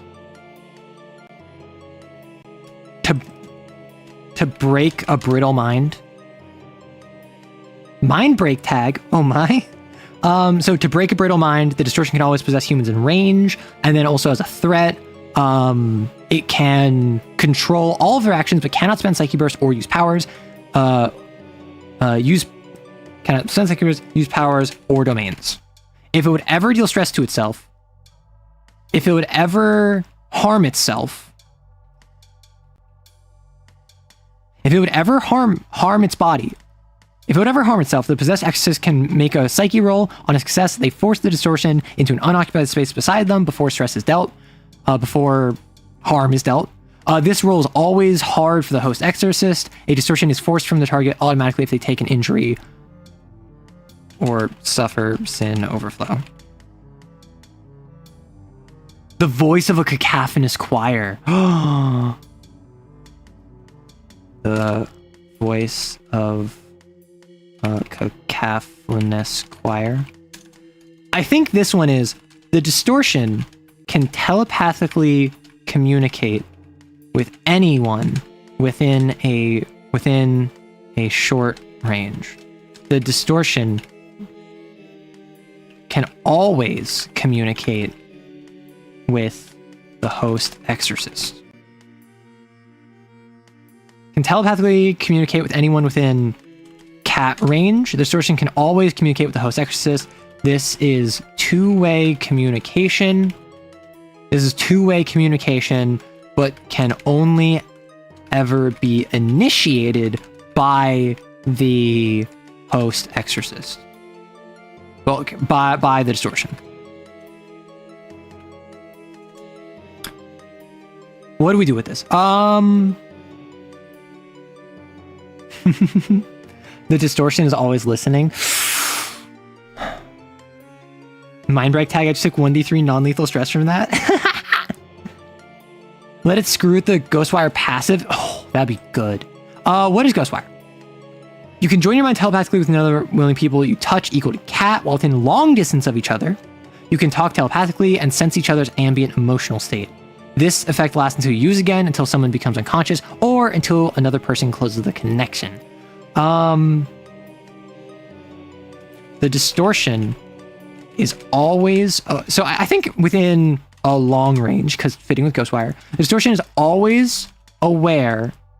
The distortion can always perceive anything transmitted via the host exorcist's Ghostwire.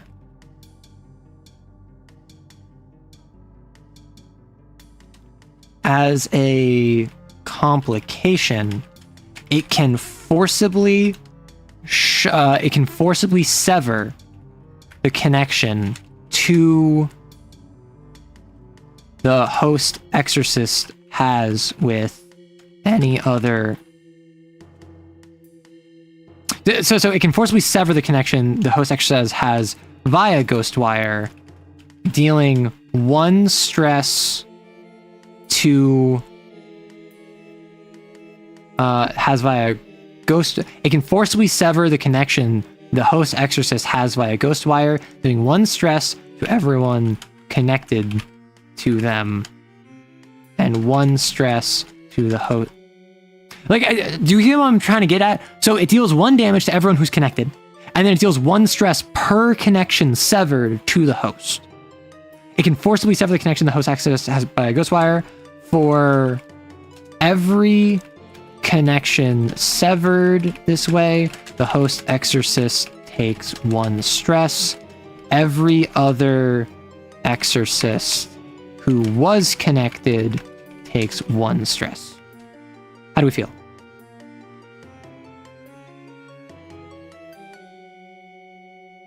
Do we want it to be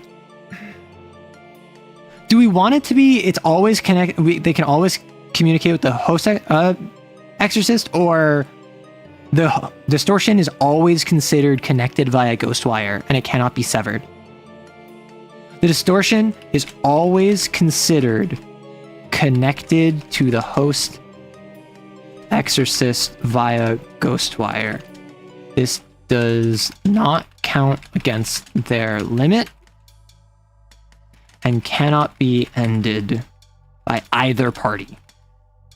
Distortion can always perceive anything transmitted via the host Ghostwire, even to other exorcists. As a reaction, it can forcibly sever the connection the host has via Ghostwire. For every connection severed this way, the host exorcist takes 1. Every other exorcist who is connected takes 1 stress. This does not sever the distortion's connection. Right, so it's the idea of, like, they're always connected with you. So I think it can communicate with anyone within short range. It is always connected via Ghostwire. And then it can sever your Ghostwire with other individuals. Sever the line. Sever the cacophonous choir.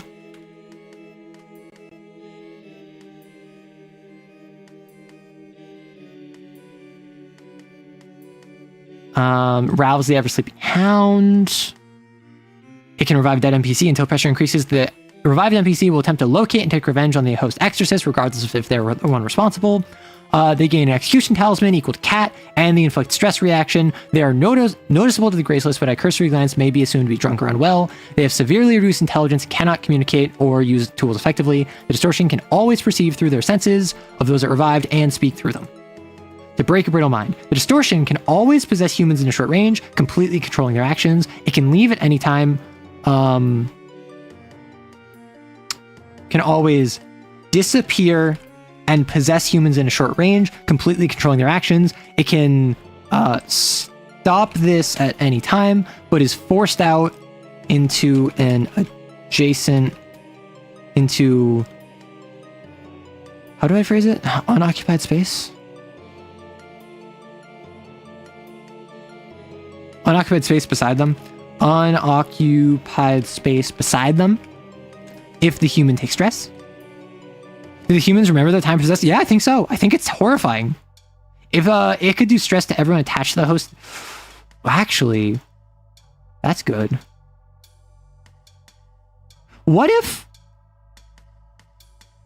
as a complication, it can lock the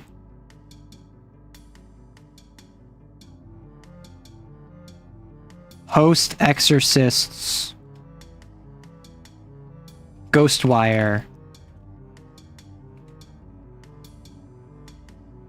It can, okay, as a complication, it can cause any stress or sin dealt to any exorcist connected to the, as a complication, it gains the following affliction, which it can only grant to the host exorcist.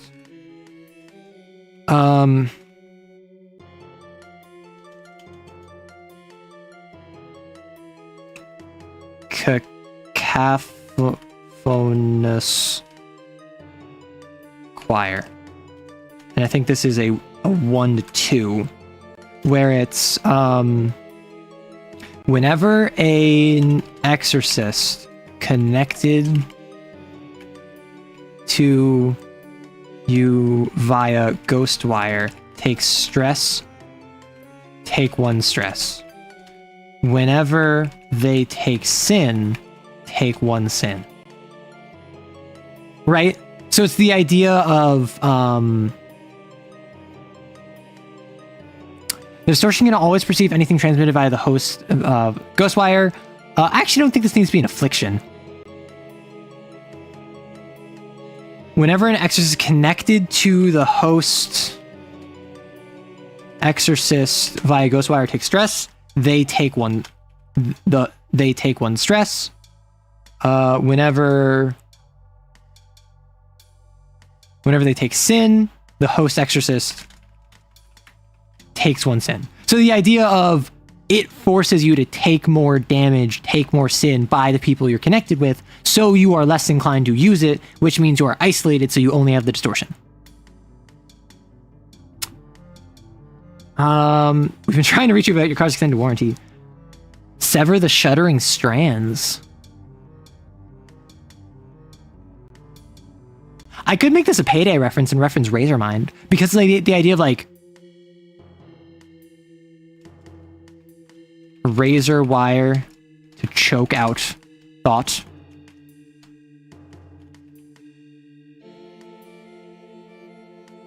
Right?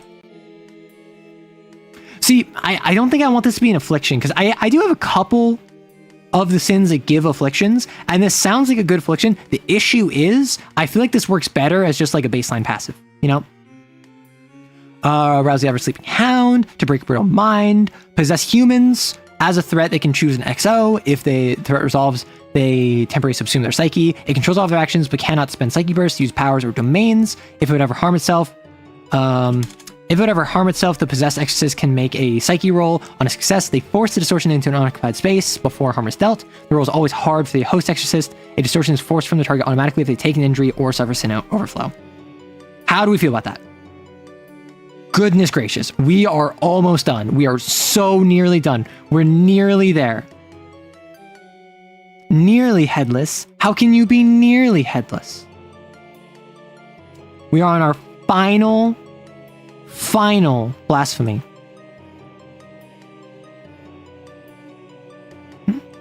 What? Why is this not? What?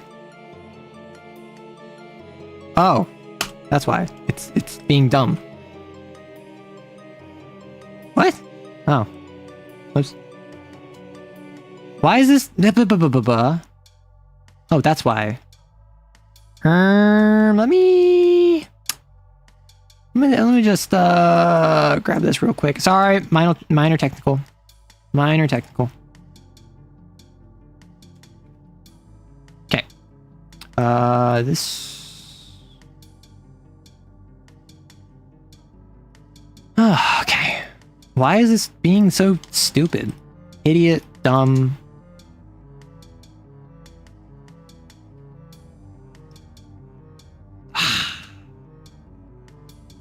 Boo.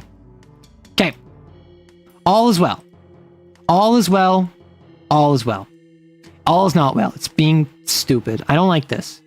Make it stop, please.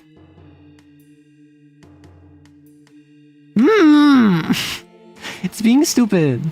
The true stain was formatting. Listen, I spent, I want to say, more time editing Synthop for formatting than I did writing mechanics.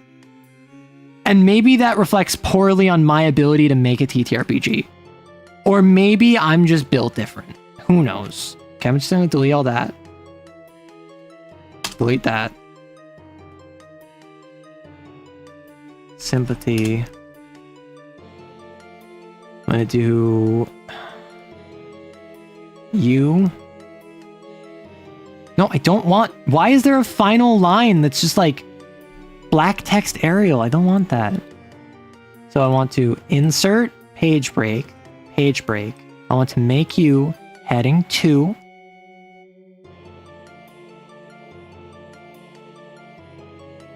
Update heading 2 to match. And then I want format. I'm gonna hurt something. I'm gonna break stuff. Okay.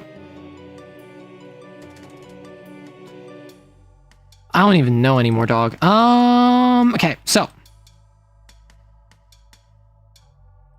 We did it. We did it. All is well.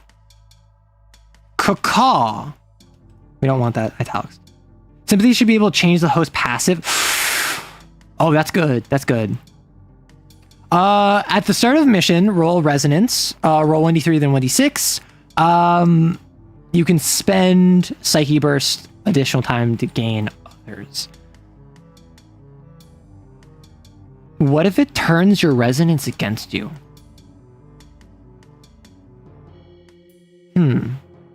Can you make styles in this? I never used Google Docs, but in Word you can save format. So I did. The issue is that I saved my styles and I'm applying the styles and they're not working. Have I tried turning the text off and on again? Sure. I think I broke it. Well, time to start over. Okay, CAIN distortions. Also known as shadows. Doppels, hollows, other selves, some other thing. Hey, Sterling!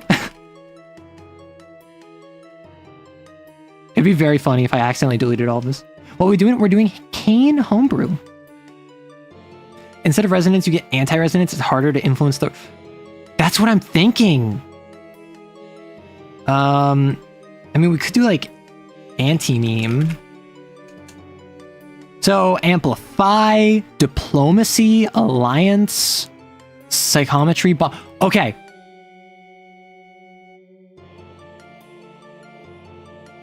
Why?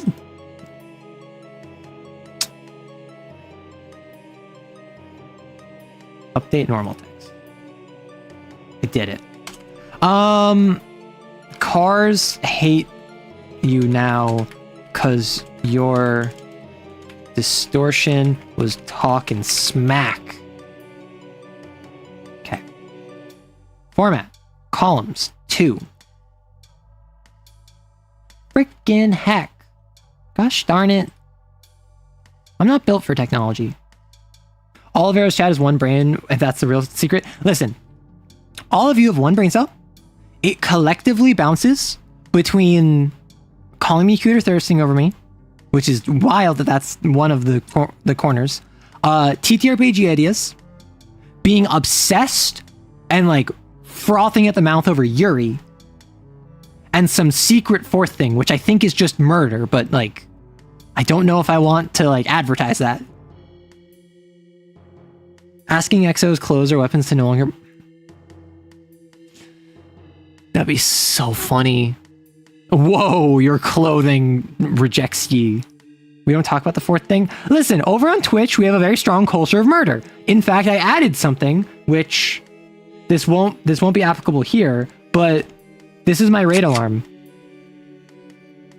This is what we do when we have raids.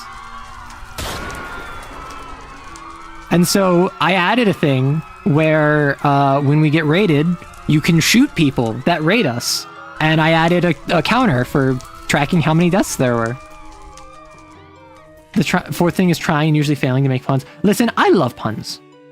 If anyone tells you they don't like puns, that is a red flag. And remember, I said having 15,000 casualties for Cat 4, the Calamity 4, was like an orange flag. Secret ingredient is crime. I have 2. The second one is dedicated to remembering the last 30 seconds. So wait, let's get ideas going. So anti-meme.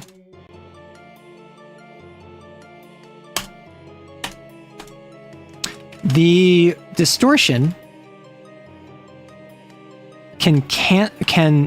the distortion possesses a stronger resonance than the host exorcist, turning objects against them.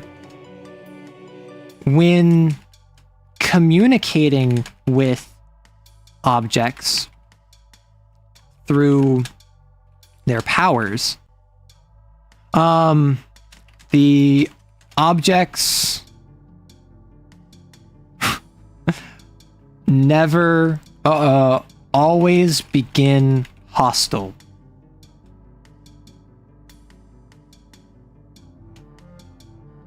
When picking so when the host exorcist communicates with objects through their powers, the objects always begin hostile.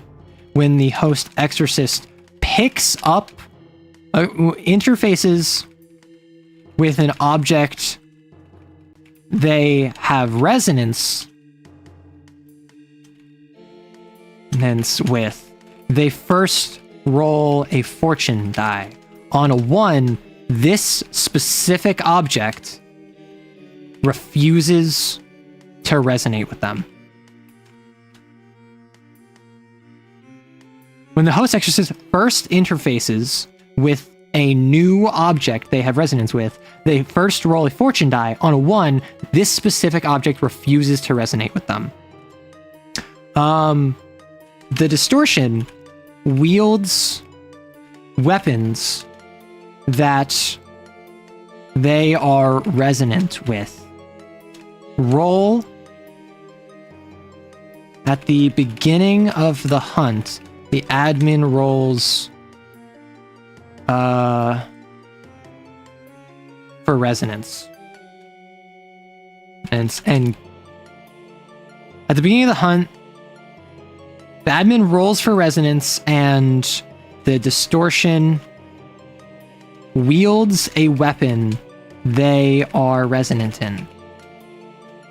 They deal +1 stress on all of their reactions. How does this feel? Right? Because it's screw you, middle finger, your stuff don't work, but also they have an ability, right? I'm leaving you and taking your breath. I mean, that's what this is. That's what this is. That would make sense. That's why it feels like that. Distortion wielding a giant comically oversized glove shaped slap position. The protest.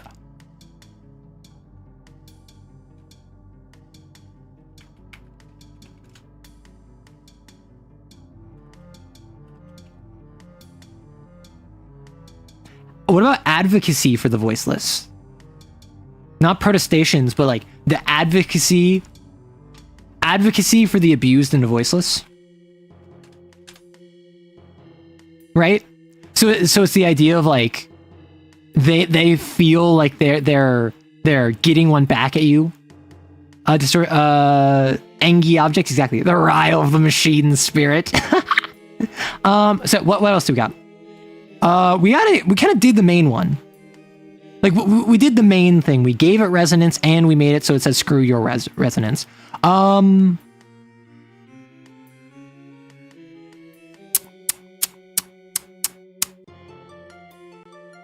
Maybe amplify? Could be psychometry?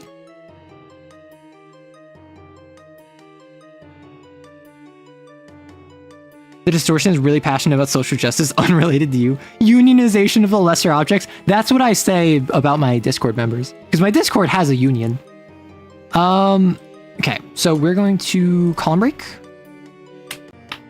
Advocacy for the abused and the voiceless. What else is there?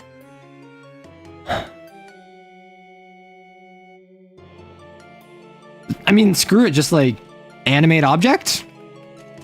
The distortion can imbue limited sentience into an object.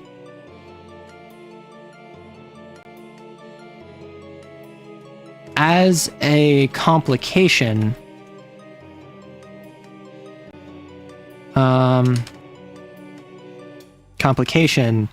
the distortion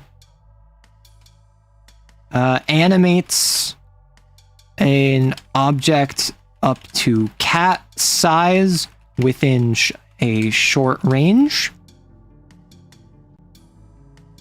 It gains the distortion's inflict stress action and can take one free reaction once per round alongside the distortion. Because like, I know a lot of these have like, oh, it just has a summon, but like that's a solid mechanic. Like they're considered traces. The objects.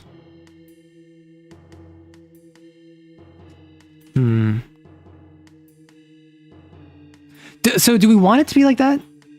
The rising tide sinks all ships. Maybe something so KP. That's a good option. That's good. Hey Stevie, we are currently going through CAIN distortions. It's Homebrew that I'm making. Animate object can imbue limited sentience into an object. As a complication, the distortion animates an object up to cat size within a short range, or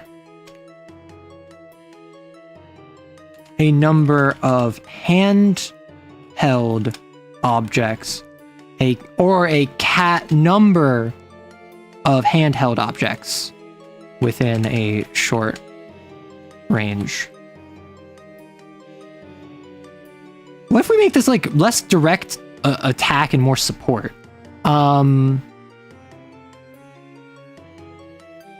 Either animation has an execution talisman equal to cat,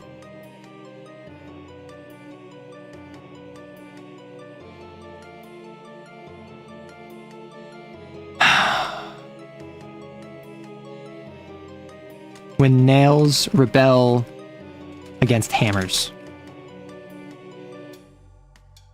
Well, I'm picking up what you're putting down, Skeleton. I feel you. I like it. So advocacy for the abused and the voiceless when nails rebel against hammers. So as a complication, the distortion animates an object up to cat size within short range, or a cat number of handheld objects within short range. Either animation has an execution. They each, all objects animated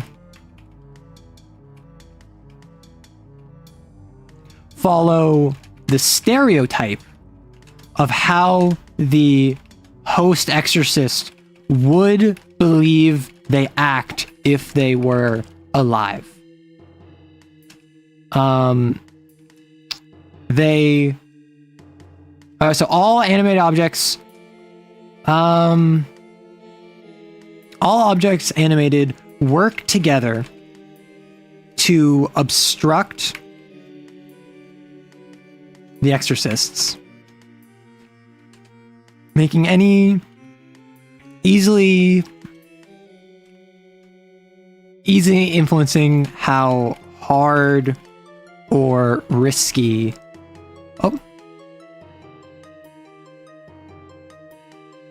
an action is. All animated, so each animation, each object or collection of objects animated has an execution talisman equal to cat. A distortion can only have a number of objects or collections. Can have do I limit this to like a distortion can maybe once per scene? Once per scene as a complication equal to cats. They obey the distortion's commands, but have personalities corresponding to how the host exorcist would believe they acted if alive. Right? So it's the idea of, if you feel cars are very aggressive, fast-paced, assertive, kind of like Mustangs, or horses, that's how the car would act. If you believe that silverware are very refined and elegant, they would act elegantly. How do you feel about this? Fantasia resplendent. That's good. Okay, wait. Fantasia resplendent. And then the final one is when nails rebel against hammers. As a threat, the distortion can choose an exorcist in short range. If the threat resolves, they lose 1 KP.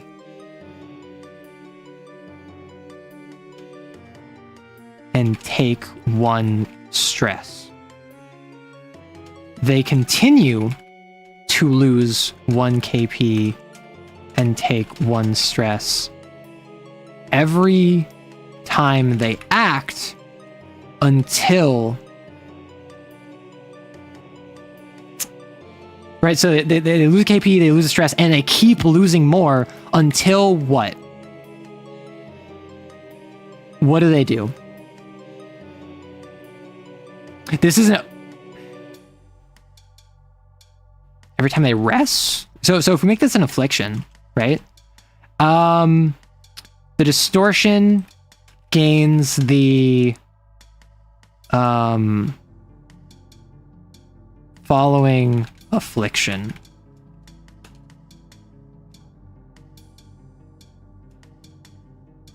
The exorcist immediately loses 1 KP and takes 1 stress. If they have no KP when threatened, they should take away items. Yeah. So the exorcist immediately loses 1 KP and takes 1 stress. Every time they take 1 stress. Wait. They immediately take 1 stress for every KP they have spent. Every time they spend KP, they must also spend an equivalent amount of stress. This feels like it's probably just a toad. Am I wrong about that? This feels like it's probably just a toad affliction.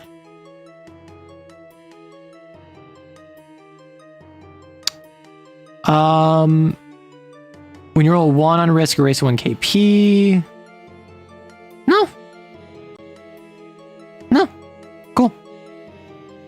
Toads already do that. It's a domain. Oh, is it sticky fingers? When they take stress, they also take a KP. I don't think it's actually a toad domain. Like, the closest is sticky fingers, but sticky fingers is the other way around, right? Sticky fingers is taking damage, you also lose KP. This is spending KP, you take stress. So, what if Fantasia Resplendent? Oh, Fantasia Abhorrent.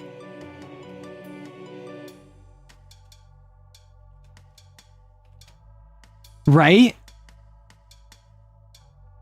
So on a 1 to 2, the exorcist immediately takes 1 stress for every KP they've spent. Every time they spend KP, they must also spend an equivalent amount of stress. Why is their finger sticky? Because they like stealing. Spending KP stress. Right, it's you must spend 1 stress to take any amount of KP in the kingdom. So I don't want this to like be way more powerful than reality control.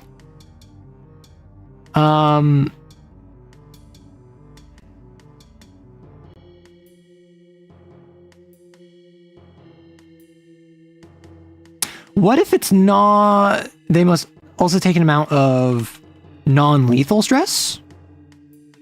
Non-lethal stress?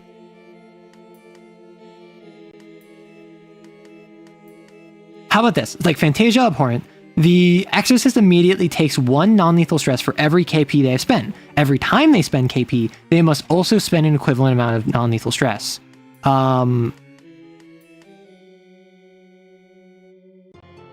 Right? Because it's the idea of... Okay, the distortion influences the gear of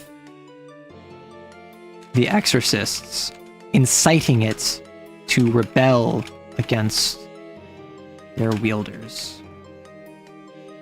Inciting it to rebel against its wielder. So it has the following affliction. What's something else it does? Because the affliction is kind of, every once in a while, sure.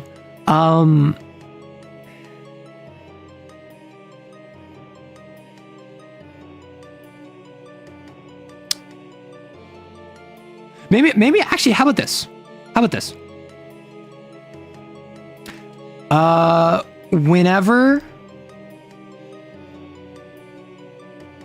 Every time an exorcist within a short range of the distortion spends KP, they must also spend an equivalent amount of stress.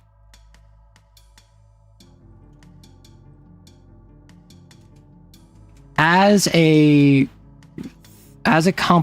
reaction, the distortion, and then maybe the distortion, the distortion gains the following reaction, right? And then that's Fantasia Abhorrent, which is choose an exorcist. They take 1 stress for every KP they have spent. They then gain 1 KP. How do you feel about that? Because otherwise it's like, then you just like, oh, I already spent 4 of my KP. You have a reaction, you can just deal 4 stress to me, which you already can do 4 stress as normal, but it can kind of get a bit much. They take 1 stress for every KP they have spent. They then gain 1 KP, because they're kind of like apologizing. Choose an exorcist, they gain 1 stress for every KP they have spent. That might just be good by itself. So it's like in an aura around it, your stuff is rebelling against you, and then it can punish you. So this was Fantasia Resplendent. Personalities. I mean, I do like the... Okay, what if we do Fantasia? I like a Fantasia abhorrent. And then the reaction is...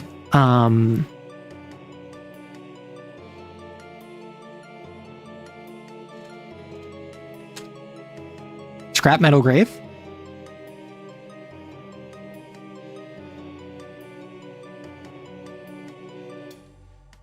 How do we feel? I don't know. Cost an arm and a leg. It could be heat metal from D&D. You lose your equipment and take damage. Ooh. Oh, actually, wait. Choose an exorcist. They take 2d3. They take 2d3 stress, but may reduce the dice rolled by 1 by spending a point of KP. Right? So it's like you're tossing away your stuff, getting rid of it.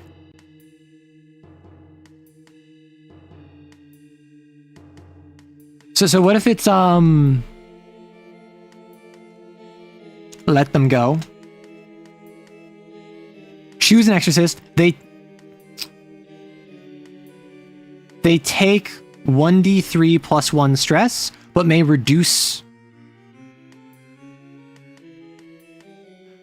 They take 1d3 plus 1 stress, but may reduce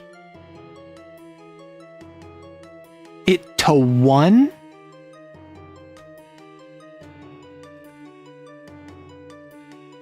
It to 1 non-lethal stress, right? So they take 1d3 plus 1 stress because I'm being stabbed, but they may reduce it to 1 non-lethal stress by spending a point of KP. Or discarding an object. Or discarding an object. Right? You call the reaction the nails and the complication the hammers. That would be really funny. Or discarding a... how does the toad phrase it? Toad, lose a piece of gear or piece of already ticked gear. Or by spending point of key or discarding a piece of already ticked gear.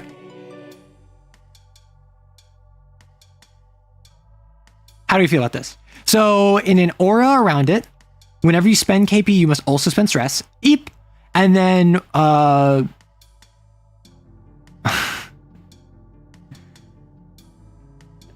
then as a reaction, deal a decent chunk of stress, but may reduce it to 1 non-lethal by spending a point of KP.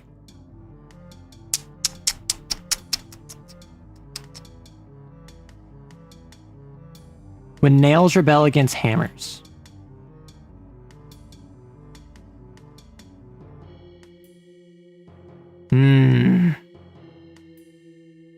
What if we leave it as they take 1 point of stress for every KP they have remaining? When d3 plus 1 isn't much stress when 1 to 3 would already inflict 3 or 4. Yeah. Like we could do like 2d3, right? They take 2d3 stress that's average of 3, but can go up to 6.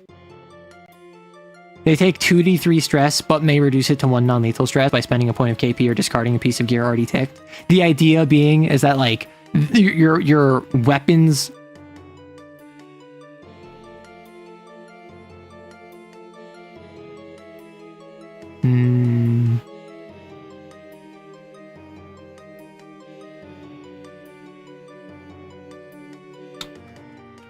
Attempting to use a piece of gear the turn you mark off KP for it is always hard. The idea being is that like I draw my sword and my sword is trying to stab me, so I have to like get my sword in control, and then once my sword is controlled, it's fine. Or is that too much? Because like when you spend KP, take equivalent amount of stress. Then when you draw something, it's hard. Attempting to use a piece of the turn you mark off KP for it is always hard. I do like Worker Strike. Choose an exorcist. They take choose an exorcist that has at least 1 KP remaining.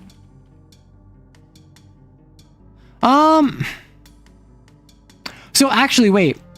I don't think I want this to scale with KP. I want to be choose an exorcist who has an item they marked off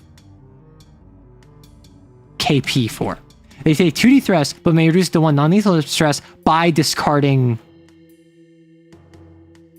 the gear. By discarding a piece of already ticked gear. Right? It's like Worker Strike, but also the work. Exactly. That's why I thought it was good. Parade of the Voiceless. That's also good. Because like I like Fantasia Abhorrent, but this would be a like we also have Advocacy for the Abused and the Voiceless. So Worker Strike, choose an exorcist who has an item they marked off KP for. They take 2d3 stress, but may reduce it to 1 non-lethal stress by discarding a piece of gear already ticked. A piece of already ticked gear. A piece of already ticked gear, okay. A piece of gear they spent KP on. So like, does this make sense? So the idea is it feeds into itself. You take damage when you spend KP. When you draw something, it's hard to use the turn you drew it. And then there's a reaction that you can throw away your stuff in order to reduce damage dealt. But then that means I threw away my sword. I need to draw a new sword. Okay, now it's hard. The controlled rebel. We already have that with when nails rebel against hammers.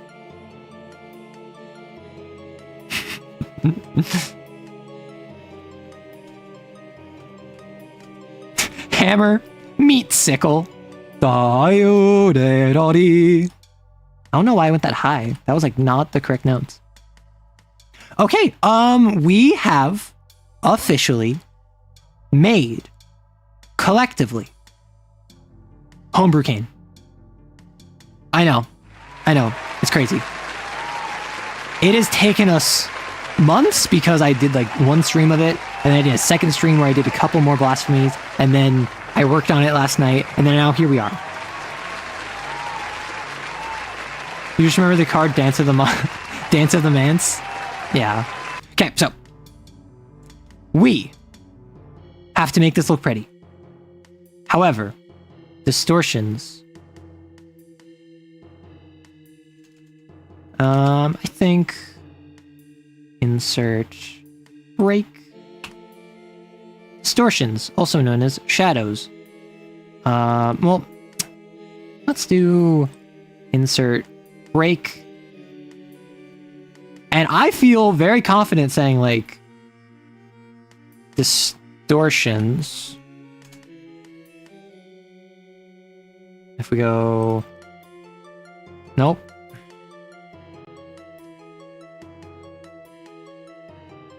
Why are you changing, you idiot? Stupid, bad, dummy, stupid, idiot. Powered by CAIN.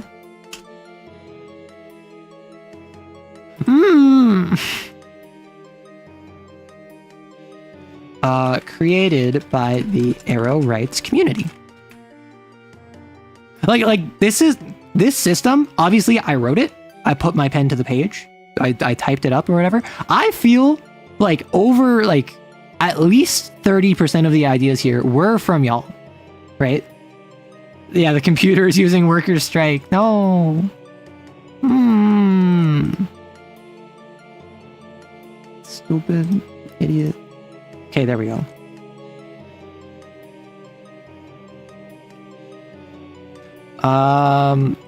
This is like distortions. Power word krill. So do I release this?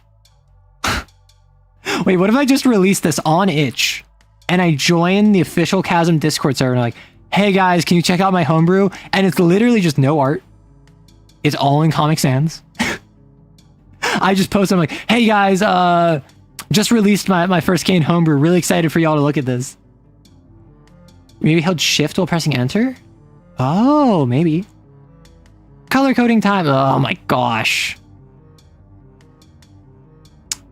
Okay, hear me out. We take the official CAIN art. We put an inversion filter over it. We do nothing else. Like, I would love to include official CAIN art in this. So, like,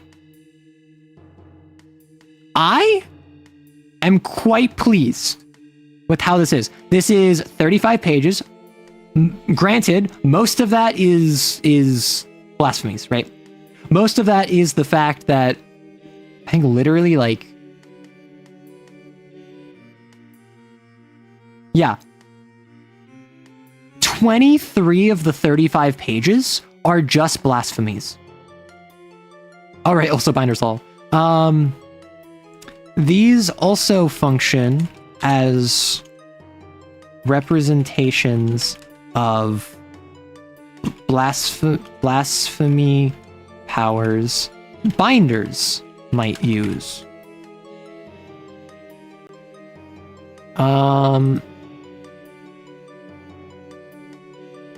Neat.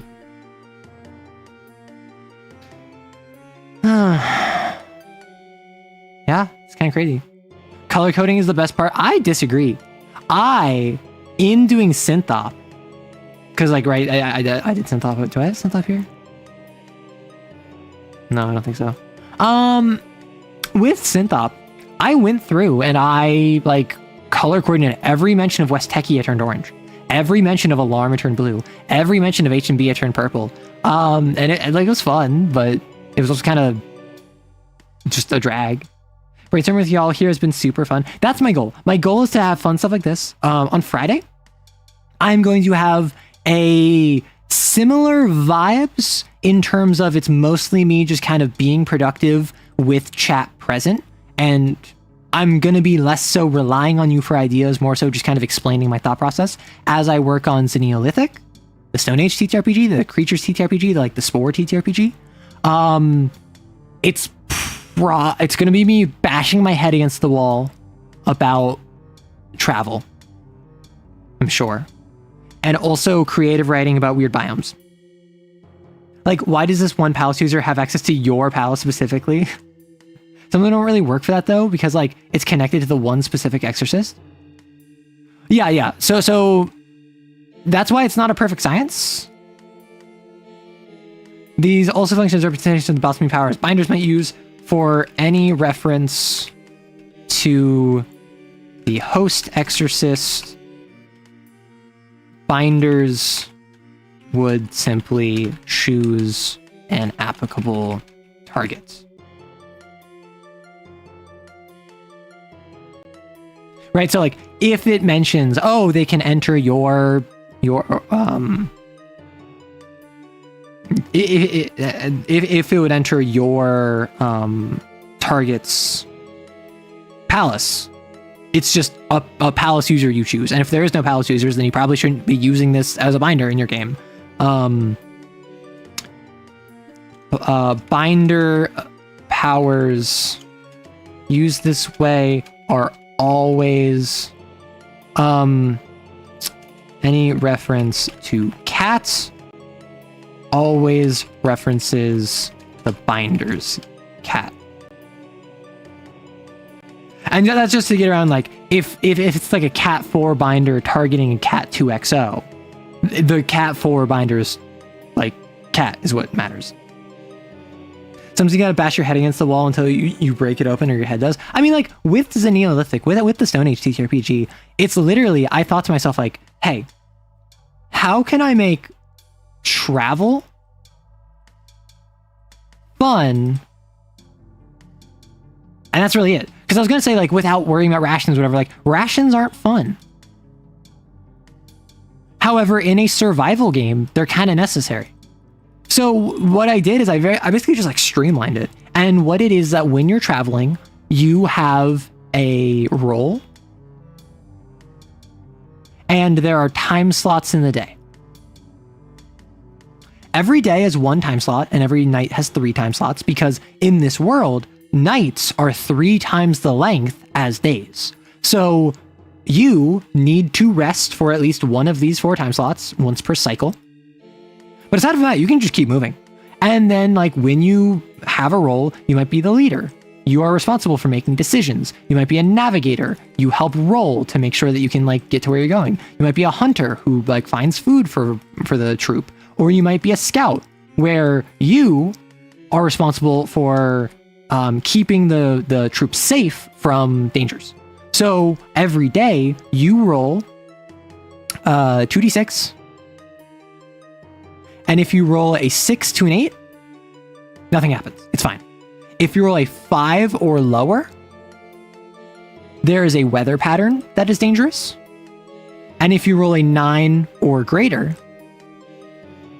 then there is some issue with other creatures. And what scouts do is that when you have a scout, if your scout is the one rolling, they roll 2d6 and can add or subtract 1 from the final result based on how many scouts you have. So if you have 2 scouts, you can have +2 or -2. Which obviously, if you roll a 10, you can make that 10 an 8, suddenly you're fine. Because your scouts saw there were creatures ahead of you and said, let's not go that way. Meanwhile, the hunter is responsible for finding food. If you don't have food, you will take wounds. If you take too many wounds, you will die. The navigator just like helps you literally navigate. And I want it to be like everyone chooses a role. And the role gives you like one cool thing to do. And that's it. And then like you can also like decide on like your pace, right? You can decide how fast you're moving. Are you being cautious? Are you being normal? Or are you being like urgent or something? And that basically like helps you move farther. It's been so nice to just write while arrows also being creative does wonders for the creativity. Well, look out for it on Friday. Because like Friday's stream, I'm going to be in a cave with a box of scraps, finally working on my TTRPG on stream. I'm so happy I managed to do the distortions today. Like, gosh, I don't want to go through and add a bunch of art, but like I might have to. And like, I physically don't know. I don't know how to change the font. I do not know how to change the font. Like I downloaded Acumen, the main font used in the CAIN source book. I don't have access to like the Adobe suite. So I can't change it in Google Docs. I don't know how I'm going to fix that, but gosh, it's been 5 hours. I think I'm going to swap over to questions. So, if you don't know, I have a Q&A section open right now. You can ask me whatever you want. You can ask me about CAIN, Homebrew, TTRPGs, VTubing, myself, stuff in the world, advice that you need, and just shoot me whatever you want. You've been making a cursed hybrid of Krita, GIMP, and Inkscape? Ah. I should return to working on my TTRPG, but I've been going through heck recently, rewriting the core mechanics. Yeah, and I might have to rewrite some of the synthop mechanics, because with synthop, someone very reasonably pointed out, like, hey, it would be so much better if instead of having bend, crush, slip, what if you have like a really narrow word, and then you have a slightly more broad word, and then you have a really broad word to indicate like your function, your vestige, and your jury rig. And I'm like, that is a much better option. Why did I think of that?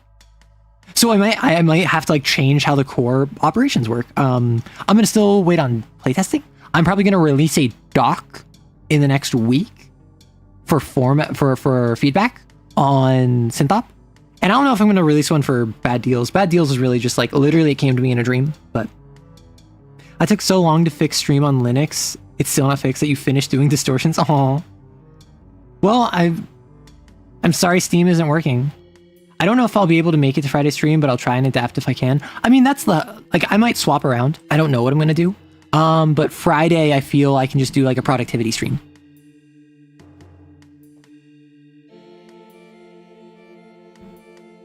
I've gone through at least 7 iterations of how modular parts actually function. Oh my gosh. That's at a certain point. Stop. Just stop. The TTRPG about making evil bad deals that have no good outcome came to you in a dream. Yeah. Yeah. Why? I had people saying like, oh, you're such a genius for this. And I'm like, nah. Just came to me in a dream. I put it to Paige on stream. I was like, okay, I know I'm playing Darkwood. However, I want to make a TTRPG real quick. Did I sell my soul? No. I refuse to sell my soul. My soul is mine. Thank you very much. I am not someone who's particularly spiritual, but I'm really weirdly possessive over my soul. I wonder why. Man, I hope you someday get to review CPR. What, like, I'm on that thing like CPR? Like, I am in misery?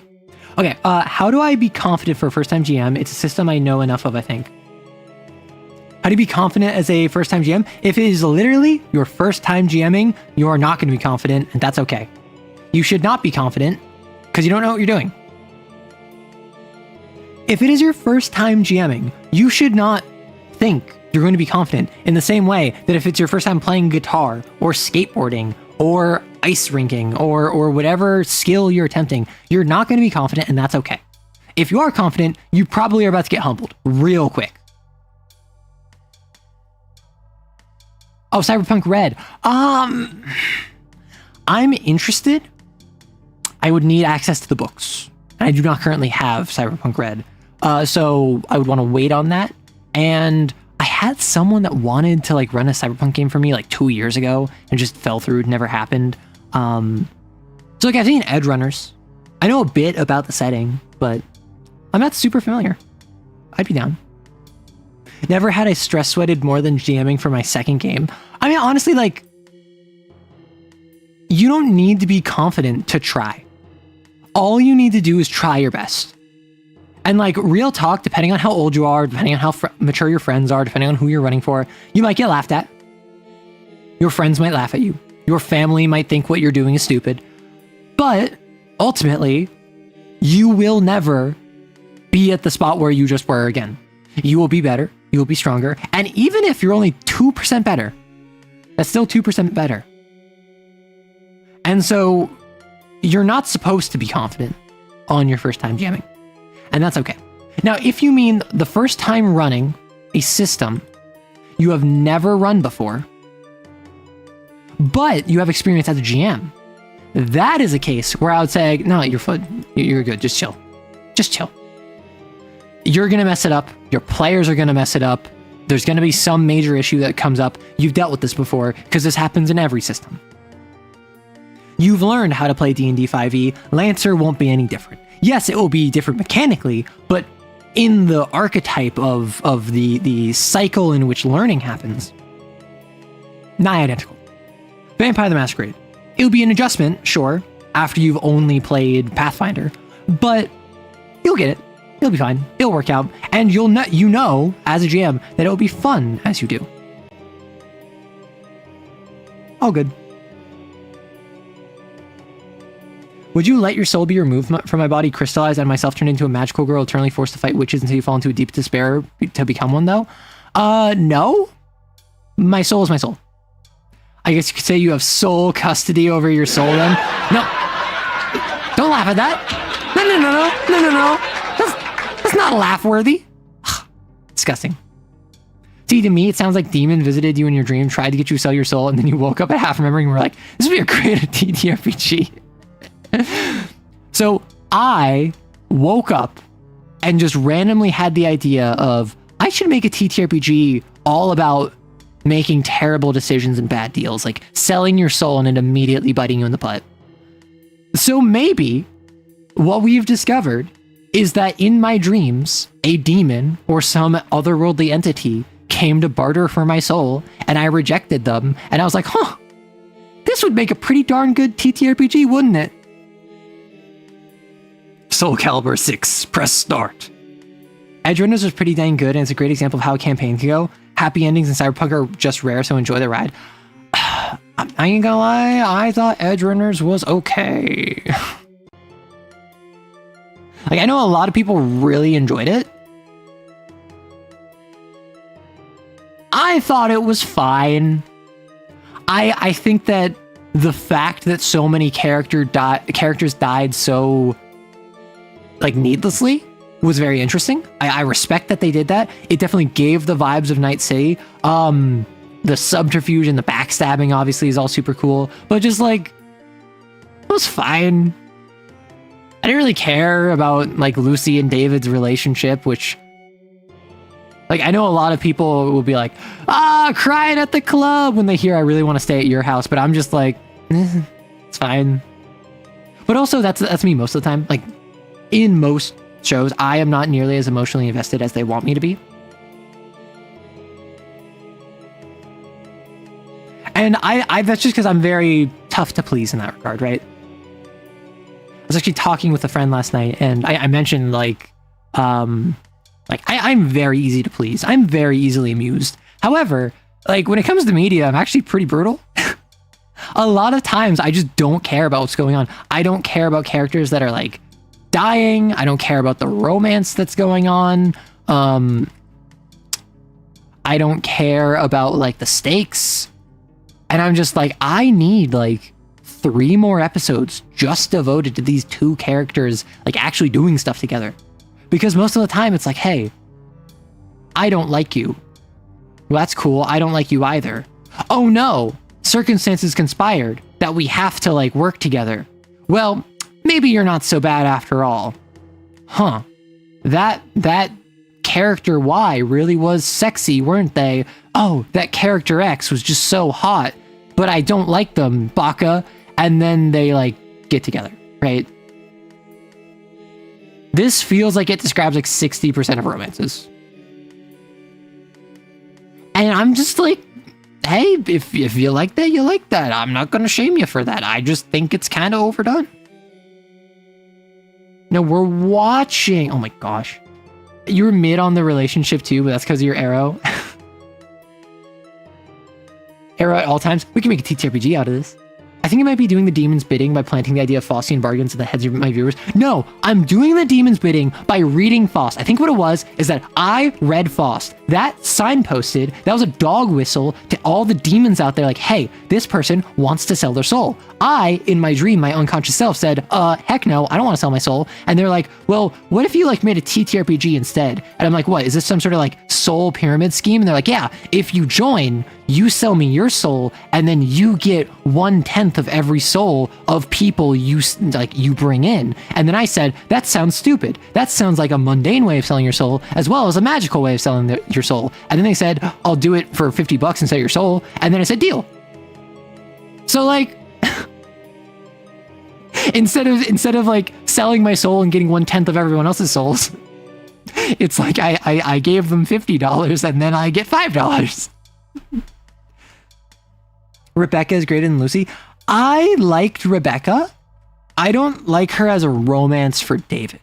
Mostly because I don't know why she looks like, I'll say youthful. I don't know why she was drawn that way. And I think that if she was drawn with a more like age appropriate figure, I would be like much more on the camp of like, yeah, like Rebecca and David would be awesome. But like, no, thank you. Like, Edge Runners, Rebecca. Like, I think Rebecca was a very fun character. I think Rebecca had personality, was like actually someone that like had agency and like a personality, whereas Lucy was just kind of like sad girl. Like, Rebecca was great. And she also like had a crush on David, which like a little bit of like that classic, oh man, women just throw themselves at main character man, don't they? But like, she was nice. She was fun. I don't think that she was a good romance, but like, I also don't think Lucy was a good romance. Yeah, the character that literally just looks like a child. Like, and she's like 18, 19, 20 or something. She has mods that make her look like that. And my response is, that makes me uncomfy. I'd sell your soul for 1 corn chip. Listen, would I sell someone else's soul for a corn chip? Maybe. Depends on the person and depends on the corn chip. No. So every anime doesn't have that. Just a lot of anime has that.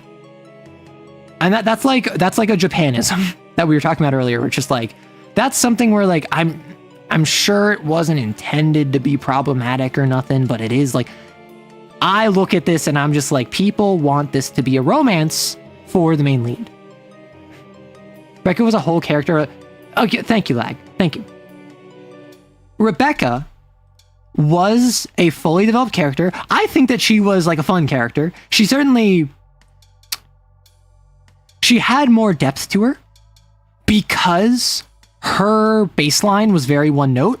And anytime she deviated from that, it actually let her feel more deep, because even a minor deviation, like for instance, her being sad over her brother's death, even though that was like a 1-episode thing,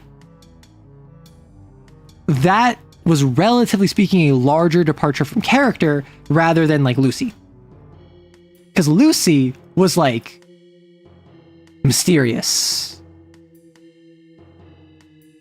right? And she had like the very beginning scene where it was like on the stretcher and like she was like riding atop David and like dodging and weaving through traffic, where she was like carefree. But broadly speaking, she was kind of just a wet blanket, I'm not gonna lie. Which, like, obviously she's traumatized, she's sad, she wants to get out of the game kind of deal. But like, that doesn't make her less of a wet blanket. The implication of adults deciding that makes it a bit worse. I mean, yeah, like, I am not too fond of the classic, like, anime character who's like looks like they're 12 but they're actually like 1,000 years old. And I would say a character that looks like they're like anywhere under 17 but they're actually secretly 18, 19, 20, and like actually just because their mods make them look like that, that's something where it's like I that makes me uncomfy. If you say you're okay with that, that makes me give you side eye. But also, I know it's a very real thing, and I know this is a real thing because I see Twitter discourse about it like every week, where in real life, petite women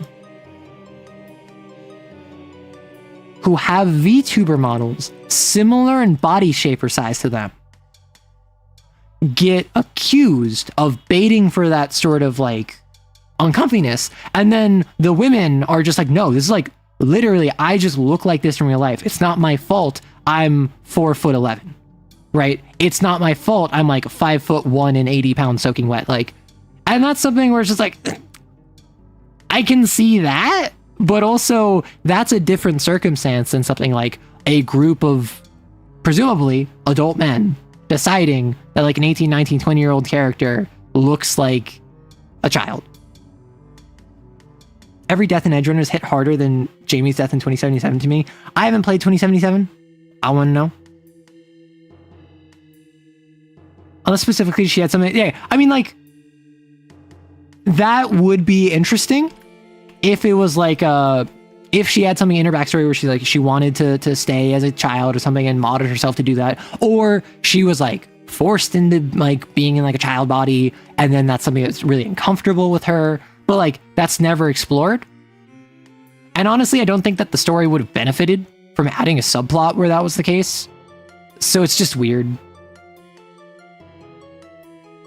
Yeah, like if there's a character reason for it, sure. But also at the same time, oh, I got bitten by a vampire when I was 13 and now I look like I'm 13 despite being like 1,500 years old. Like, that's not a justification. I don't care how edgy and angsty you get about how like or like Twilight and how Edward is he looks like he's like 17 and has gone to high school like 50 times or something. To be fair, I've seen women that have the same stature as Rebecca. I mean, that's the thing, right? Like, I'm not going to shame someone for having a body type like that. However, it is something that when no one who has that body type is involved in the creation process, presumably, I raise my eyebrow and I don't like it. Leg thing process? I'm mostly plateaued, I feel. Which is sad to say. Basically, what I've been doing every night when I shower, I will go to my bathroom and I want to get to the point where I can do a leg cabedon, right? That's my goal. Right now, I'm closer to like here, right? So I have like halfway to go. And I made a bunch of progress initially where I can keep my legs straight, I can keep it out, I can keep it against the wall, but getting it higher while maintaining my balance is really difficult. So I don't know if at my standard pace I'll actually make any progress anytime soon, or if I need to like do multiple times a day, like 5 minutes at a time, which would suck. I don't care enough about it to do that. Rebecca was actually really small from the start, reading a manga about her and Pilar's backstory, and we're currently waiting for the second volume. It goes both ways, weirdly enough. You're a trans femme, pre-HRT, and everyone I've mentioned my height to is like, women aren't that tall, or women aren't built like that. Yeah, it's like, it's stupid. It's dumb. Do I know about Library of Ruina? I know about Project Moon, and I had a random deep dive about Lovetown. Right? I had a deep dive into Lovetown because someone in chat mentioned it, and then I read the wiki about it, and they're like, yeah, if you want to get into Project Moon, like Lovetown is like one of the worst things in it, so like that's a good litmus test. And I was like, this feels needlessly cruel. This doesn't seem very interesting to me. And they're like, no, most of it has reasoning. This one is just like the worst. And I'm like, So I actually don't know much about Library of Ruina. All I know is Limbus Company is like a free gacha game, right? I still don't know why the artist put her essentially in underwear and a big jacket. I mean, I know why they did that, and I think that that's deplorable, but also, what are you gonna do, you know? But like, it's the same reason that they drew Lucy breasting boobily, right?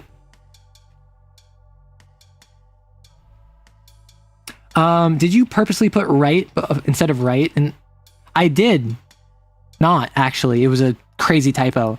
Because like in my starting student screen, in my pause menu, like I meant to say your VTuber will be RIGHT with you, but then I actually fell on my keyboard and my entire keyboard flipped over and spelled out WRITE, and I didn't notice. I thought it was spelled correctly, and I've actually had this up for like 2 years now. I never noticed. Oh my gosh, like thank you for pointing that out. What is the best TTRPG experience you have had so far? If there isn't any single one, was my favorite TTRPG to DM? I feel like I gotta say the Wailing one. I feel like it's gotta be the False Hydra. Because that one like took actual literal months of work to set up. At least it's not like some of the Fate series. Okay.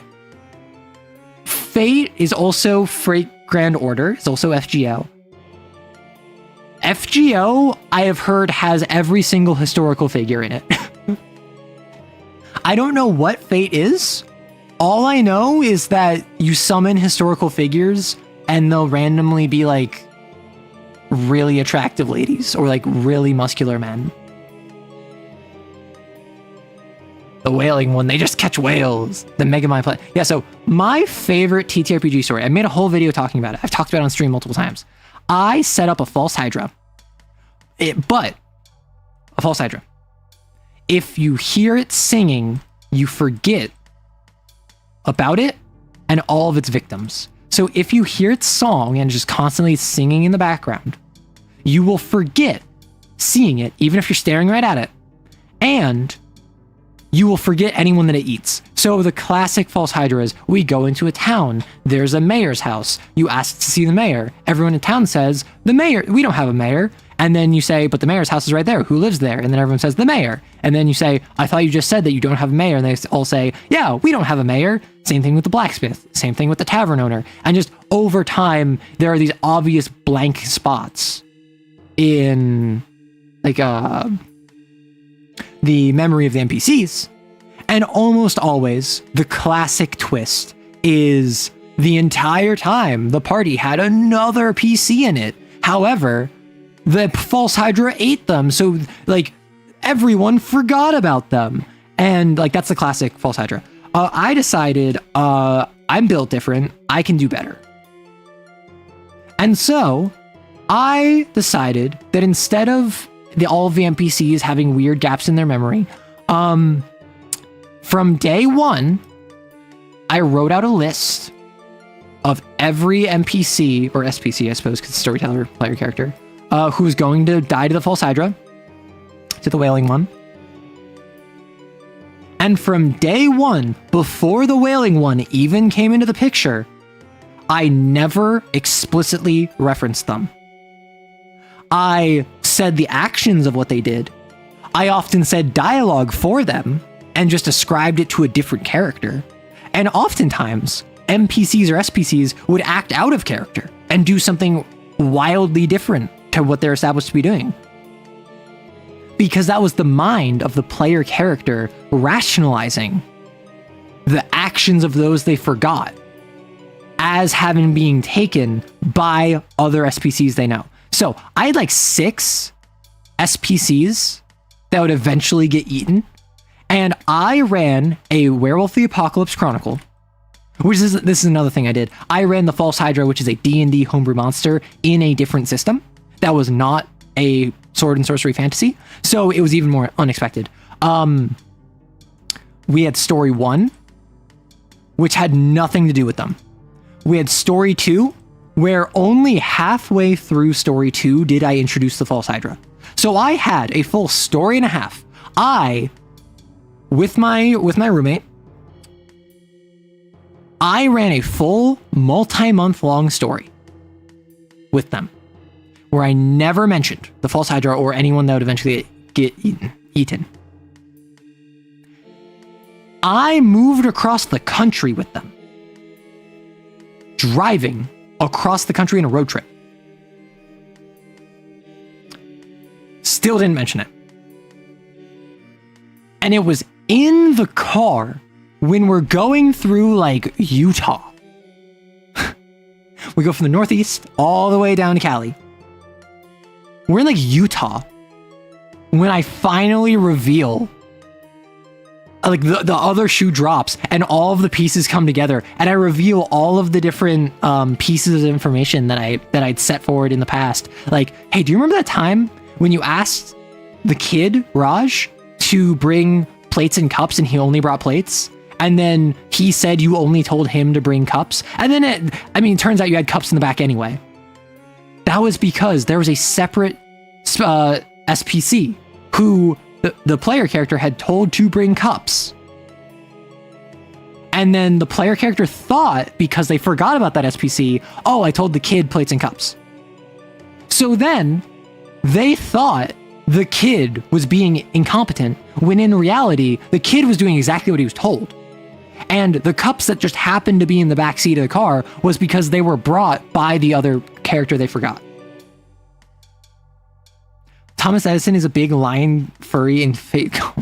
No, I'm not looking that up. So yeah, probably the Wailing One. It's got to be my favorite thing that I've ever done in a TTRPG. As a player, I don't have nearly as much experience. And most of my experience is weird. The 2 longest running games I've ever been a part of were a West Marches game and a one-on-one game. Where the West Marches, I went from, I think, 3 to like 19. And the and the one-on-one game, I went like level 5 to level 18. And I've had other games where I went from like level 1 to level 3, or like level 3 to level 4, or like level 5 to level 7. And they lasted like more than 5 sessions, right? But ultimately, in terms of like long form games that I have big memories of, these are the 2. And the worst part about the one-on-one game, I got to literally, I think, the penultimate session. I think I had 1, maybe 2 sessions left before the end of the game, because this was a game where I was playing a warlock. So the GM reasoned, well, your power as a warlock is granted to you by your patron. So I think it's reasonable for the patron to just give you multiple levels at a time. So I was about to hit like level 20, ascend to godhood, supplant my patron as a god because my patron wanted to like start a new cycle of gods, and I was going to betray my patron and like stop the other ascendant gods from coming about. And then my friend group fell apart, and I don't talk to these people anymore. So unfortunately, the one-on-one game, I stopped talking to the GM. Sad. But so how did they discover the false Hydra in the werewolf game? The false Hydra, the wailing one, they for months had been told, hey, this area, don't go there. It's super dangerous. And they're like, why? And then eventually they find their way there accidentally, and they get really bad vibes from it. And then they're in a forest. So in the werewolf game, their cairn is in the forest, and they have 2 pacts with spirits at this point. They have one with the fire. They have a campfire in the center of their camp, and they have the forest.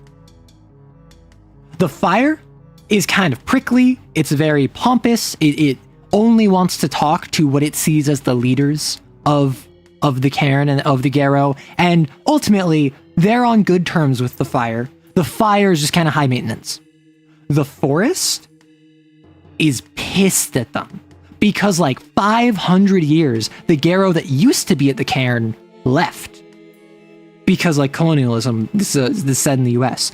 And so the forest feels like the Garrow abandoned it. And even though the Garrow have been at this cairn for like 50 years now, 50 years is nothing to a forest. So the forest is still waiting to see if the Garrow are actually going to pull their weight. The forest refuses to talk to them. Basically, all they do, like, every time they go to the cairn is, like, they tend to the fire, they, like, basically express their thankfulness to the forest, they're on their best behavior for the forest, and so 2 of the characters, they're kind of on a date, kind of not on a date. The player character, it's a one-on-one game, and one of the NPCs, one of the SPCs. They're at the cairn, and they see just this wave run through the entire canopy, just radiating outwards as all of the trees just shift and twist, and there's this like brushing of wind across the entire canopy, all in one direction from that same place that they were said not to go to.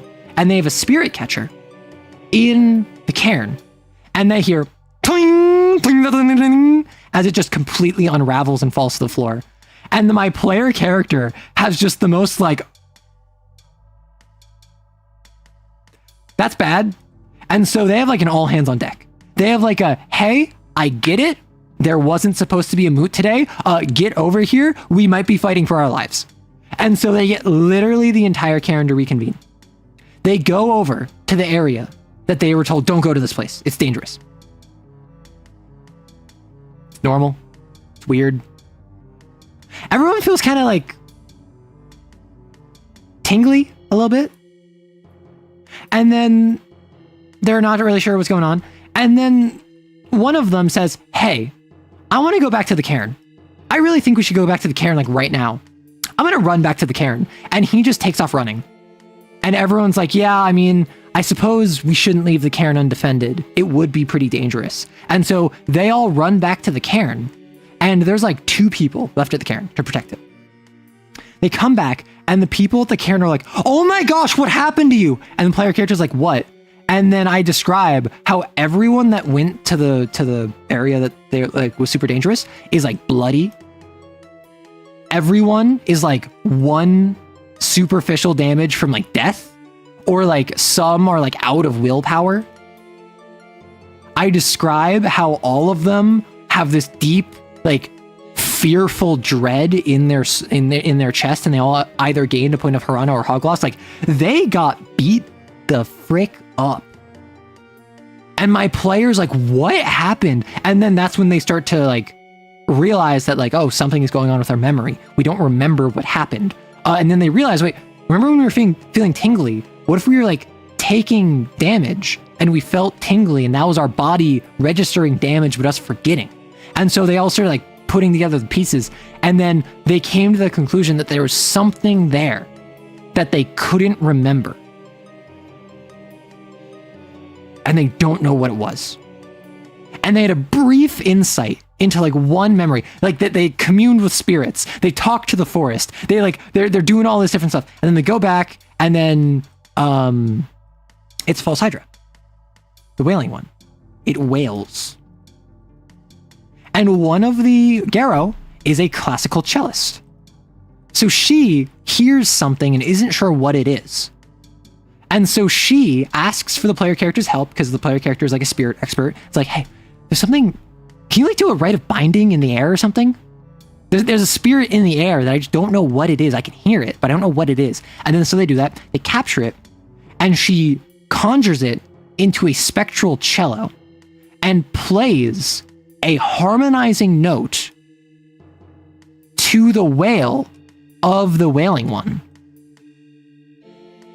And because she is harmonizing with the wailing one, that temporarily removes the amnesia from everyone involved. So she is note for note with her perfect pitch and spectral cello playing, like harmonizing notes to counteract the song, and then the rest of the sept is all going forward and trying to fight this thing. And so then they fought it. There was a brief spill falling deep into the Umbra and like having to work with the wailing one. They get back out. It was a whole thing. But like, it was a really fun experience for me as a GM, and my player was blown away. They hated me. They still hate me, but they were blown away.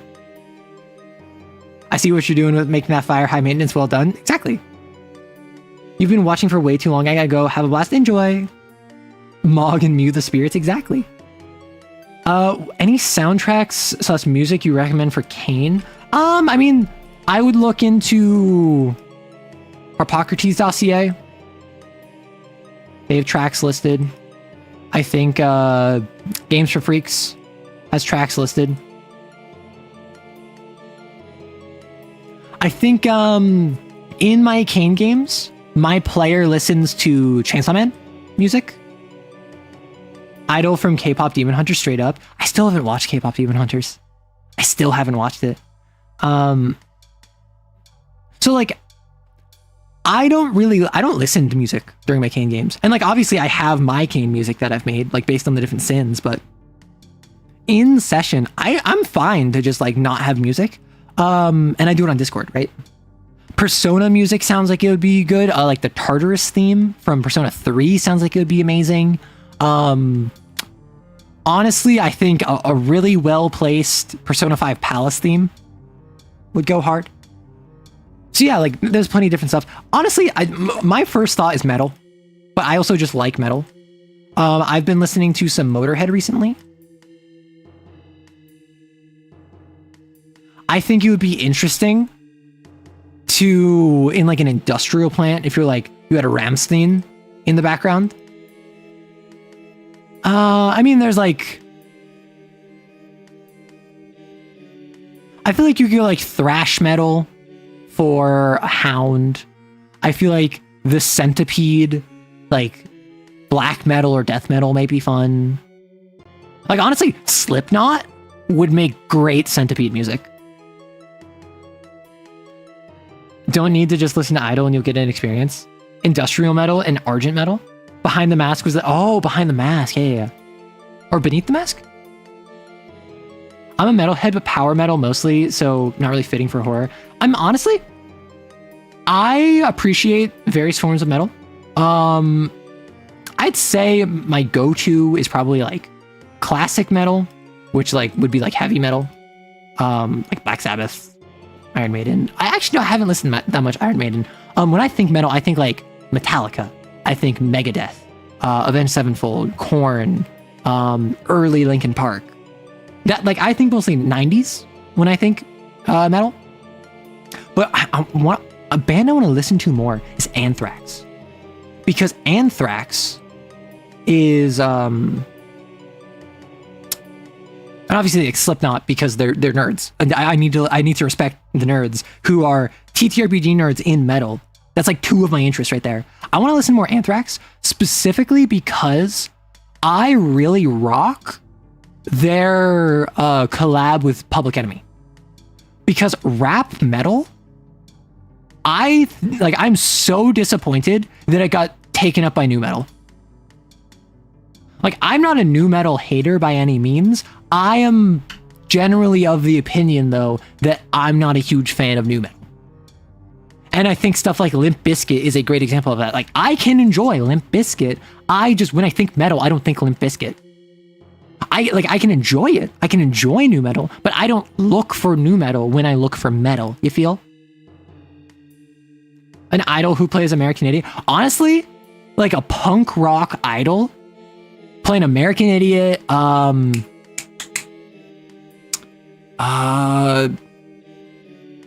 Outcast. Are they Outcast? What's their name? Outcast band. Outcast. I feel like I'm not. Who did Pretty Fly for a white guy? Offspring, that's what it is. So Offspring, honestly, like a punk idol whose theme is like Green Day, Offspring, I mean, even like Sex Pistols, but Sex Pistols are kind of like a plant. Dead Kennedys, Clash, like that kind of like. Honestly, my first thought is American punk, but like classic British punk. You know? No, I don't mean Green Day. Green Day is the ones that made American Idiot. I was thinking of a separate band. You gotta go eat dinner, have a good one. Enjoy. You're Gonna Go Far Kid is a go-to song. Honestly, I love that song. Like, I made an NPC off of that song because I had the idea of a doppelganger. I had the idea of a doppelganger who their entire thing is that they have a position of authority in a city and their whole platform is turning crowds against each other. And like, I like a lot of the songs on Americana. Awesome, one of the Offspring albums. Is Rise Above the one with You're Gonna Go Far Kid? So one was like the angel with the heart in the heart hole in its heart in its chest. Have you ever either played Slay the Princess or Scarlet Hollow? Scarlet Hollow had me in a chokehold. It's slow burn horror. I have not played Slay the Princess. I've seen a playthrough of it. And I don't think that I can get the full experience out of it then. Because it's very much a like, you play it once and you're done kind of game, right? Although funny enough, I actually saw it before it blew up. And I was like, that sounds interesting. Maybe I can stream that. And then I didn't. And then it got super popular and I was like, beans. But also I didn't really have a stream presence at that point. So I'm not too upset. Scarlet Hollow, I don't know. Scarlet Hollow. Is that what? Oh, that's one of their other games. Episode 5 out now. So this was after Slay the Princess, right?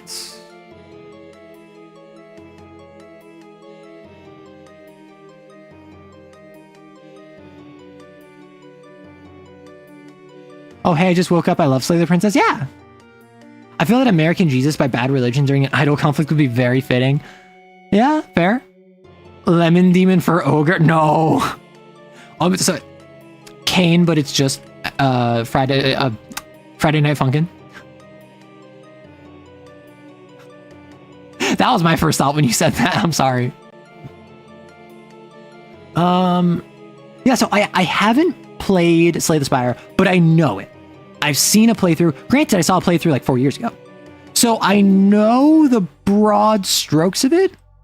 I know that it's like a very like cosmic game. I know it's a game that I think the core premise ultimately boils down to the fact that like you and the princess are both prisoners of your fate and you are thrust into roles you don't want to play. And it's basically like a story of forgiveness and like connection despite that. And the final boss battle is like a debate that you have with her based on what routes you took, which I think is super cool. I think that's all awesome. I don't know enough about it that I feel like I could play it on stream. I know nothing about Scarlet Hollow. Which like obviously, if they made Slay the Princess, they probably know how to make good games. So I think Scarlet Hollow is probably a good game. But funny enough, a channel that I watch occasionally they just casually know the Black Tabby devs, the ones that made Slay the Princess. And so they like mentioned how they like were privy to the game before it released, and then once it released, they finally got a chance to play it. They're like, "Hey, we can play our friend's game." Tally Hall, turn the lights off, Ogre. No. Now I'm just imagining an ogre being like, "Turn the lights off, then I." Scarlet Hollow is one of the only games that actually has your choices matter. It uses the novel medium of visual novel so well with how you do multiple playthroughs. Pumped Up Kicks for now. No, I feel like Pumped Up Kicks, idle. It's so peppy. It's so up there. But it's so, like, nefarious. You feel? Or maybe... Oh, no. Pumped Up Kids for a lord. For a lord that's like, I want to go back to, like, how summer was. Like, how my childhood was. And so it's, like, Pumped Up Kids. Pumped Up Kicks. And it sounds happy and nostalgic, but ultimately it's really bad. Interesting. I might have to check out Scarlet Hollow then. My current plan is I'm going to finish Darkwood, which I'm not going to lie, the fact that it's taking longer than I expected isn't very pog. I also have no idea where to go next. I'm completely lost in Darkwood. I stream over on Twitch on Saturdays. I don't know how many more streams I have. I want to finish Darkwood because I am enjoying it. It's just kind of like, I think it's not a like, I think a lot of folks aren't very interested in it because viewership's been a bit down, which is a bit sad, but I plan on seeing it through. I just got Titanfall 2. So I think I'll probably follow this up with the campaign for Titanfall 2. And because people keep telling me, play Titanfall 2, play Titanfall 2, and I'm like, maybe. I know nothing about the campaign. I do like mechs, I like Lancer, and I got it for $3. So I picked up Titanfall 2, that's my plan after Darkwood. I think that'd be a very good palette shift after the slow, methodical Darkwood to have like really action-packed Titanfall 2. Hey, for an idol?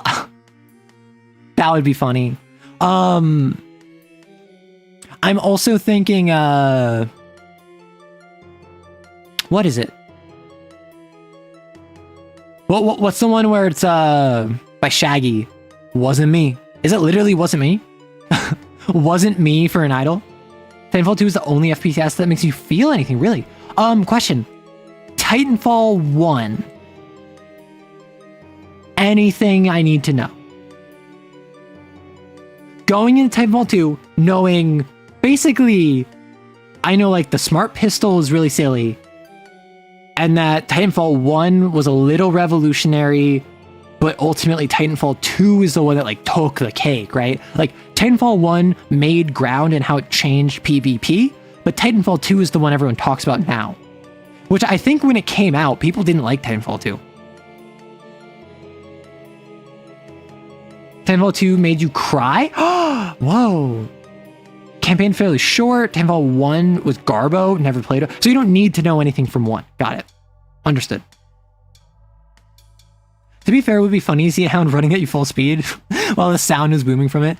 Just like, all the other kids with pumped up kicks, you better. What is that? And then just like bursting out a wall like the Kool-Aid man, just like, better run, I'll run my gun. And then like 12 automatics just unload from it. You never played the first and Titanfall 2 story was easy to follow. So what I'm thinking, I think what I do is I play through Titanfall 2 campaign, and I imagine that'll take like 2 streams, maybe. I stream for like 6-7 hours, so. Interstellar Mining Corporate Company being greedy and stuff, militia is fighting against stuff, that's all you need. Okay, sure. But like, Titanfall 2, I remember hearing good things about Titanfall 1, and I feel like people didn't like Titanfall 2. And then it's only like after years pass where like now I consistently hear like it is the best FPS game. Like it is the best FPS campaign. We want more Titanfall 2. Apex killed Titanfall. If it's got pumped up kicks, the Hound has to have Annihilation of the Wicked. Exactly. DTMF from Bad Bunny? I'm unfamiliar. When your CAIN binder gets the Titanfall 2 ending. No! See, I do want... I think it would be really funny to run a game of CAIN where you also have Lancers. And as a CAIN XO, you have Lancer combats where you fight against like Kaiju Sin. That's just girl frame. I reinvented girl frame. Frick, I need to do a bunch of stuff for girl frame. No. Okay, I need to rest up my throat.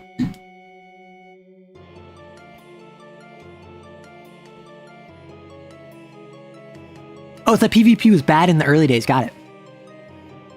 TF2 had an unfortunate release date between COD, no idea what number, and another popular one. Which, got it. All right, what sin would play Ram Ranch? I don't know what that is. We're approaching 6 hours. I think that is a good enough time to stop as any. I am going to... What's it called? I'm going to wrap up, I think. Join me on Friday at noon PST for a work buddy stream, a productivity stream. I'm going to be working on a TTRPG. It's going to be less involved than today's was. Today was very much a you and I are working in tandem. Friday is going to be I am working. Feel free to chat if you want. I will probably respond to your messages, but I'll be focused on writing. I want to play Lancer, but I'm cursed to DM everything that isn't D&D. That's kind of funny. The humble Cat 1 ogre versus a fully charged apocalypse rail. Listen, that awful place of flesh and a shuddering thing in the dark. Apocalypse rail, 50-50 chance of missing. It will make your Barbarossa pilot cry. Cat 1 ogre versus the Omnigun. We did talk werewolf versus Sin. We have not, or we did talk werewolf versus Lancer Frame. We have not talked Lancer Frame versus Sin.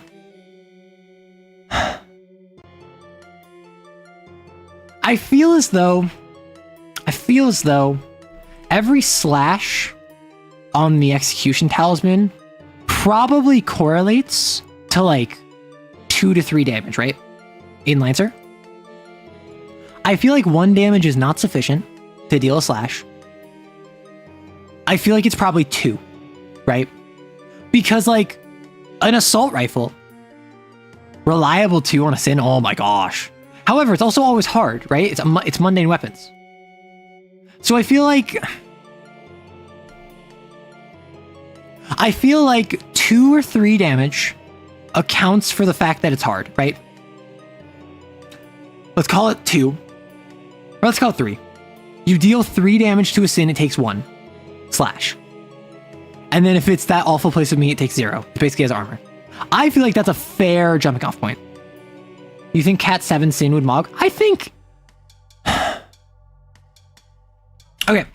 In fairness, Everest. No other LLs, just GMS equipment. We're talking like assault cannon. So like the assault rifle. Let's say 2 missiles. And then a heavy, and then a heavy melee, right? I feel like this is a very stereotypical Everest build. You have your assault rifle, you have 2 auxiliary missiles, and you have a heavy melee weapon, right? I feel this Everest would have a very reasonable back and forth with like a Cat 3, and I think it would get mogged by like a Cat 4, Cat 5.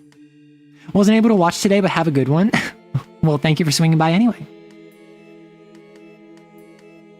Sympathy with a mech is nutty. No, sympathy with a mech is only nutty if you get like button or lever or wire. Like there's no resonance for mech. So imagine trying to like be resonant with an entire mech.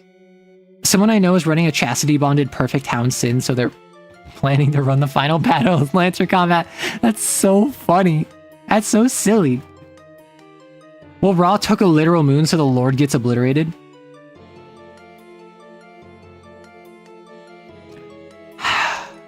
The moon is mundane. And also Deimos is tiny. Could a Lord's kingdom resist an eidolon. Eidolons can rewrite reality. They can change stuff. Ra can take a moon and dip with it. But a lord has complete control over its kingdom. A lord can alter what is and is not permissible within its kingdom. I don't think it's hydrogen bomb versus coughing baby. I think it's a legit contest. Humans will pack bond with literally anything. Cat 7 sin events are probably world altering, so I would argue Ra is a Cat 7 lord. I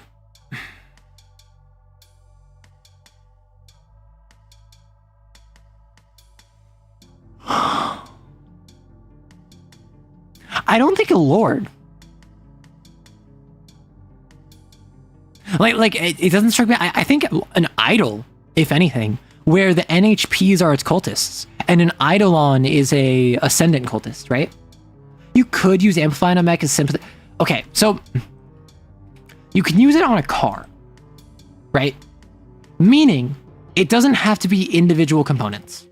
Amplify. You can use amplify on a mech if you can use it on a car because you do it to see the entire thing. Could I use amplify on an entire factory line? Could I use amplify on a tank, on a artillery piece, on an entire ship, a boat? I don't think you could. I think you would have to mix and match. And so I think you wouldn't be able to do everything with the frame either. I think it would have to be like you choose the gun. You choose the computer interfacing system, which is the exact same argument I got into when I'm talking about the Garo and their disruption of technology. Maybe NHPs are the guards. That's the issue with that, is guards aren't autonomous. And also, that would mean the kingdom spans the entire Orion arm, which I think is unreasonable. Does a passive from a vector or tension apply to the mech they pilot? I'd say no. I'd say it'll apply to them specifically. Does the drunk driver agenda power apply to pilot? Yes, absolutely. The drunk driver agenda absolutely applies to piloting a mech. The king's chariots cannot be stopped. Whether the king's chariot is a new Mercedes-Benz or a fresh off the printing line Nelson with the ramjet installed. Eldritch Space Math versus Eldritch Trauma. The thing we're ignoring here is that Lancer has special metal that ignores conventional weaponry. If you took a modern day firearm, a modern day rocket launcher, and you fired it at a mech from Lancer, it would do nothing. If you took a modern day firearm and fired at a Sin, it would do nothing. Does the metal and the sinliness cancel out? Does a hound with Annihilation of the Wicked hard counter literally every mech? Good questions. This is Gundanium all over again. Blackbeard King's Chariot, mother fluffer. No, this conversation, like probably 8 months ago at this point, we had a conversation. Could a Garo beat a mech in a fight? And I said no. And then we talked about it, and then we were like, could a Garo knock over a mech? And we said yes. Because we were talking about like logistics and strength capacity and all that stuff. What Cat of Sin would be required to fight a mech? I think we established that like Cat 3 is probably sufficient for a vector user to fling a mech. The question is, does the heavy frame trait from the Barbarossa override magic? It cannot be pushed, pulled, or knocked prone by a creature smaller than it, or an enemy smaller than it. Or maybe it even says another mech smaller than it. Does magic count?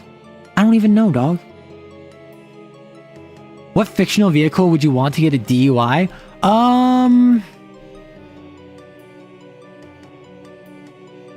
for use the Fantastic Car from Marvel. I feel as though, like, the invisible jet would just be so funny. Like, getting a DUI in the invisible jet is like, no, officer. I'm not under the influence of anything. I'm not even in a vehicle. Really? Then why are you floating 3 feet off the ground? Don't worry about it, officer.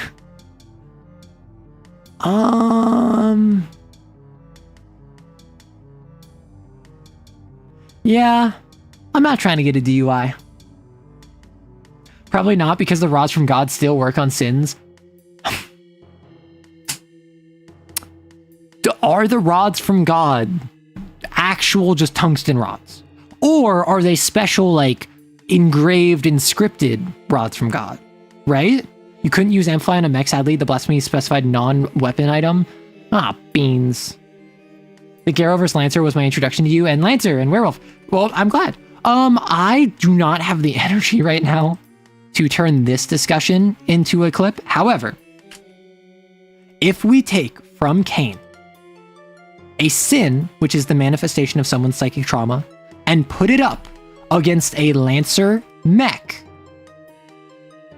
legitimately, what do we think would happen? Because the sins from CAIN are resistant to all mundane damage, and if they're of a high enough category, they ignore mundane damage. Meanwhile, Lancer has future metal. Lancer mechs are immune to, like, modern day 21st century firearms and damage. Is a mech immune to magic? Is magic resistant to sci-fi tech? Can future metal beat a sin? I think the answer is yes, but what cat does that no longer become the case?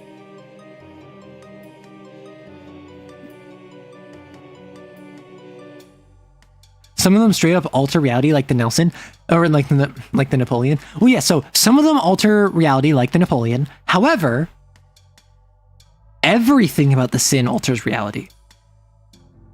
Everything about it alters reality. There are drifters involved. There are traces involved. What happens when a centipede sends 10,000 infested at a Napoleon? Yeah, the Napoleon can just, like, displace her 10 of them.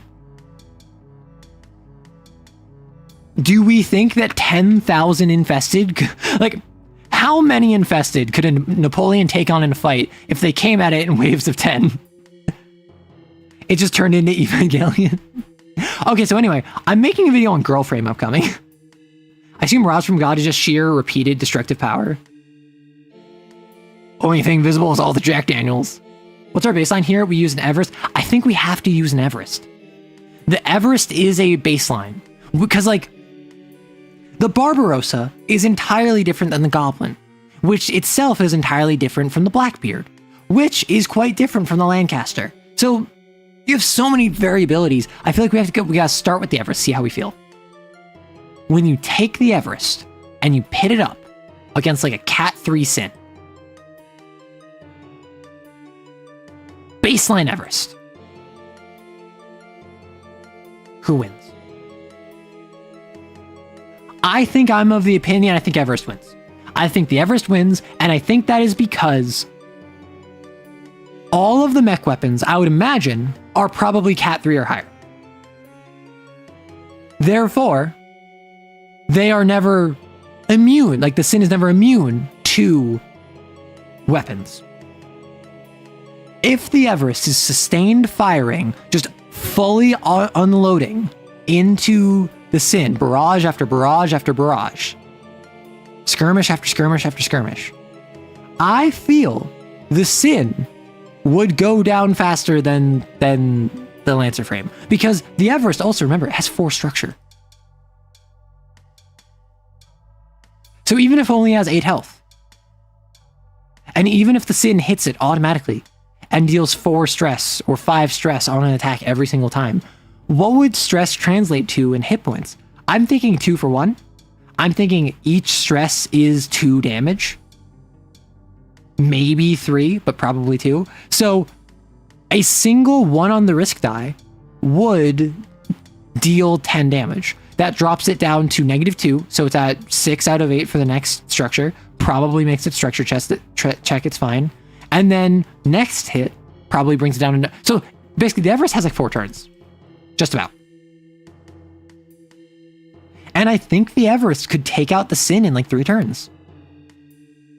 1 of every frame versus 1 million Cat 1 hounds. Listen, who would win? The Sun or 1 billion lions? Like, that's a lot of lions. Action economy wins all except against a Monarch, maybe. The Monarch actually is, like, kind of crazy there, yeah. Cat 4 at least? Really? You think Cat 4? In order for proper scaling, we have to imagine these sins are manifesting during the time period of Lancer. Oh, I didn't even think about that. Would the... So, a tank shell, firearms, are comparable to a modern sin. I imagine if a sin manifested in like 1850, the same would not be the same. Therefore, I feel it is reasonable to say that the Lancer frames lose their technological edge if the sin is manifesting in that future time period. Meaning,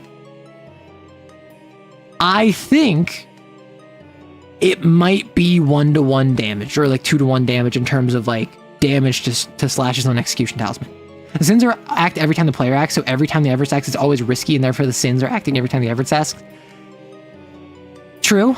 However, I would say the Everest would still get its full turn. It would still be able to do a full action / 2 quick actions plus movement. Right?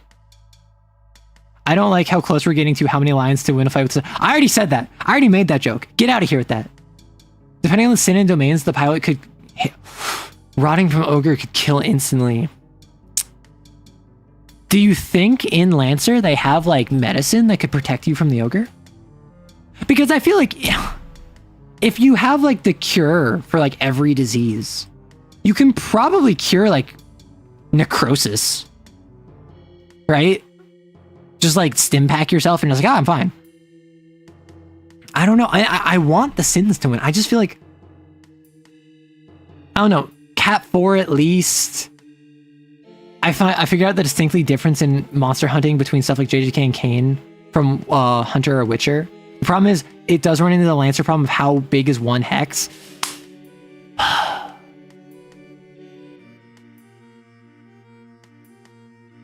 One sin per hex, I think. And then I think some larger sins, like maybe some centipedes, are going to be like size 2, right?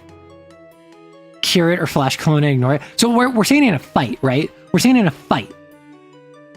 Like, whoa. Black mold upon ye. Can a Lancer pilot respond to that? Suddenly, the entire inside of their cockpit is rotting from the inside out. They are covered in black mold. Their limbs are succumbing to necrosis. And they have like a wheezing, like sinewy white growth coming out of their throat. Does the Lancer pilot just fold instantly? Wait, if you can cure every disease, they've cured sin manifestation? The sin manifestation isn't a disease. Mental health isn't just a disease you can cure. Come on. Ooh, who's who? Get out of here with that. You're on an Everest, takes its size 2 is like 6 meters minimum, and that scale of those weapons is like firing a motorcycle. I mean, like, could a Space Marine take out a Sin? Probably. Sins are basically chaos demons. Bolters fire like soda can sized shells. Like, it's all theoretical. Quick eject before to get away the bulk of the mode, then they need medicine. Yeah, but I would say that's losing. I'll say even if you escape, that's loss. Does Empath 3 make it easier for Lancer pilots to figure out the trauma questions? Can you scan a Sin and just learn trauma questions? Can you say, hey, NHP, analyze the patterns of behavior on this Sin. tell me what the trauma question answers likely are. And you ask ChatGPT what the trauma questions are. CAIN would mix great with Shadowrun. It would mix great with Shadowrun. My thought process has always been Dark Heresy, a 40k TTRPG.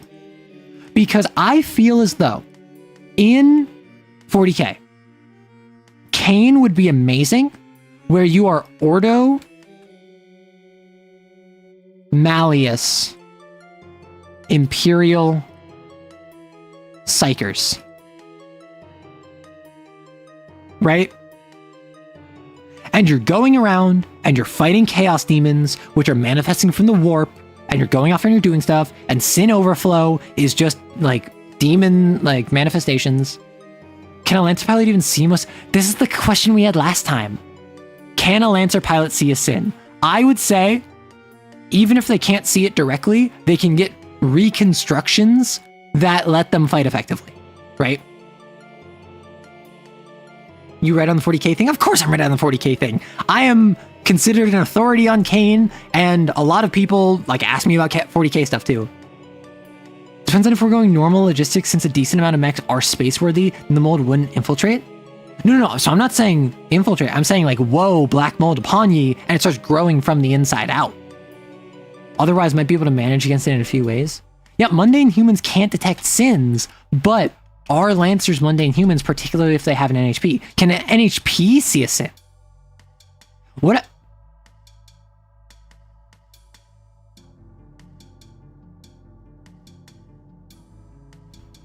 Guys, I think I just invented the nightmare dimension.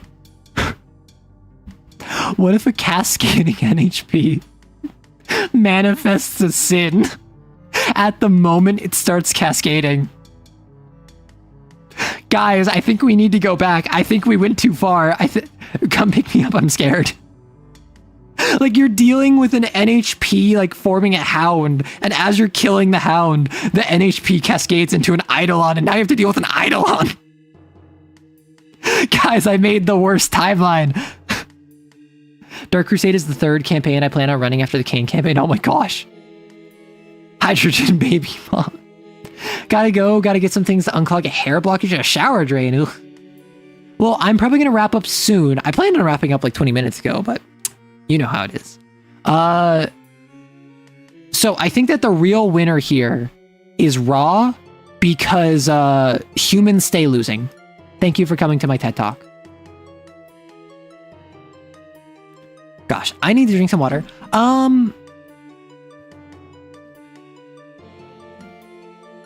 Be on the lookout for a stream over on Friday. I'm going to be doing a productivity stream. I'm going to be working on a TTRPG. Feel free to swing by.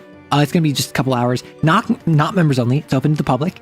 And I'm just going to be productive. So feel free to chat if you want. Unfortunately, discussion was funny, so Arrow doesn't leave when they wanted. Yeah. If the discussion is funny enough, I will just suffer. And my throat's been kind of going for the past hour. And I'm just I will suffer through it. Thank you so much for swinging by. I hope you have a lovely day, evening, afternoon, night, whenever. That conversation was so much fun. And immediately everyone in chat just jumped on it, which I thought was hilarious. Take care of yourself, all right? And I will see you next time. You know the image of the black-haired ghost in Asian horror media? What was the Western version of that? Nosferatu?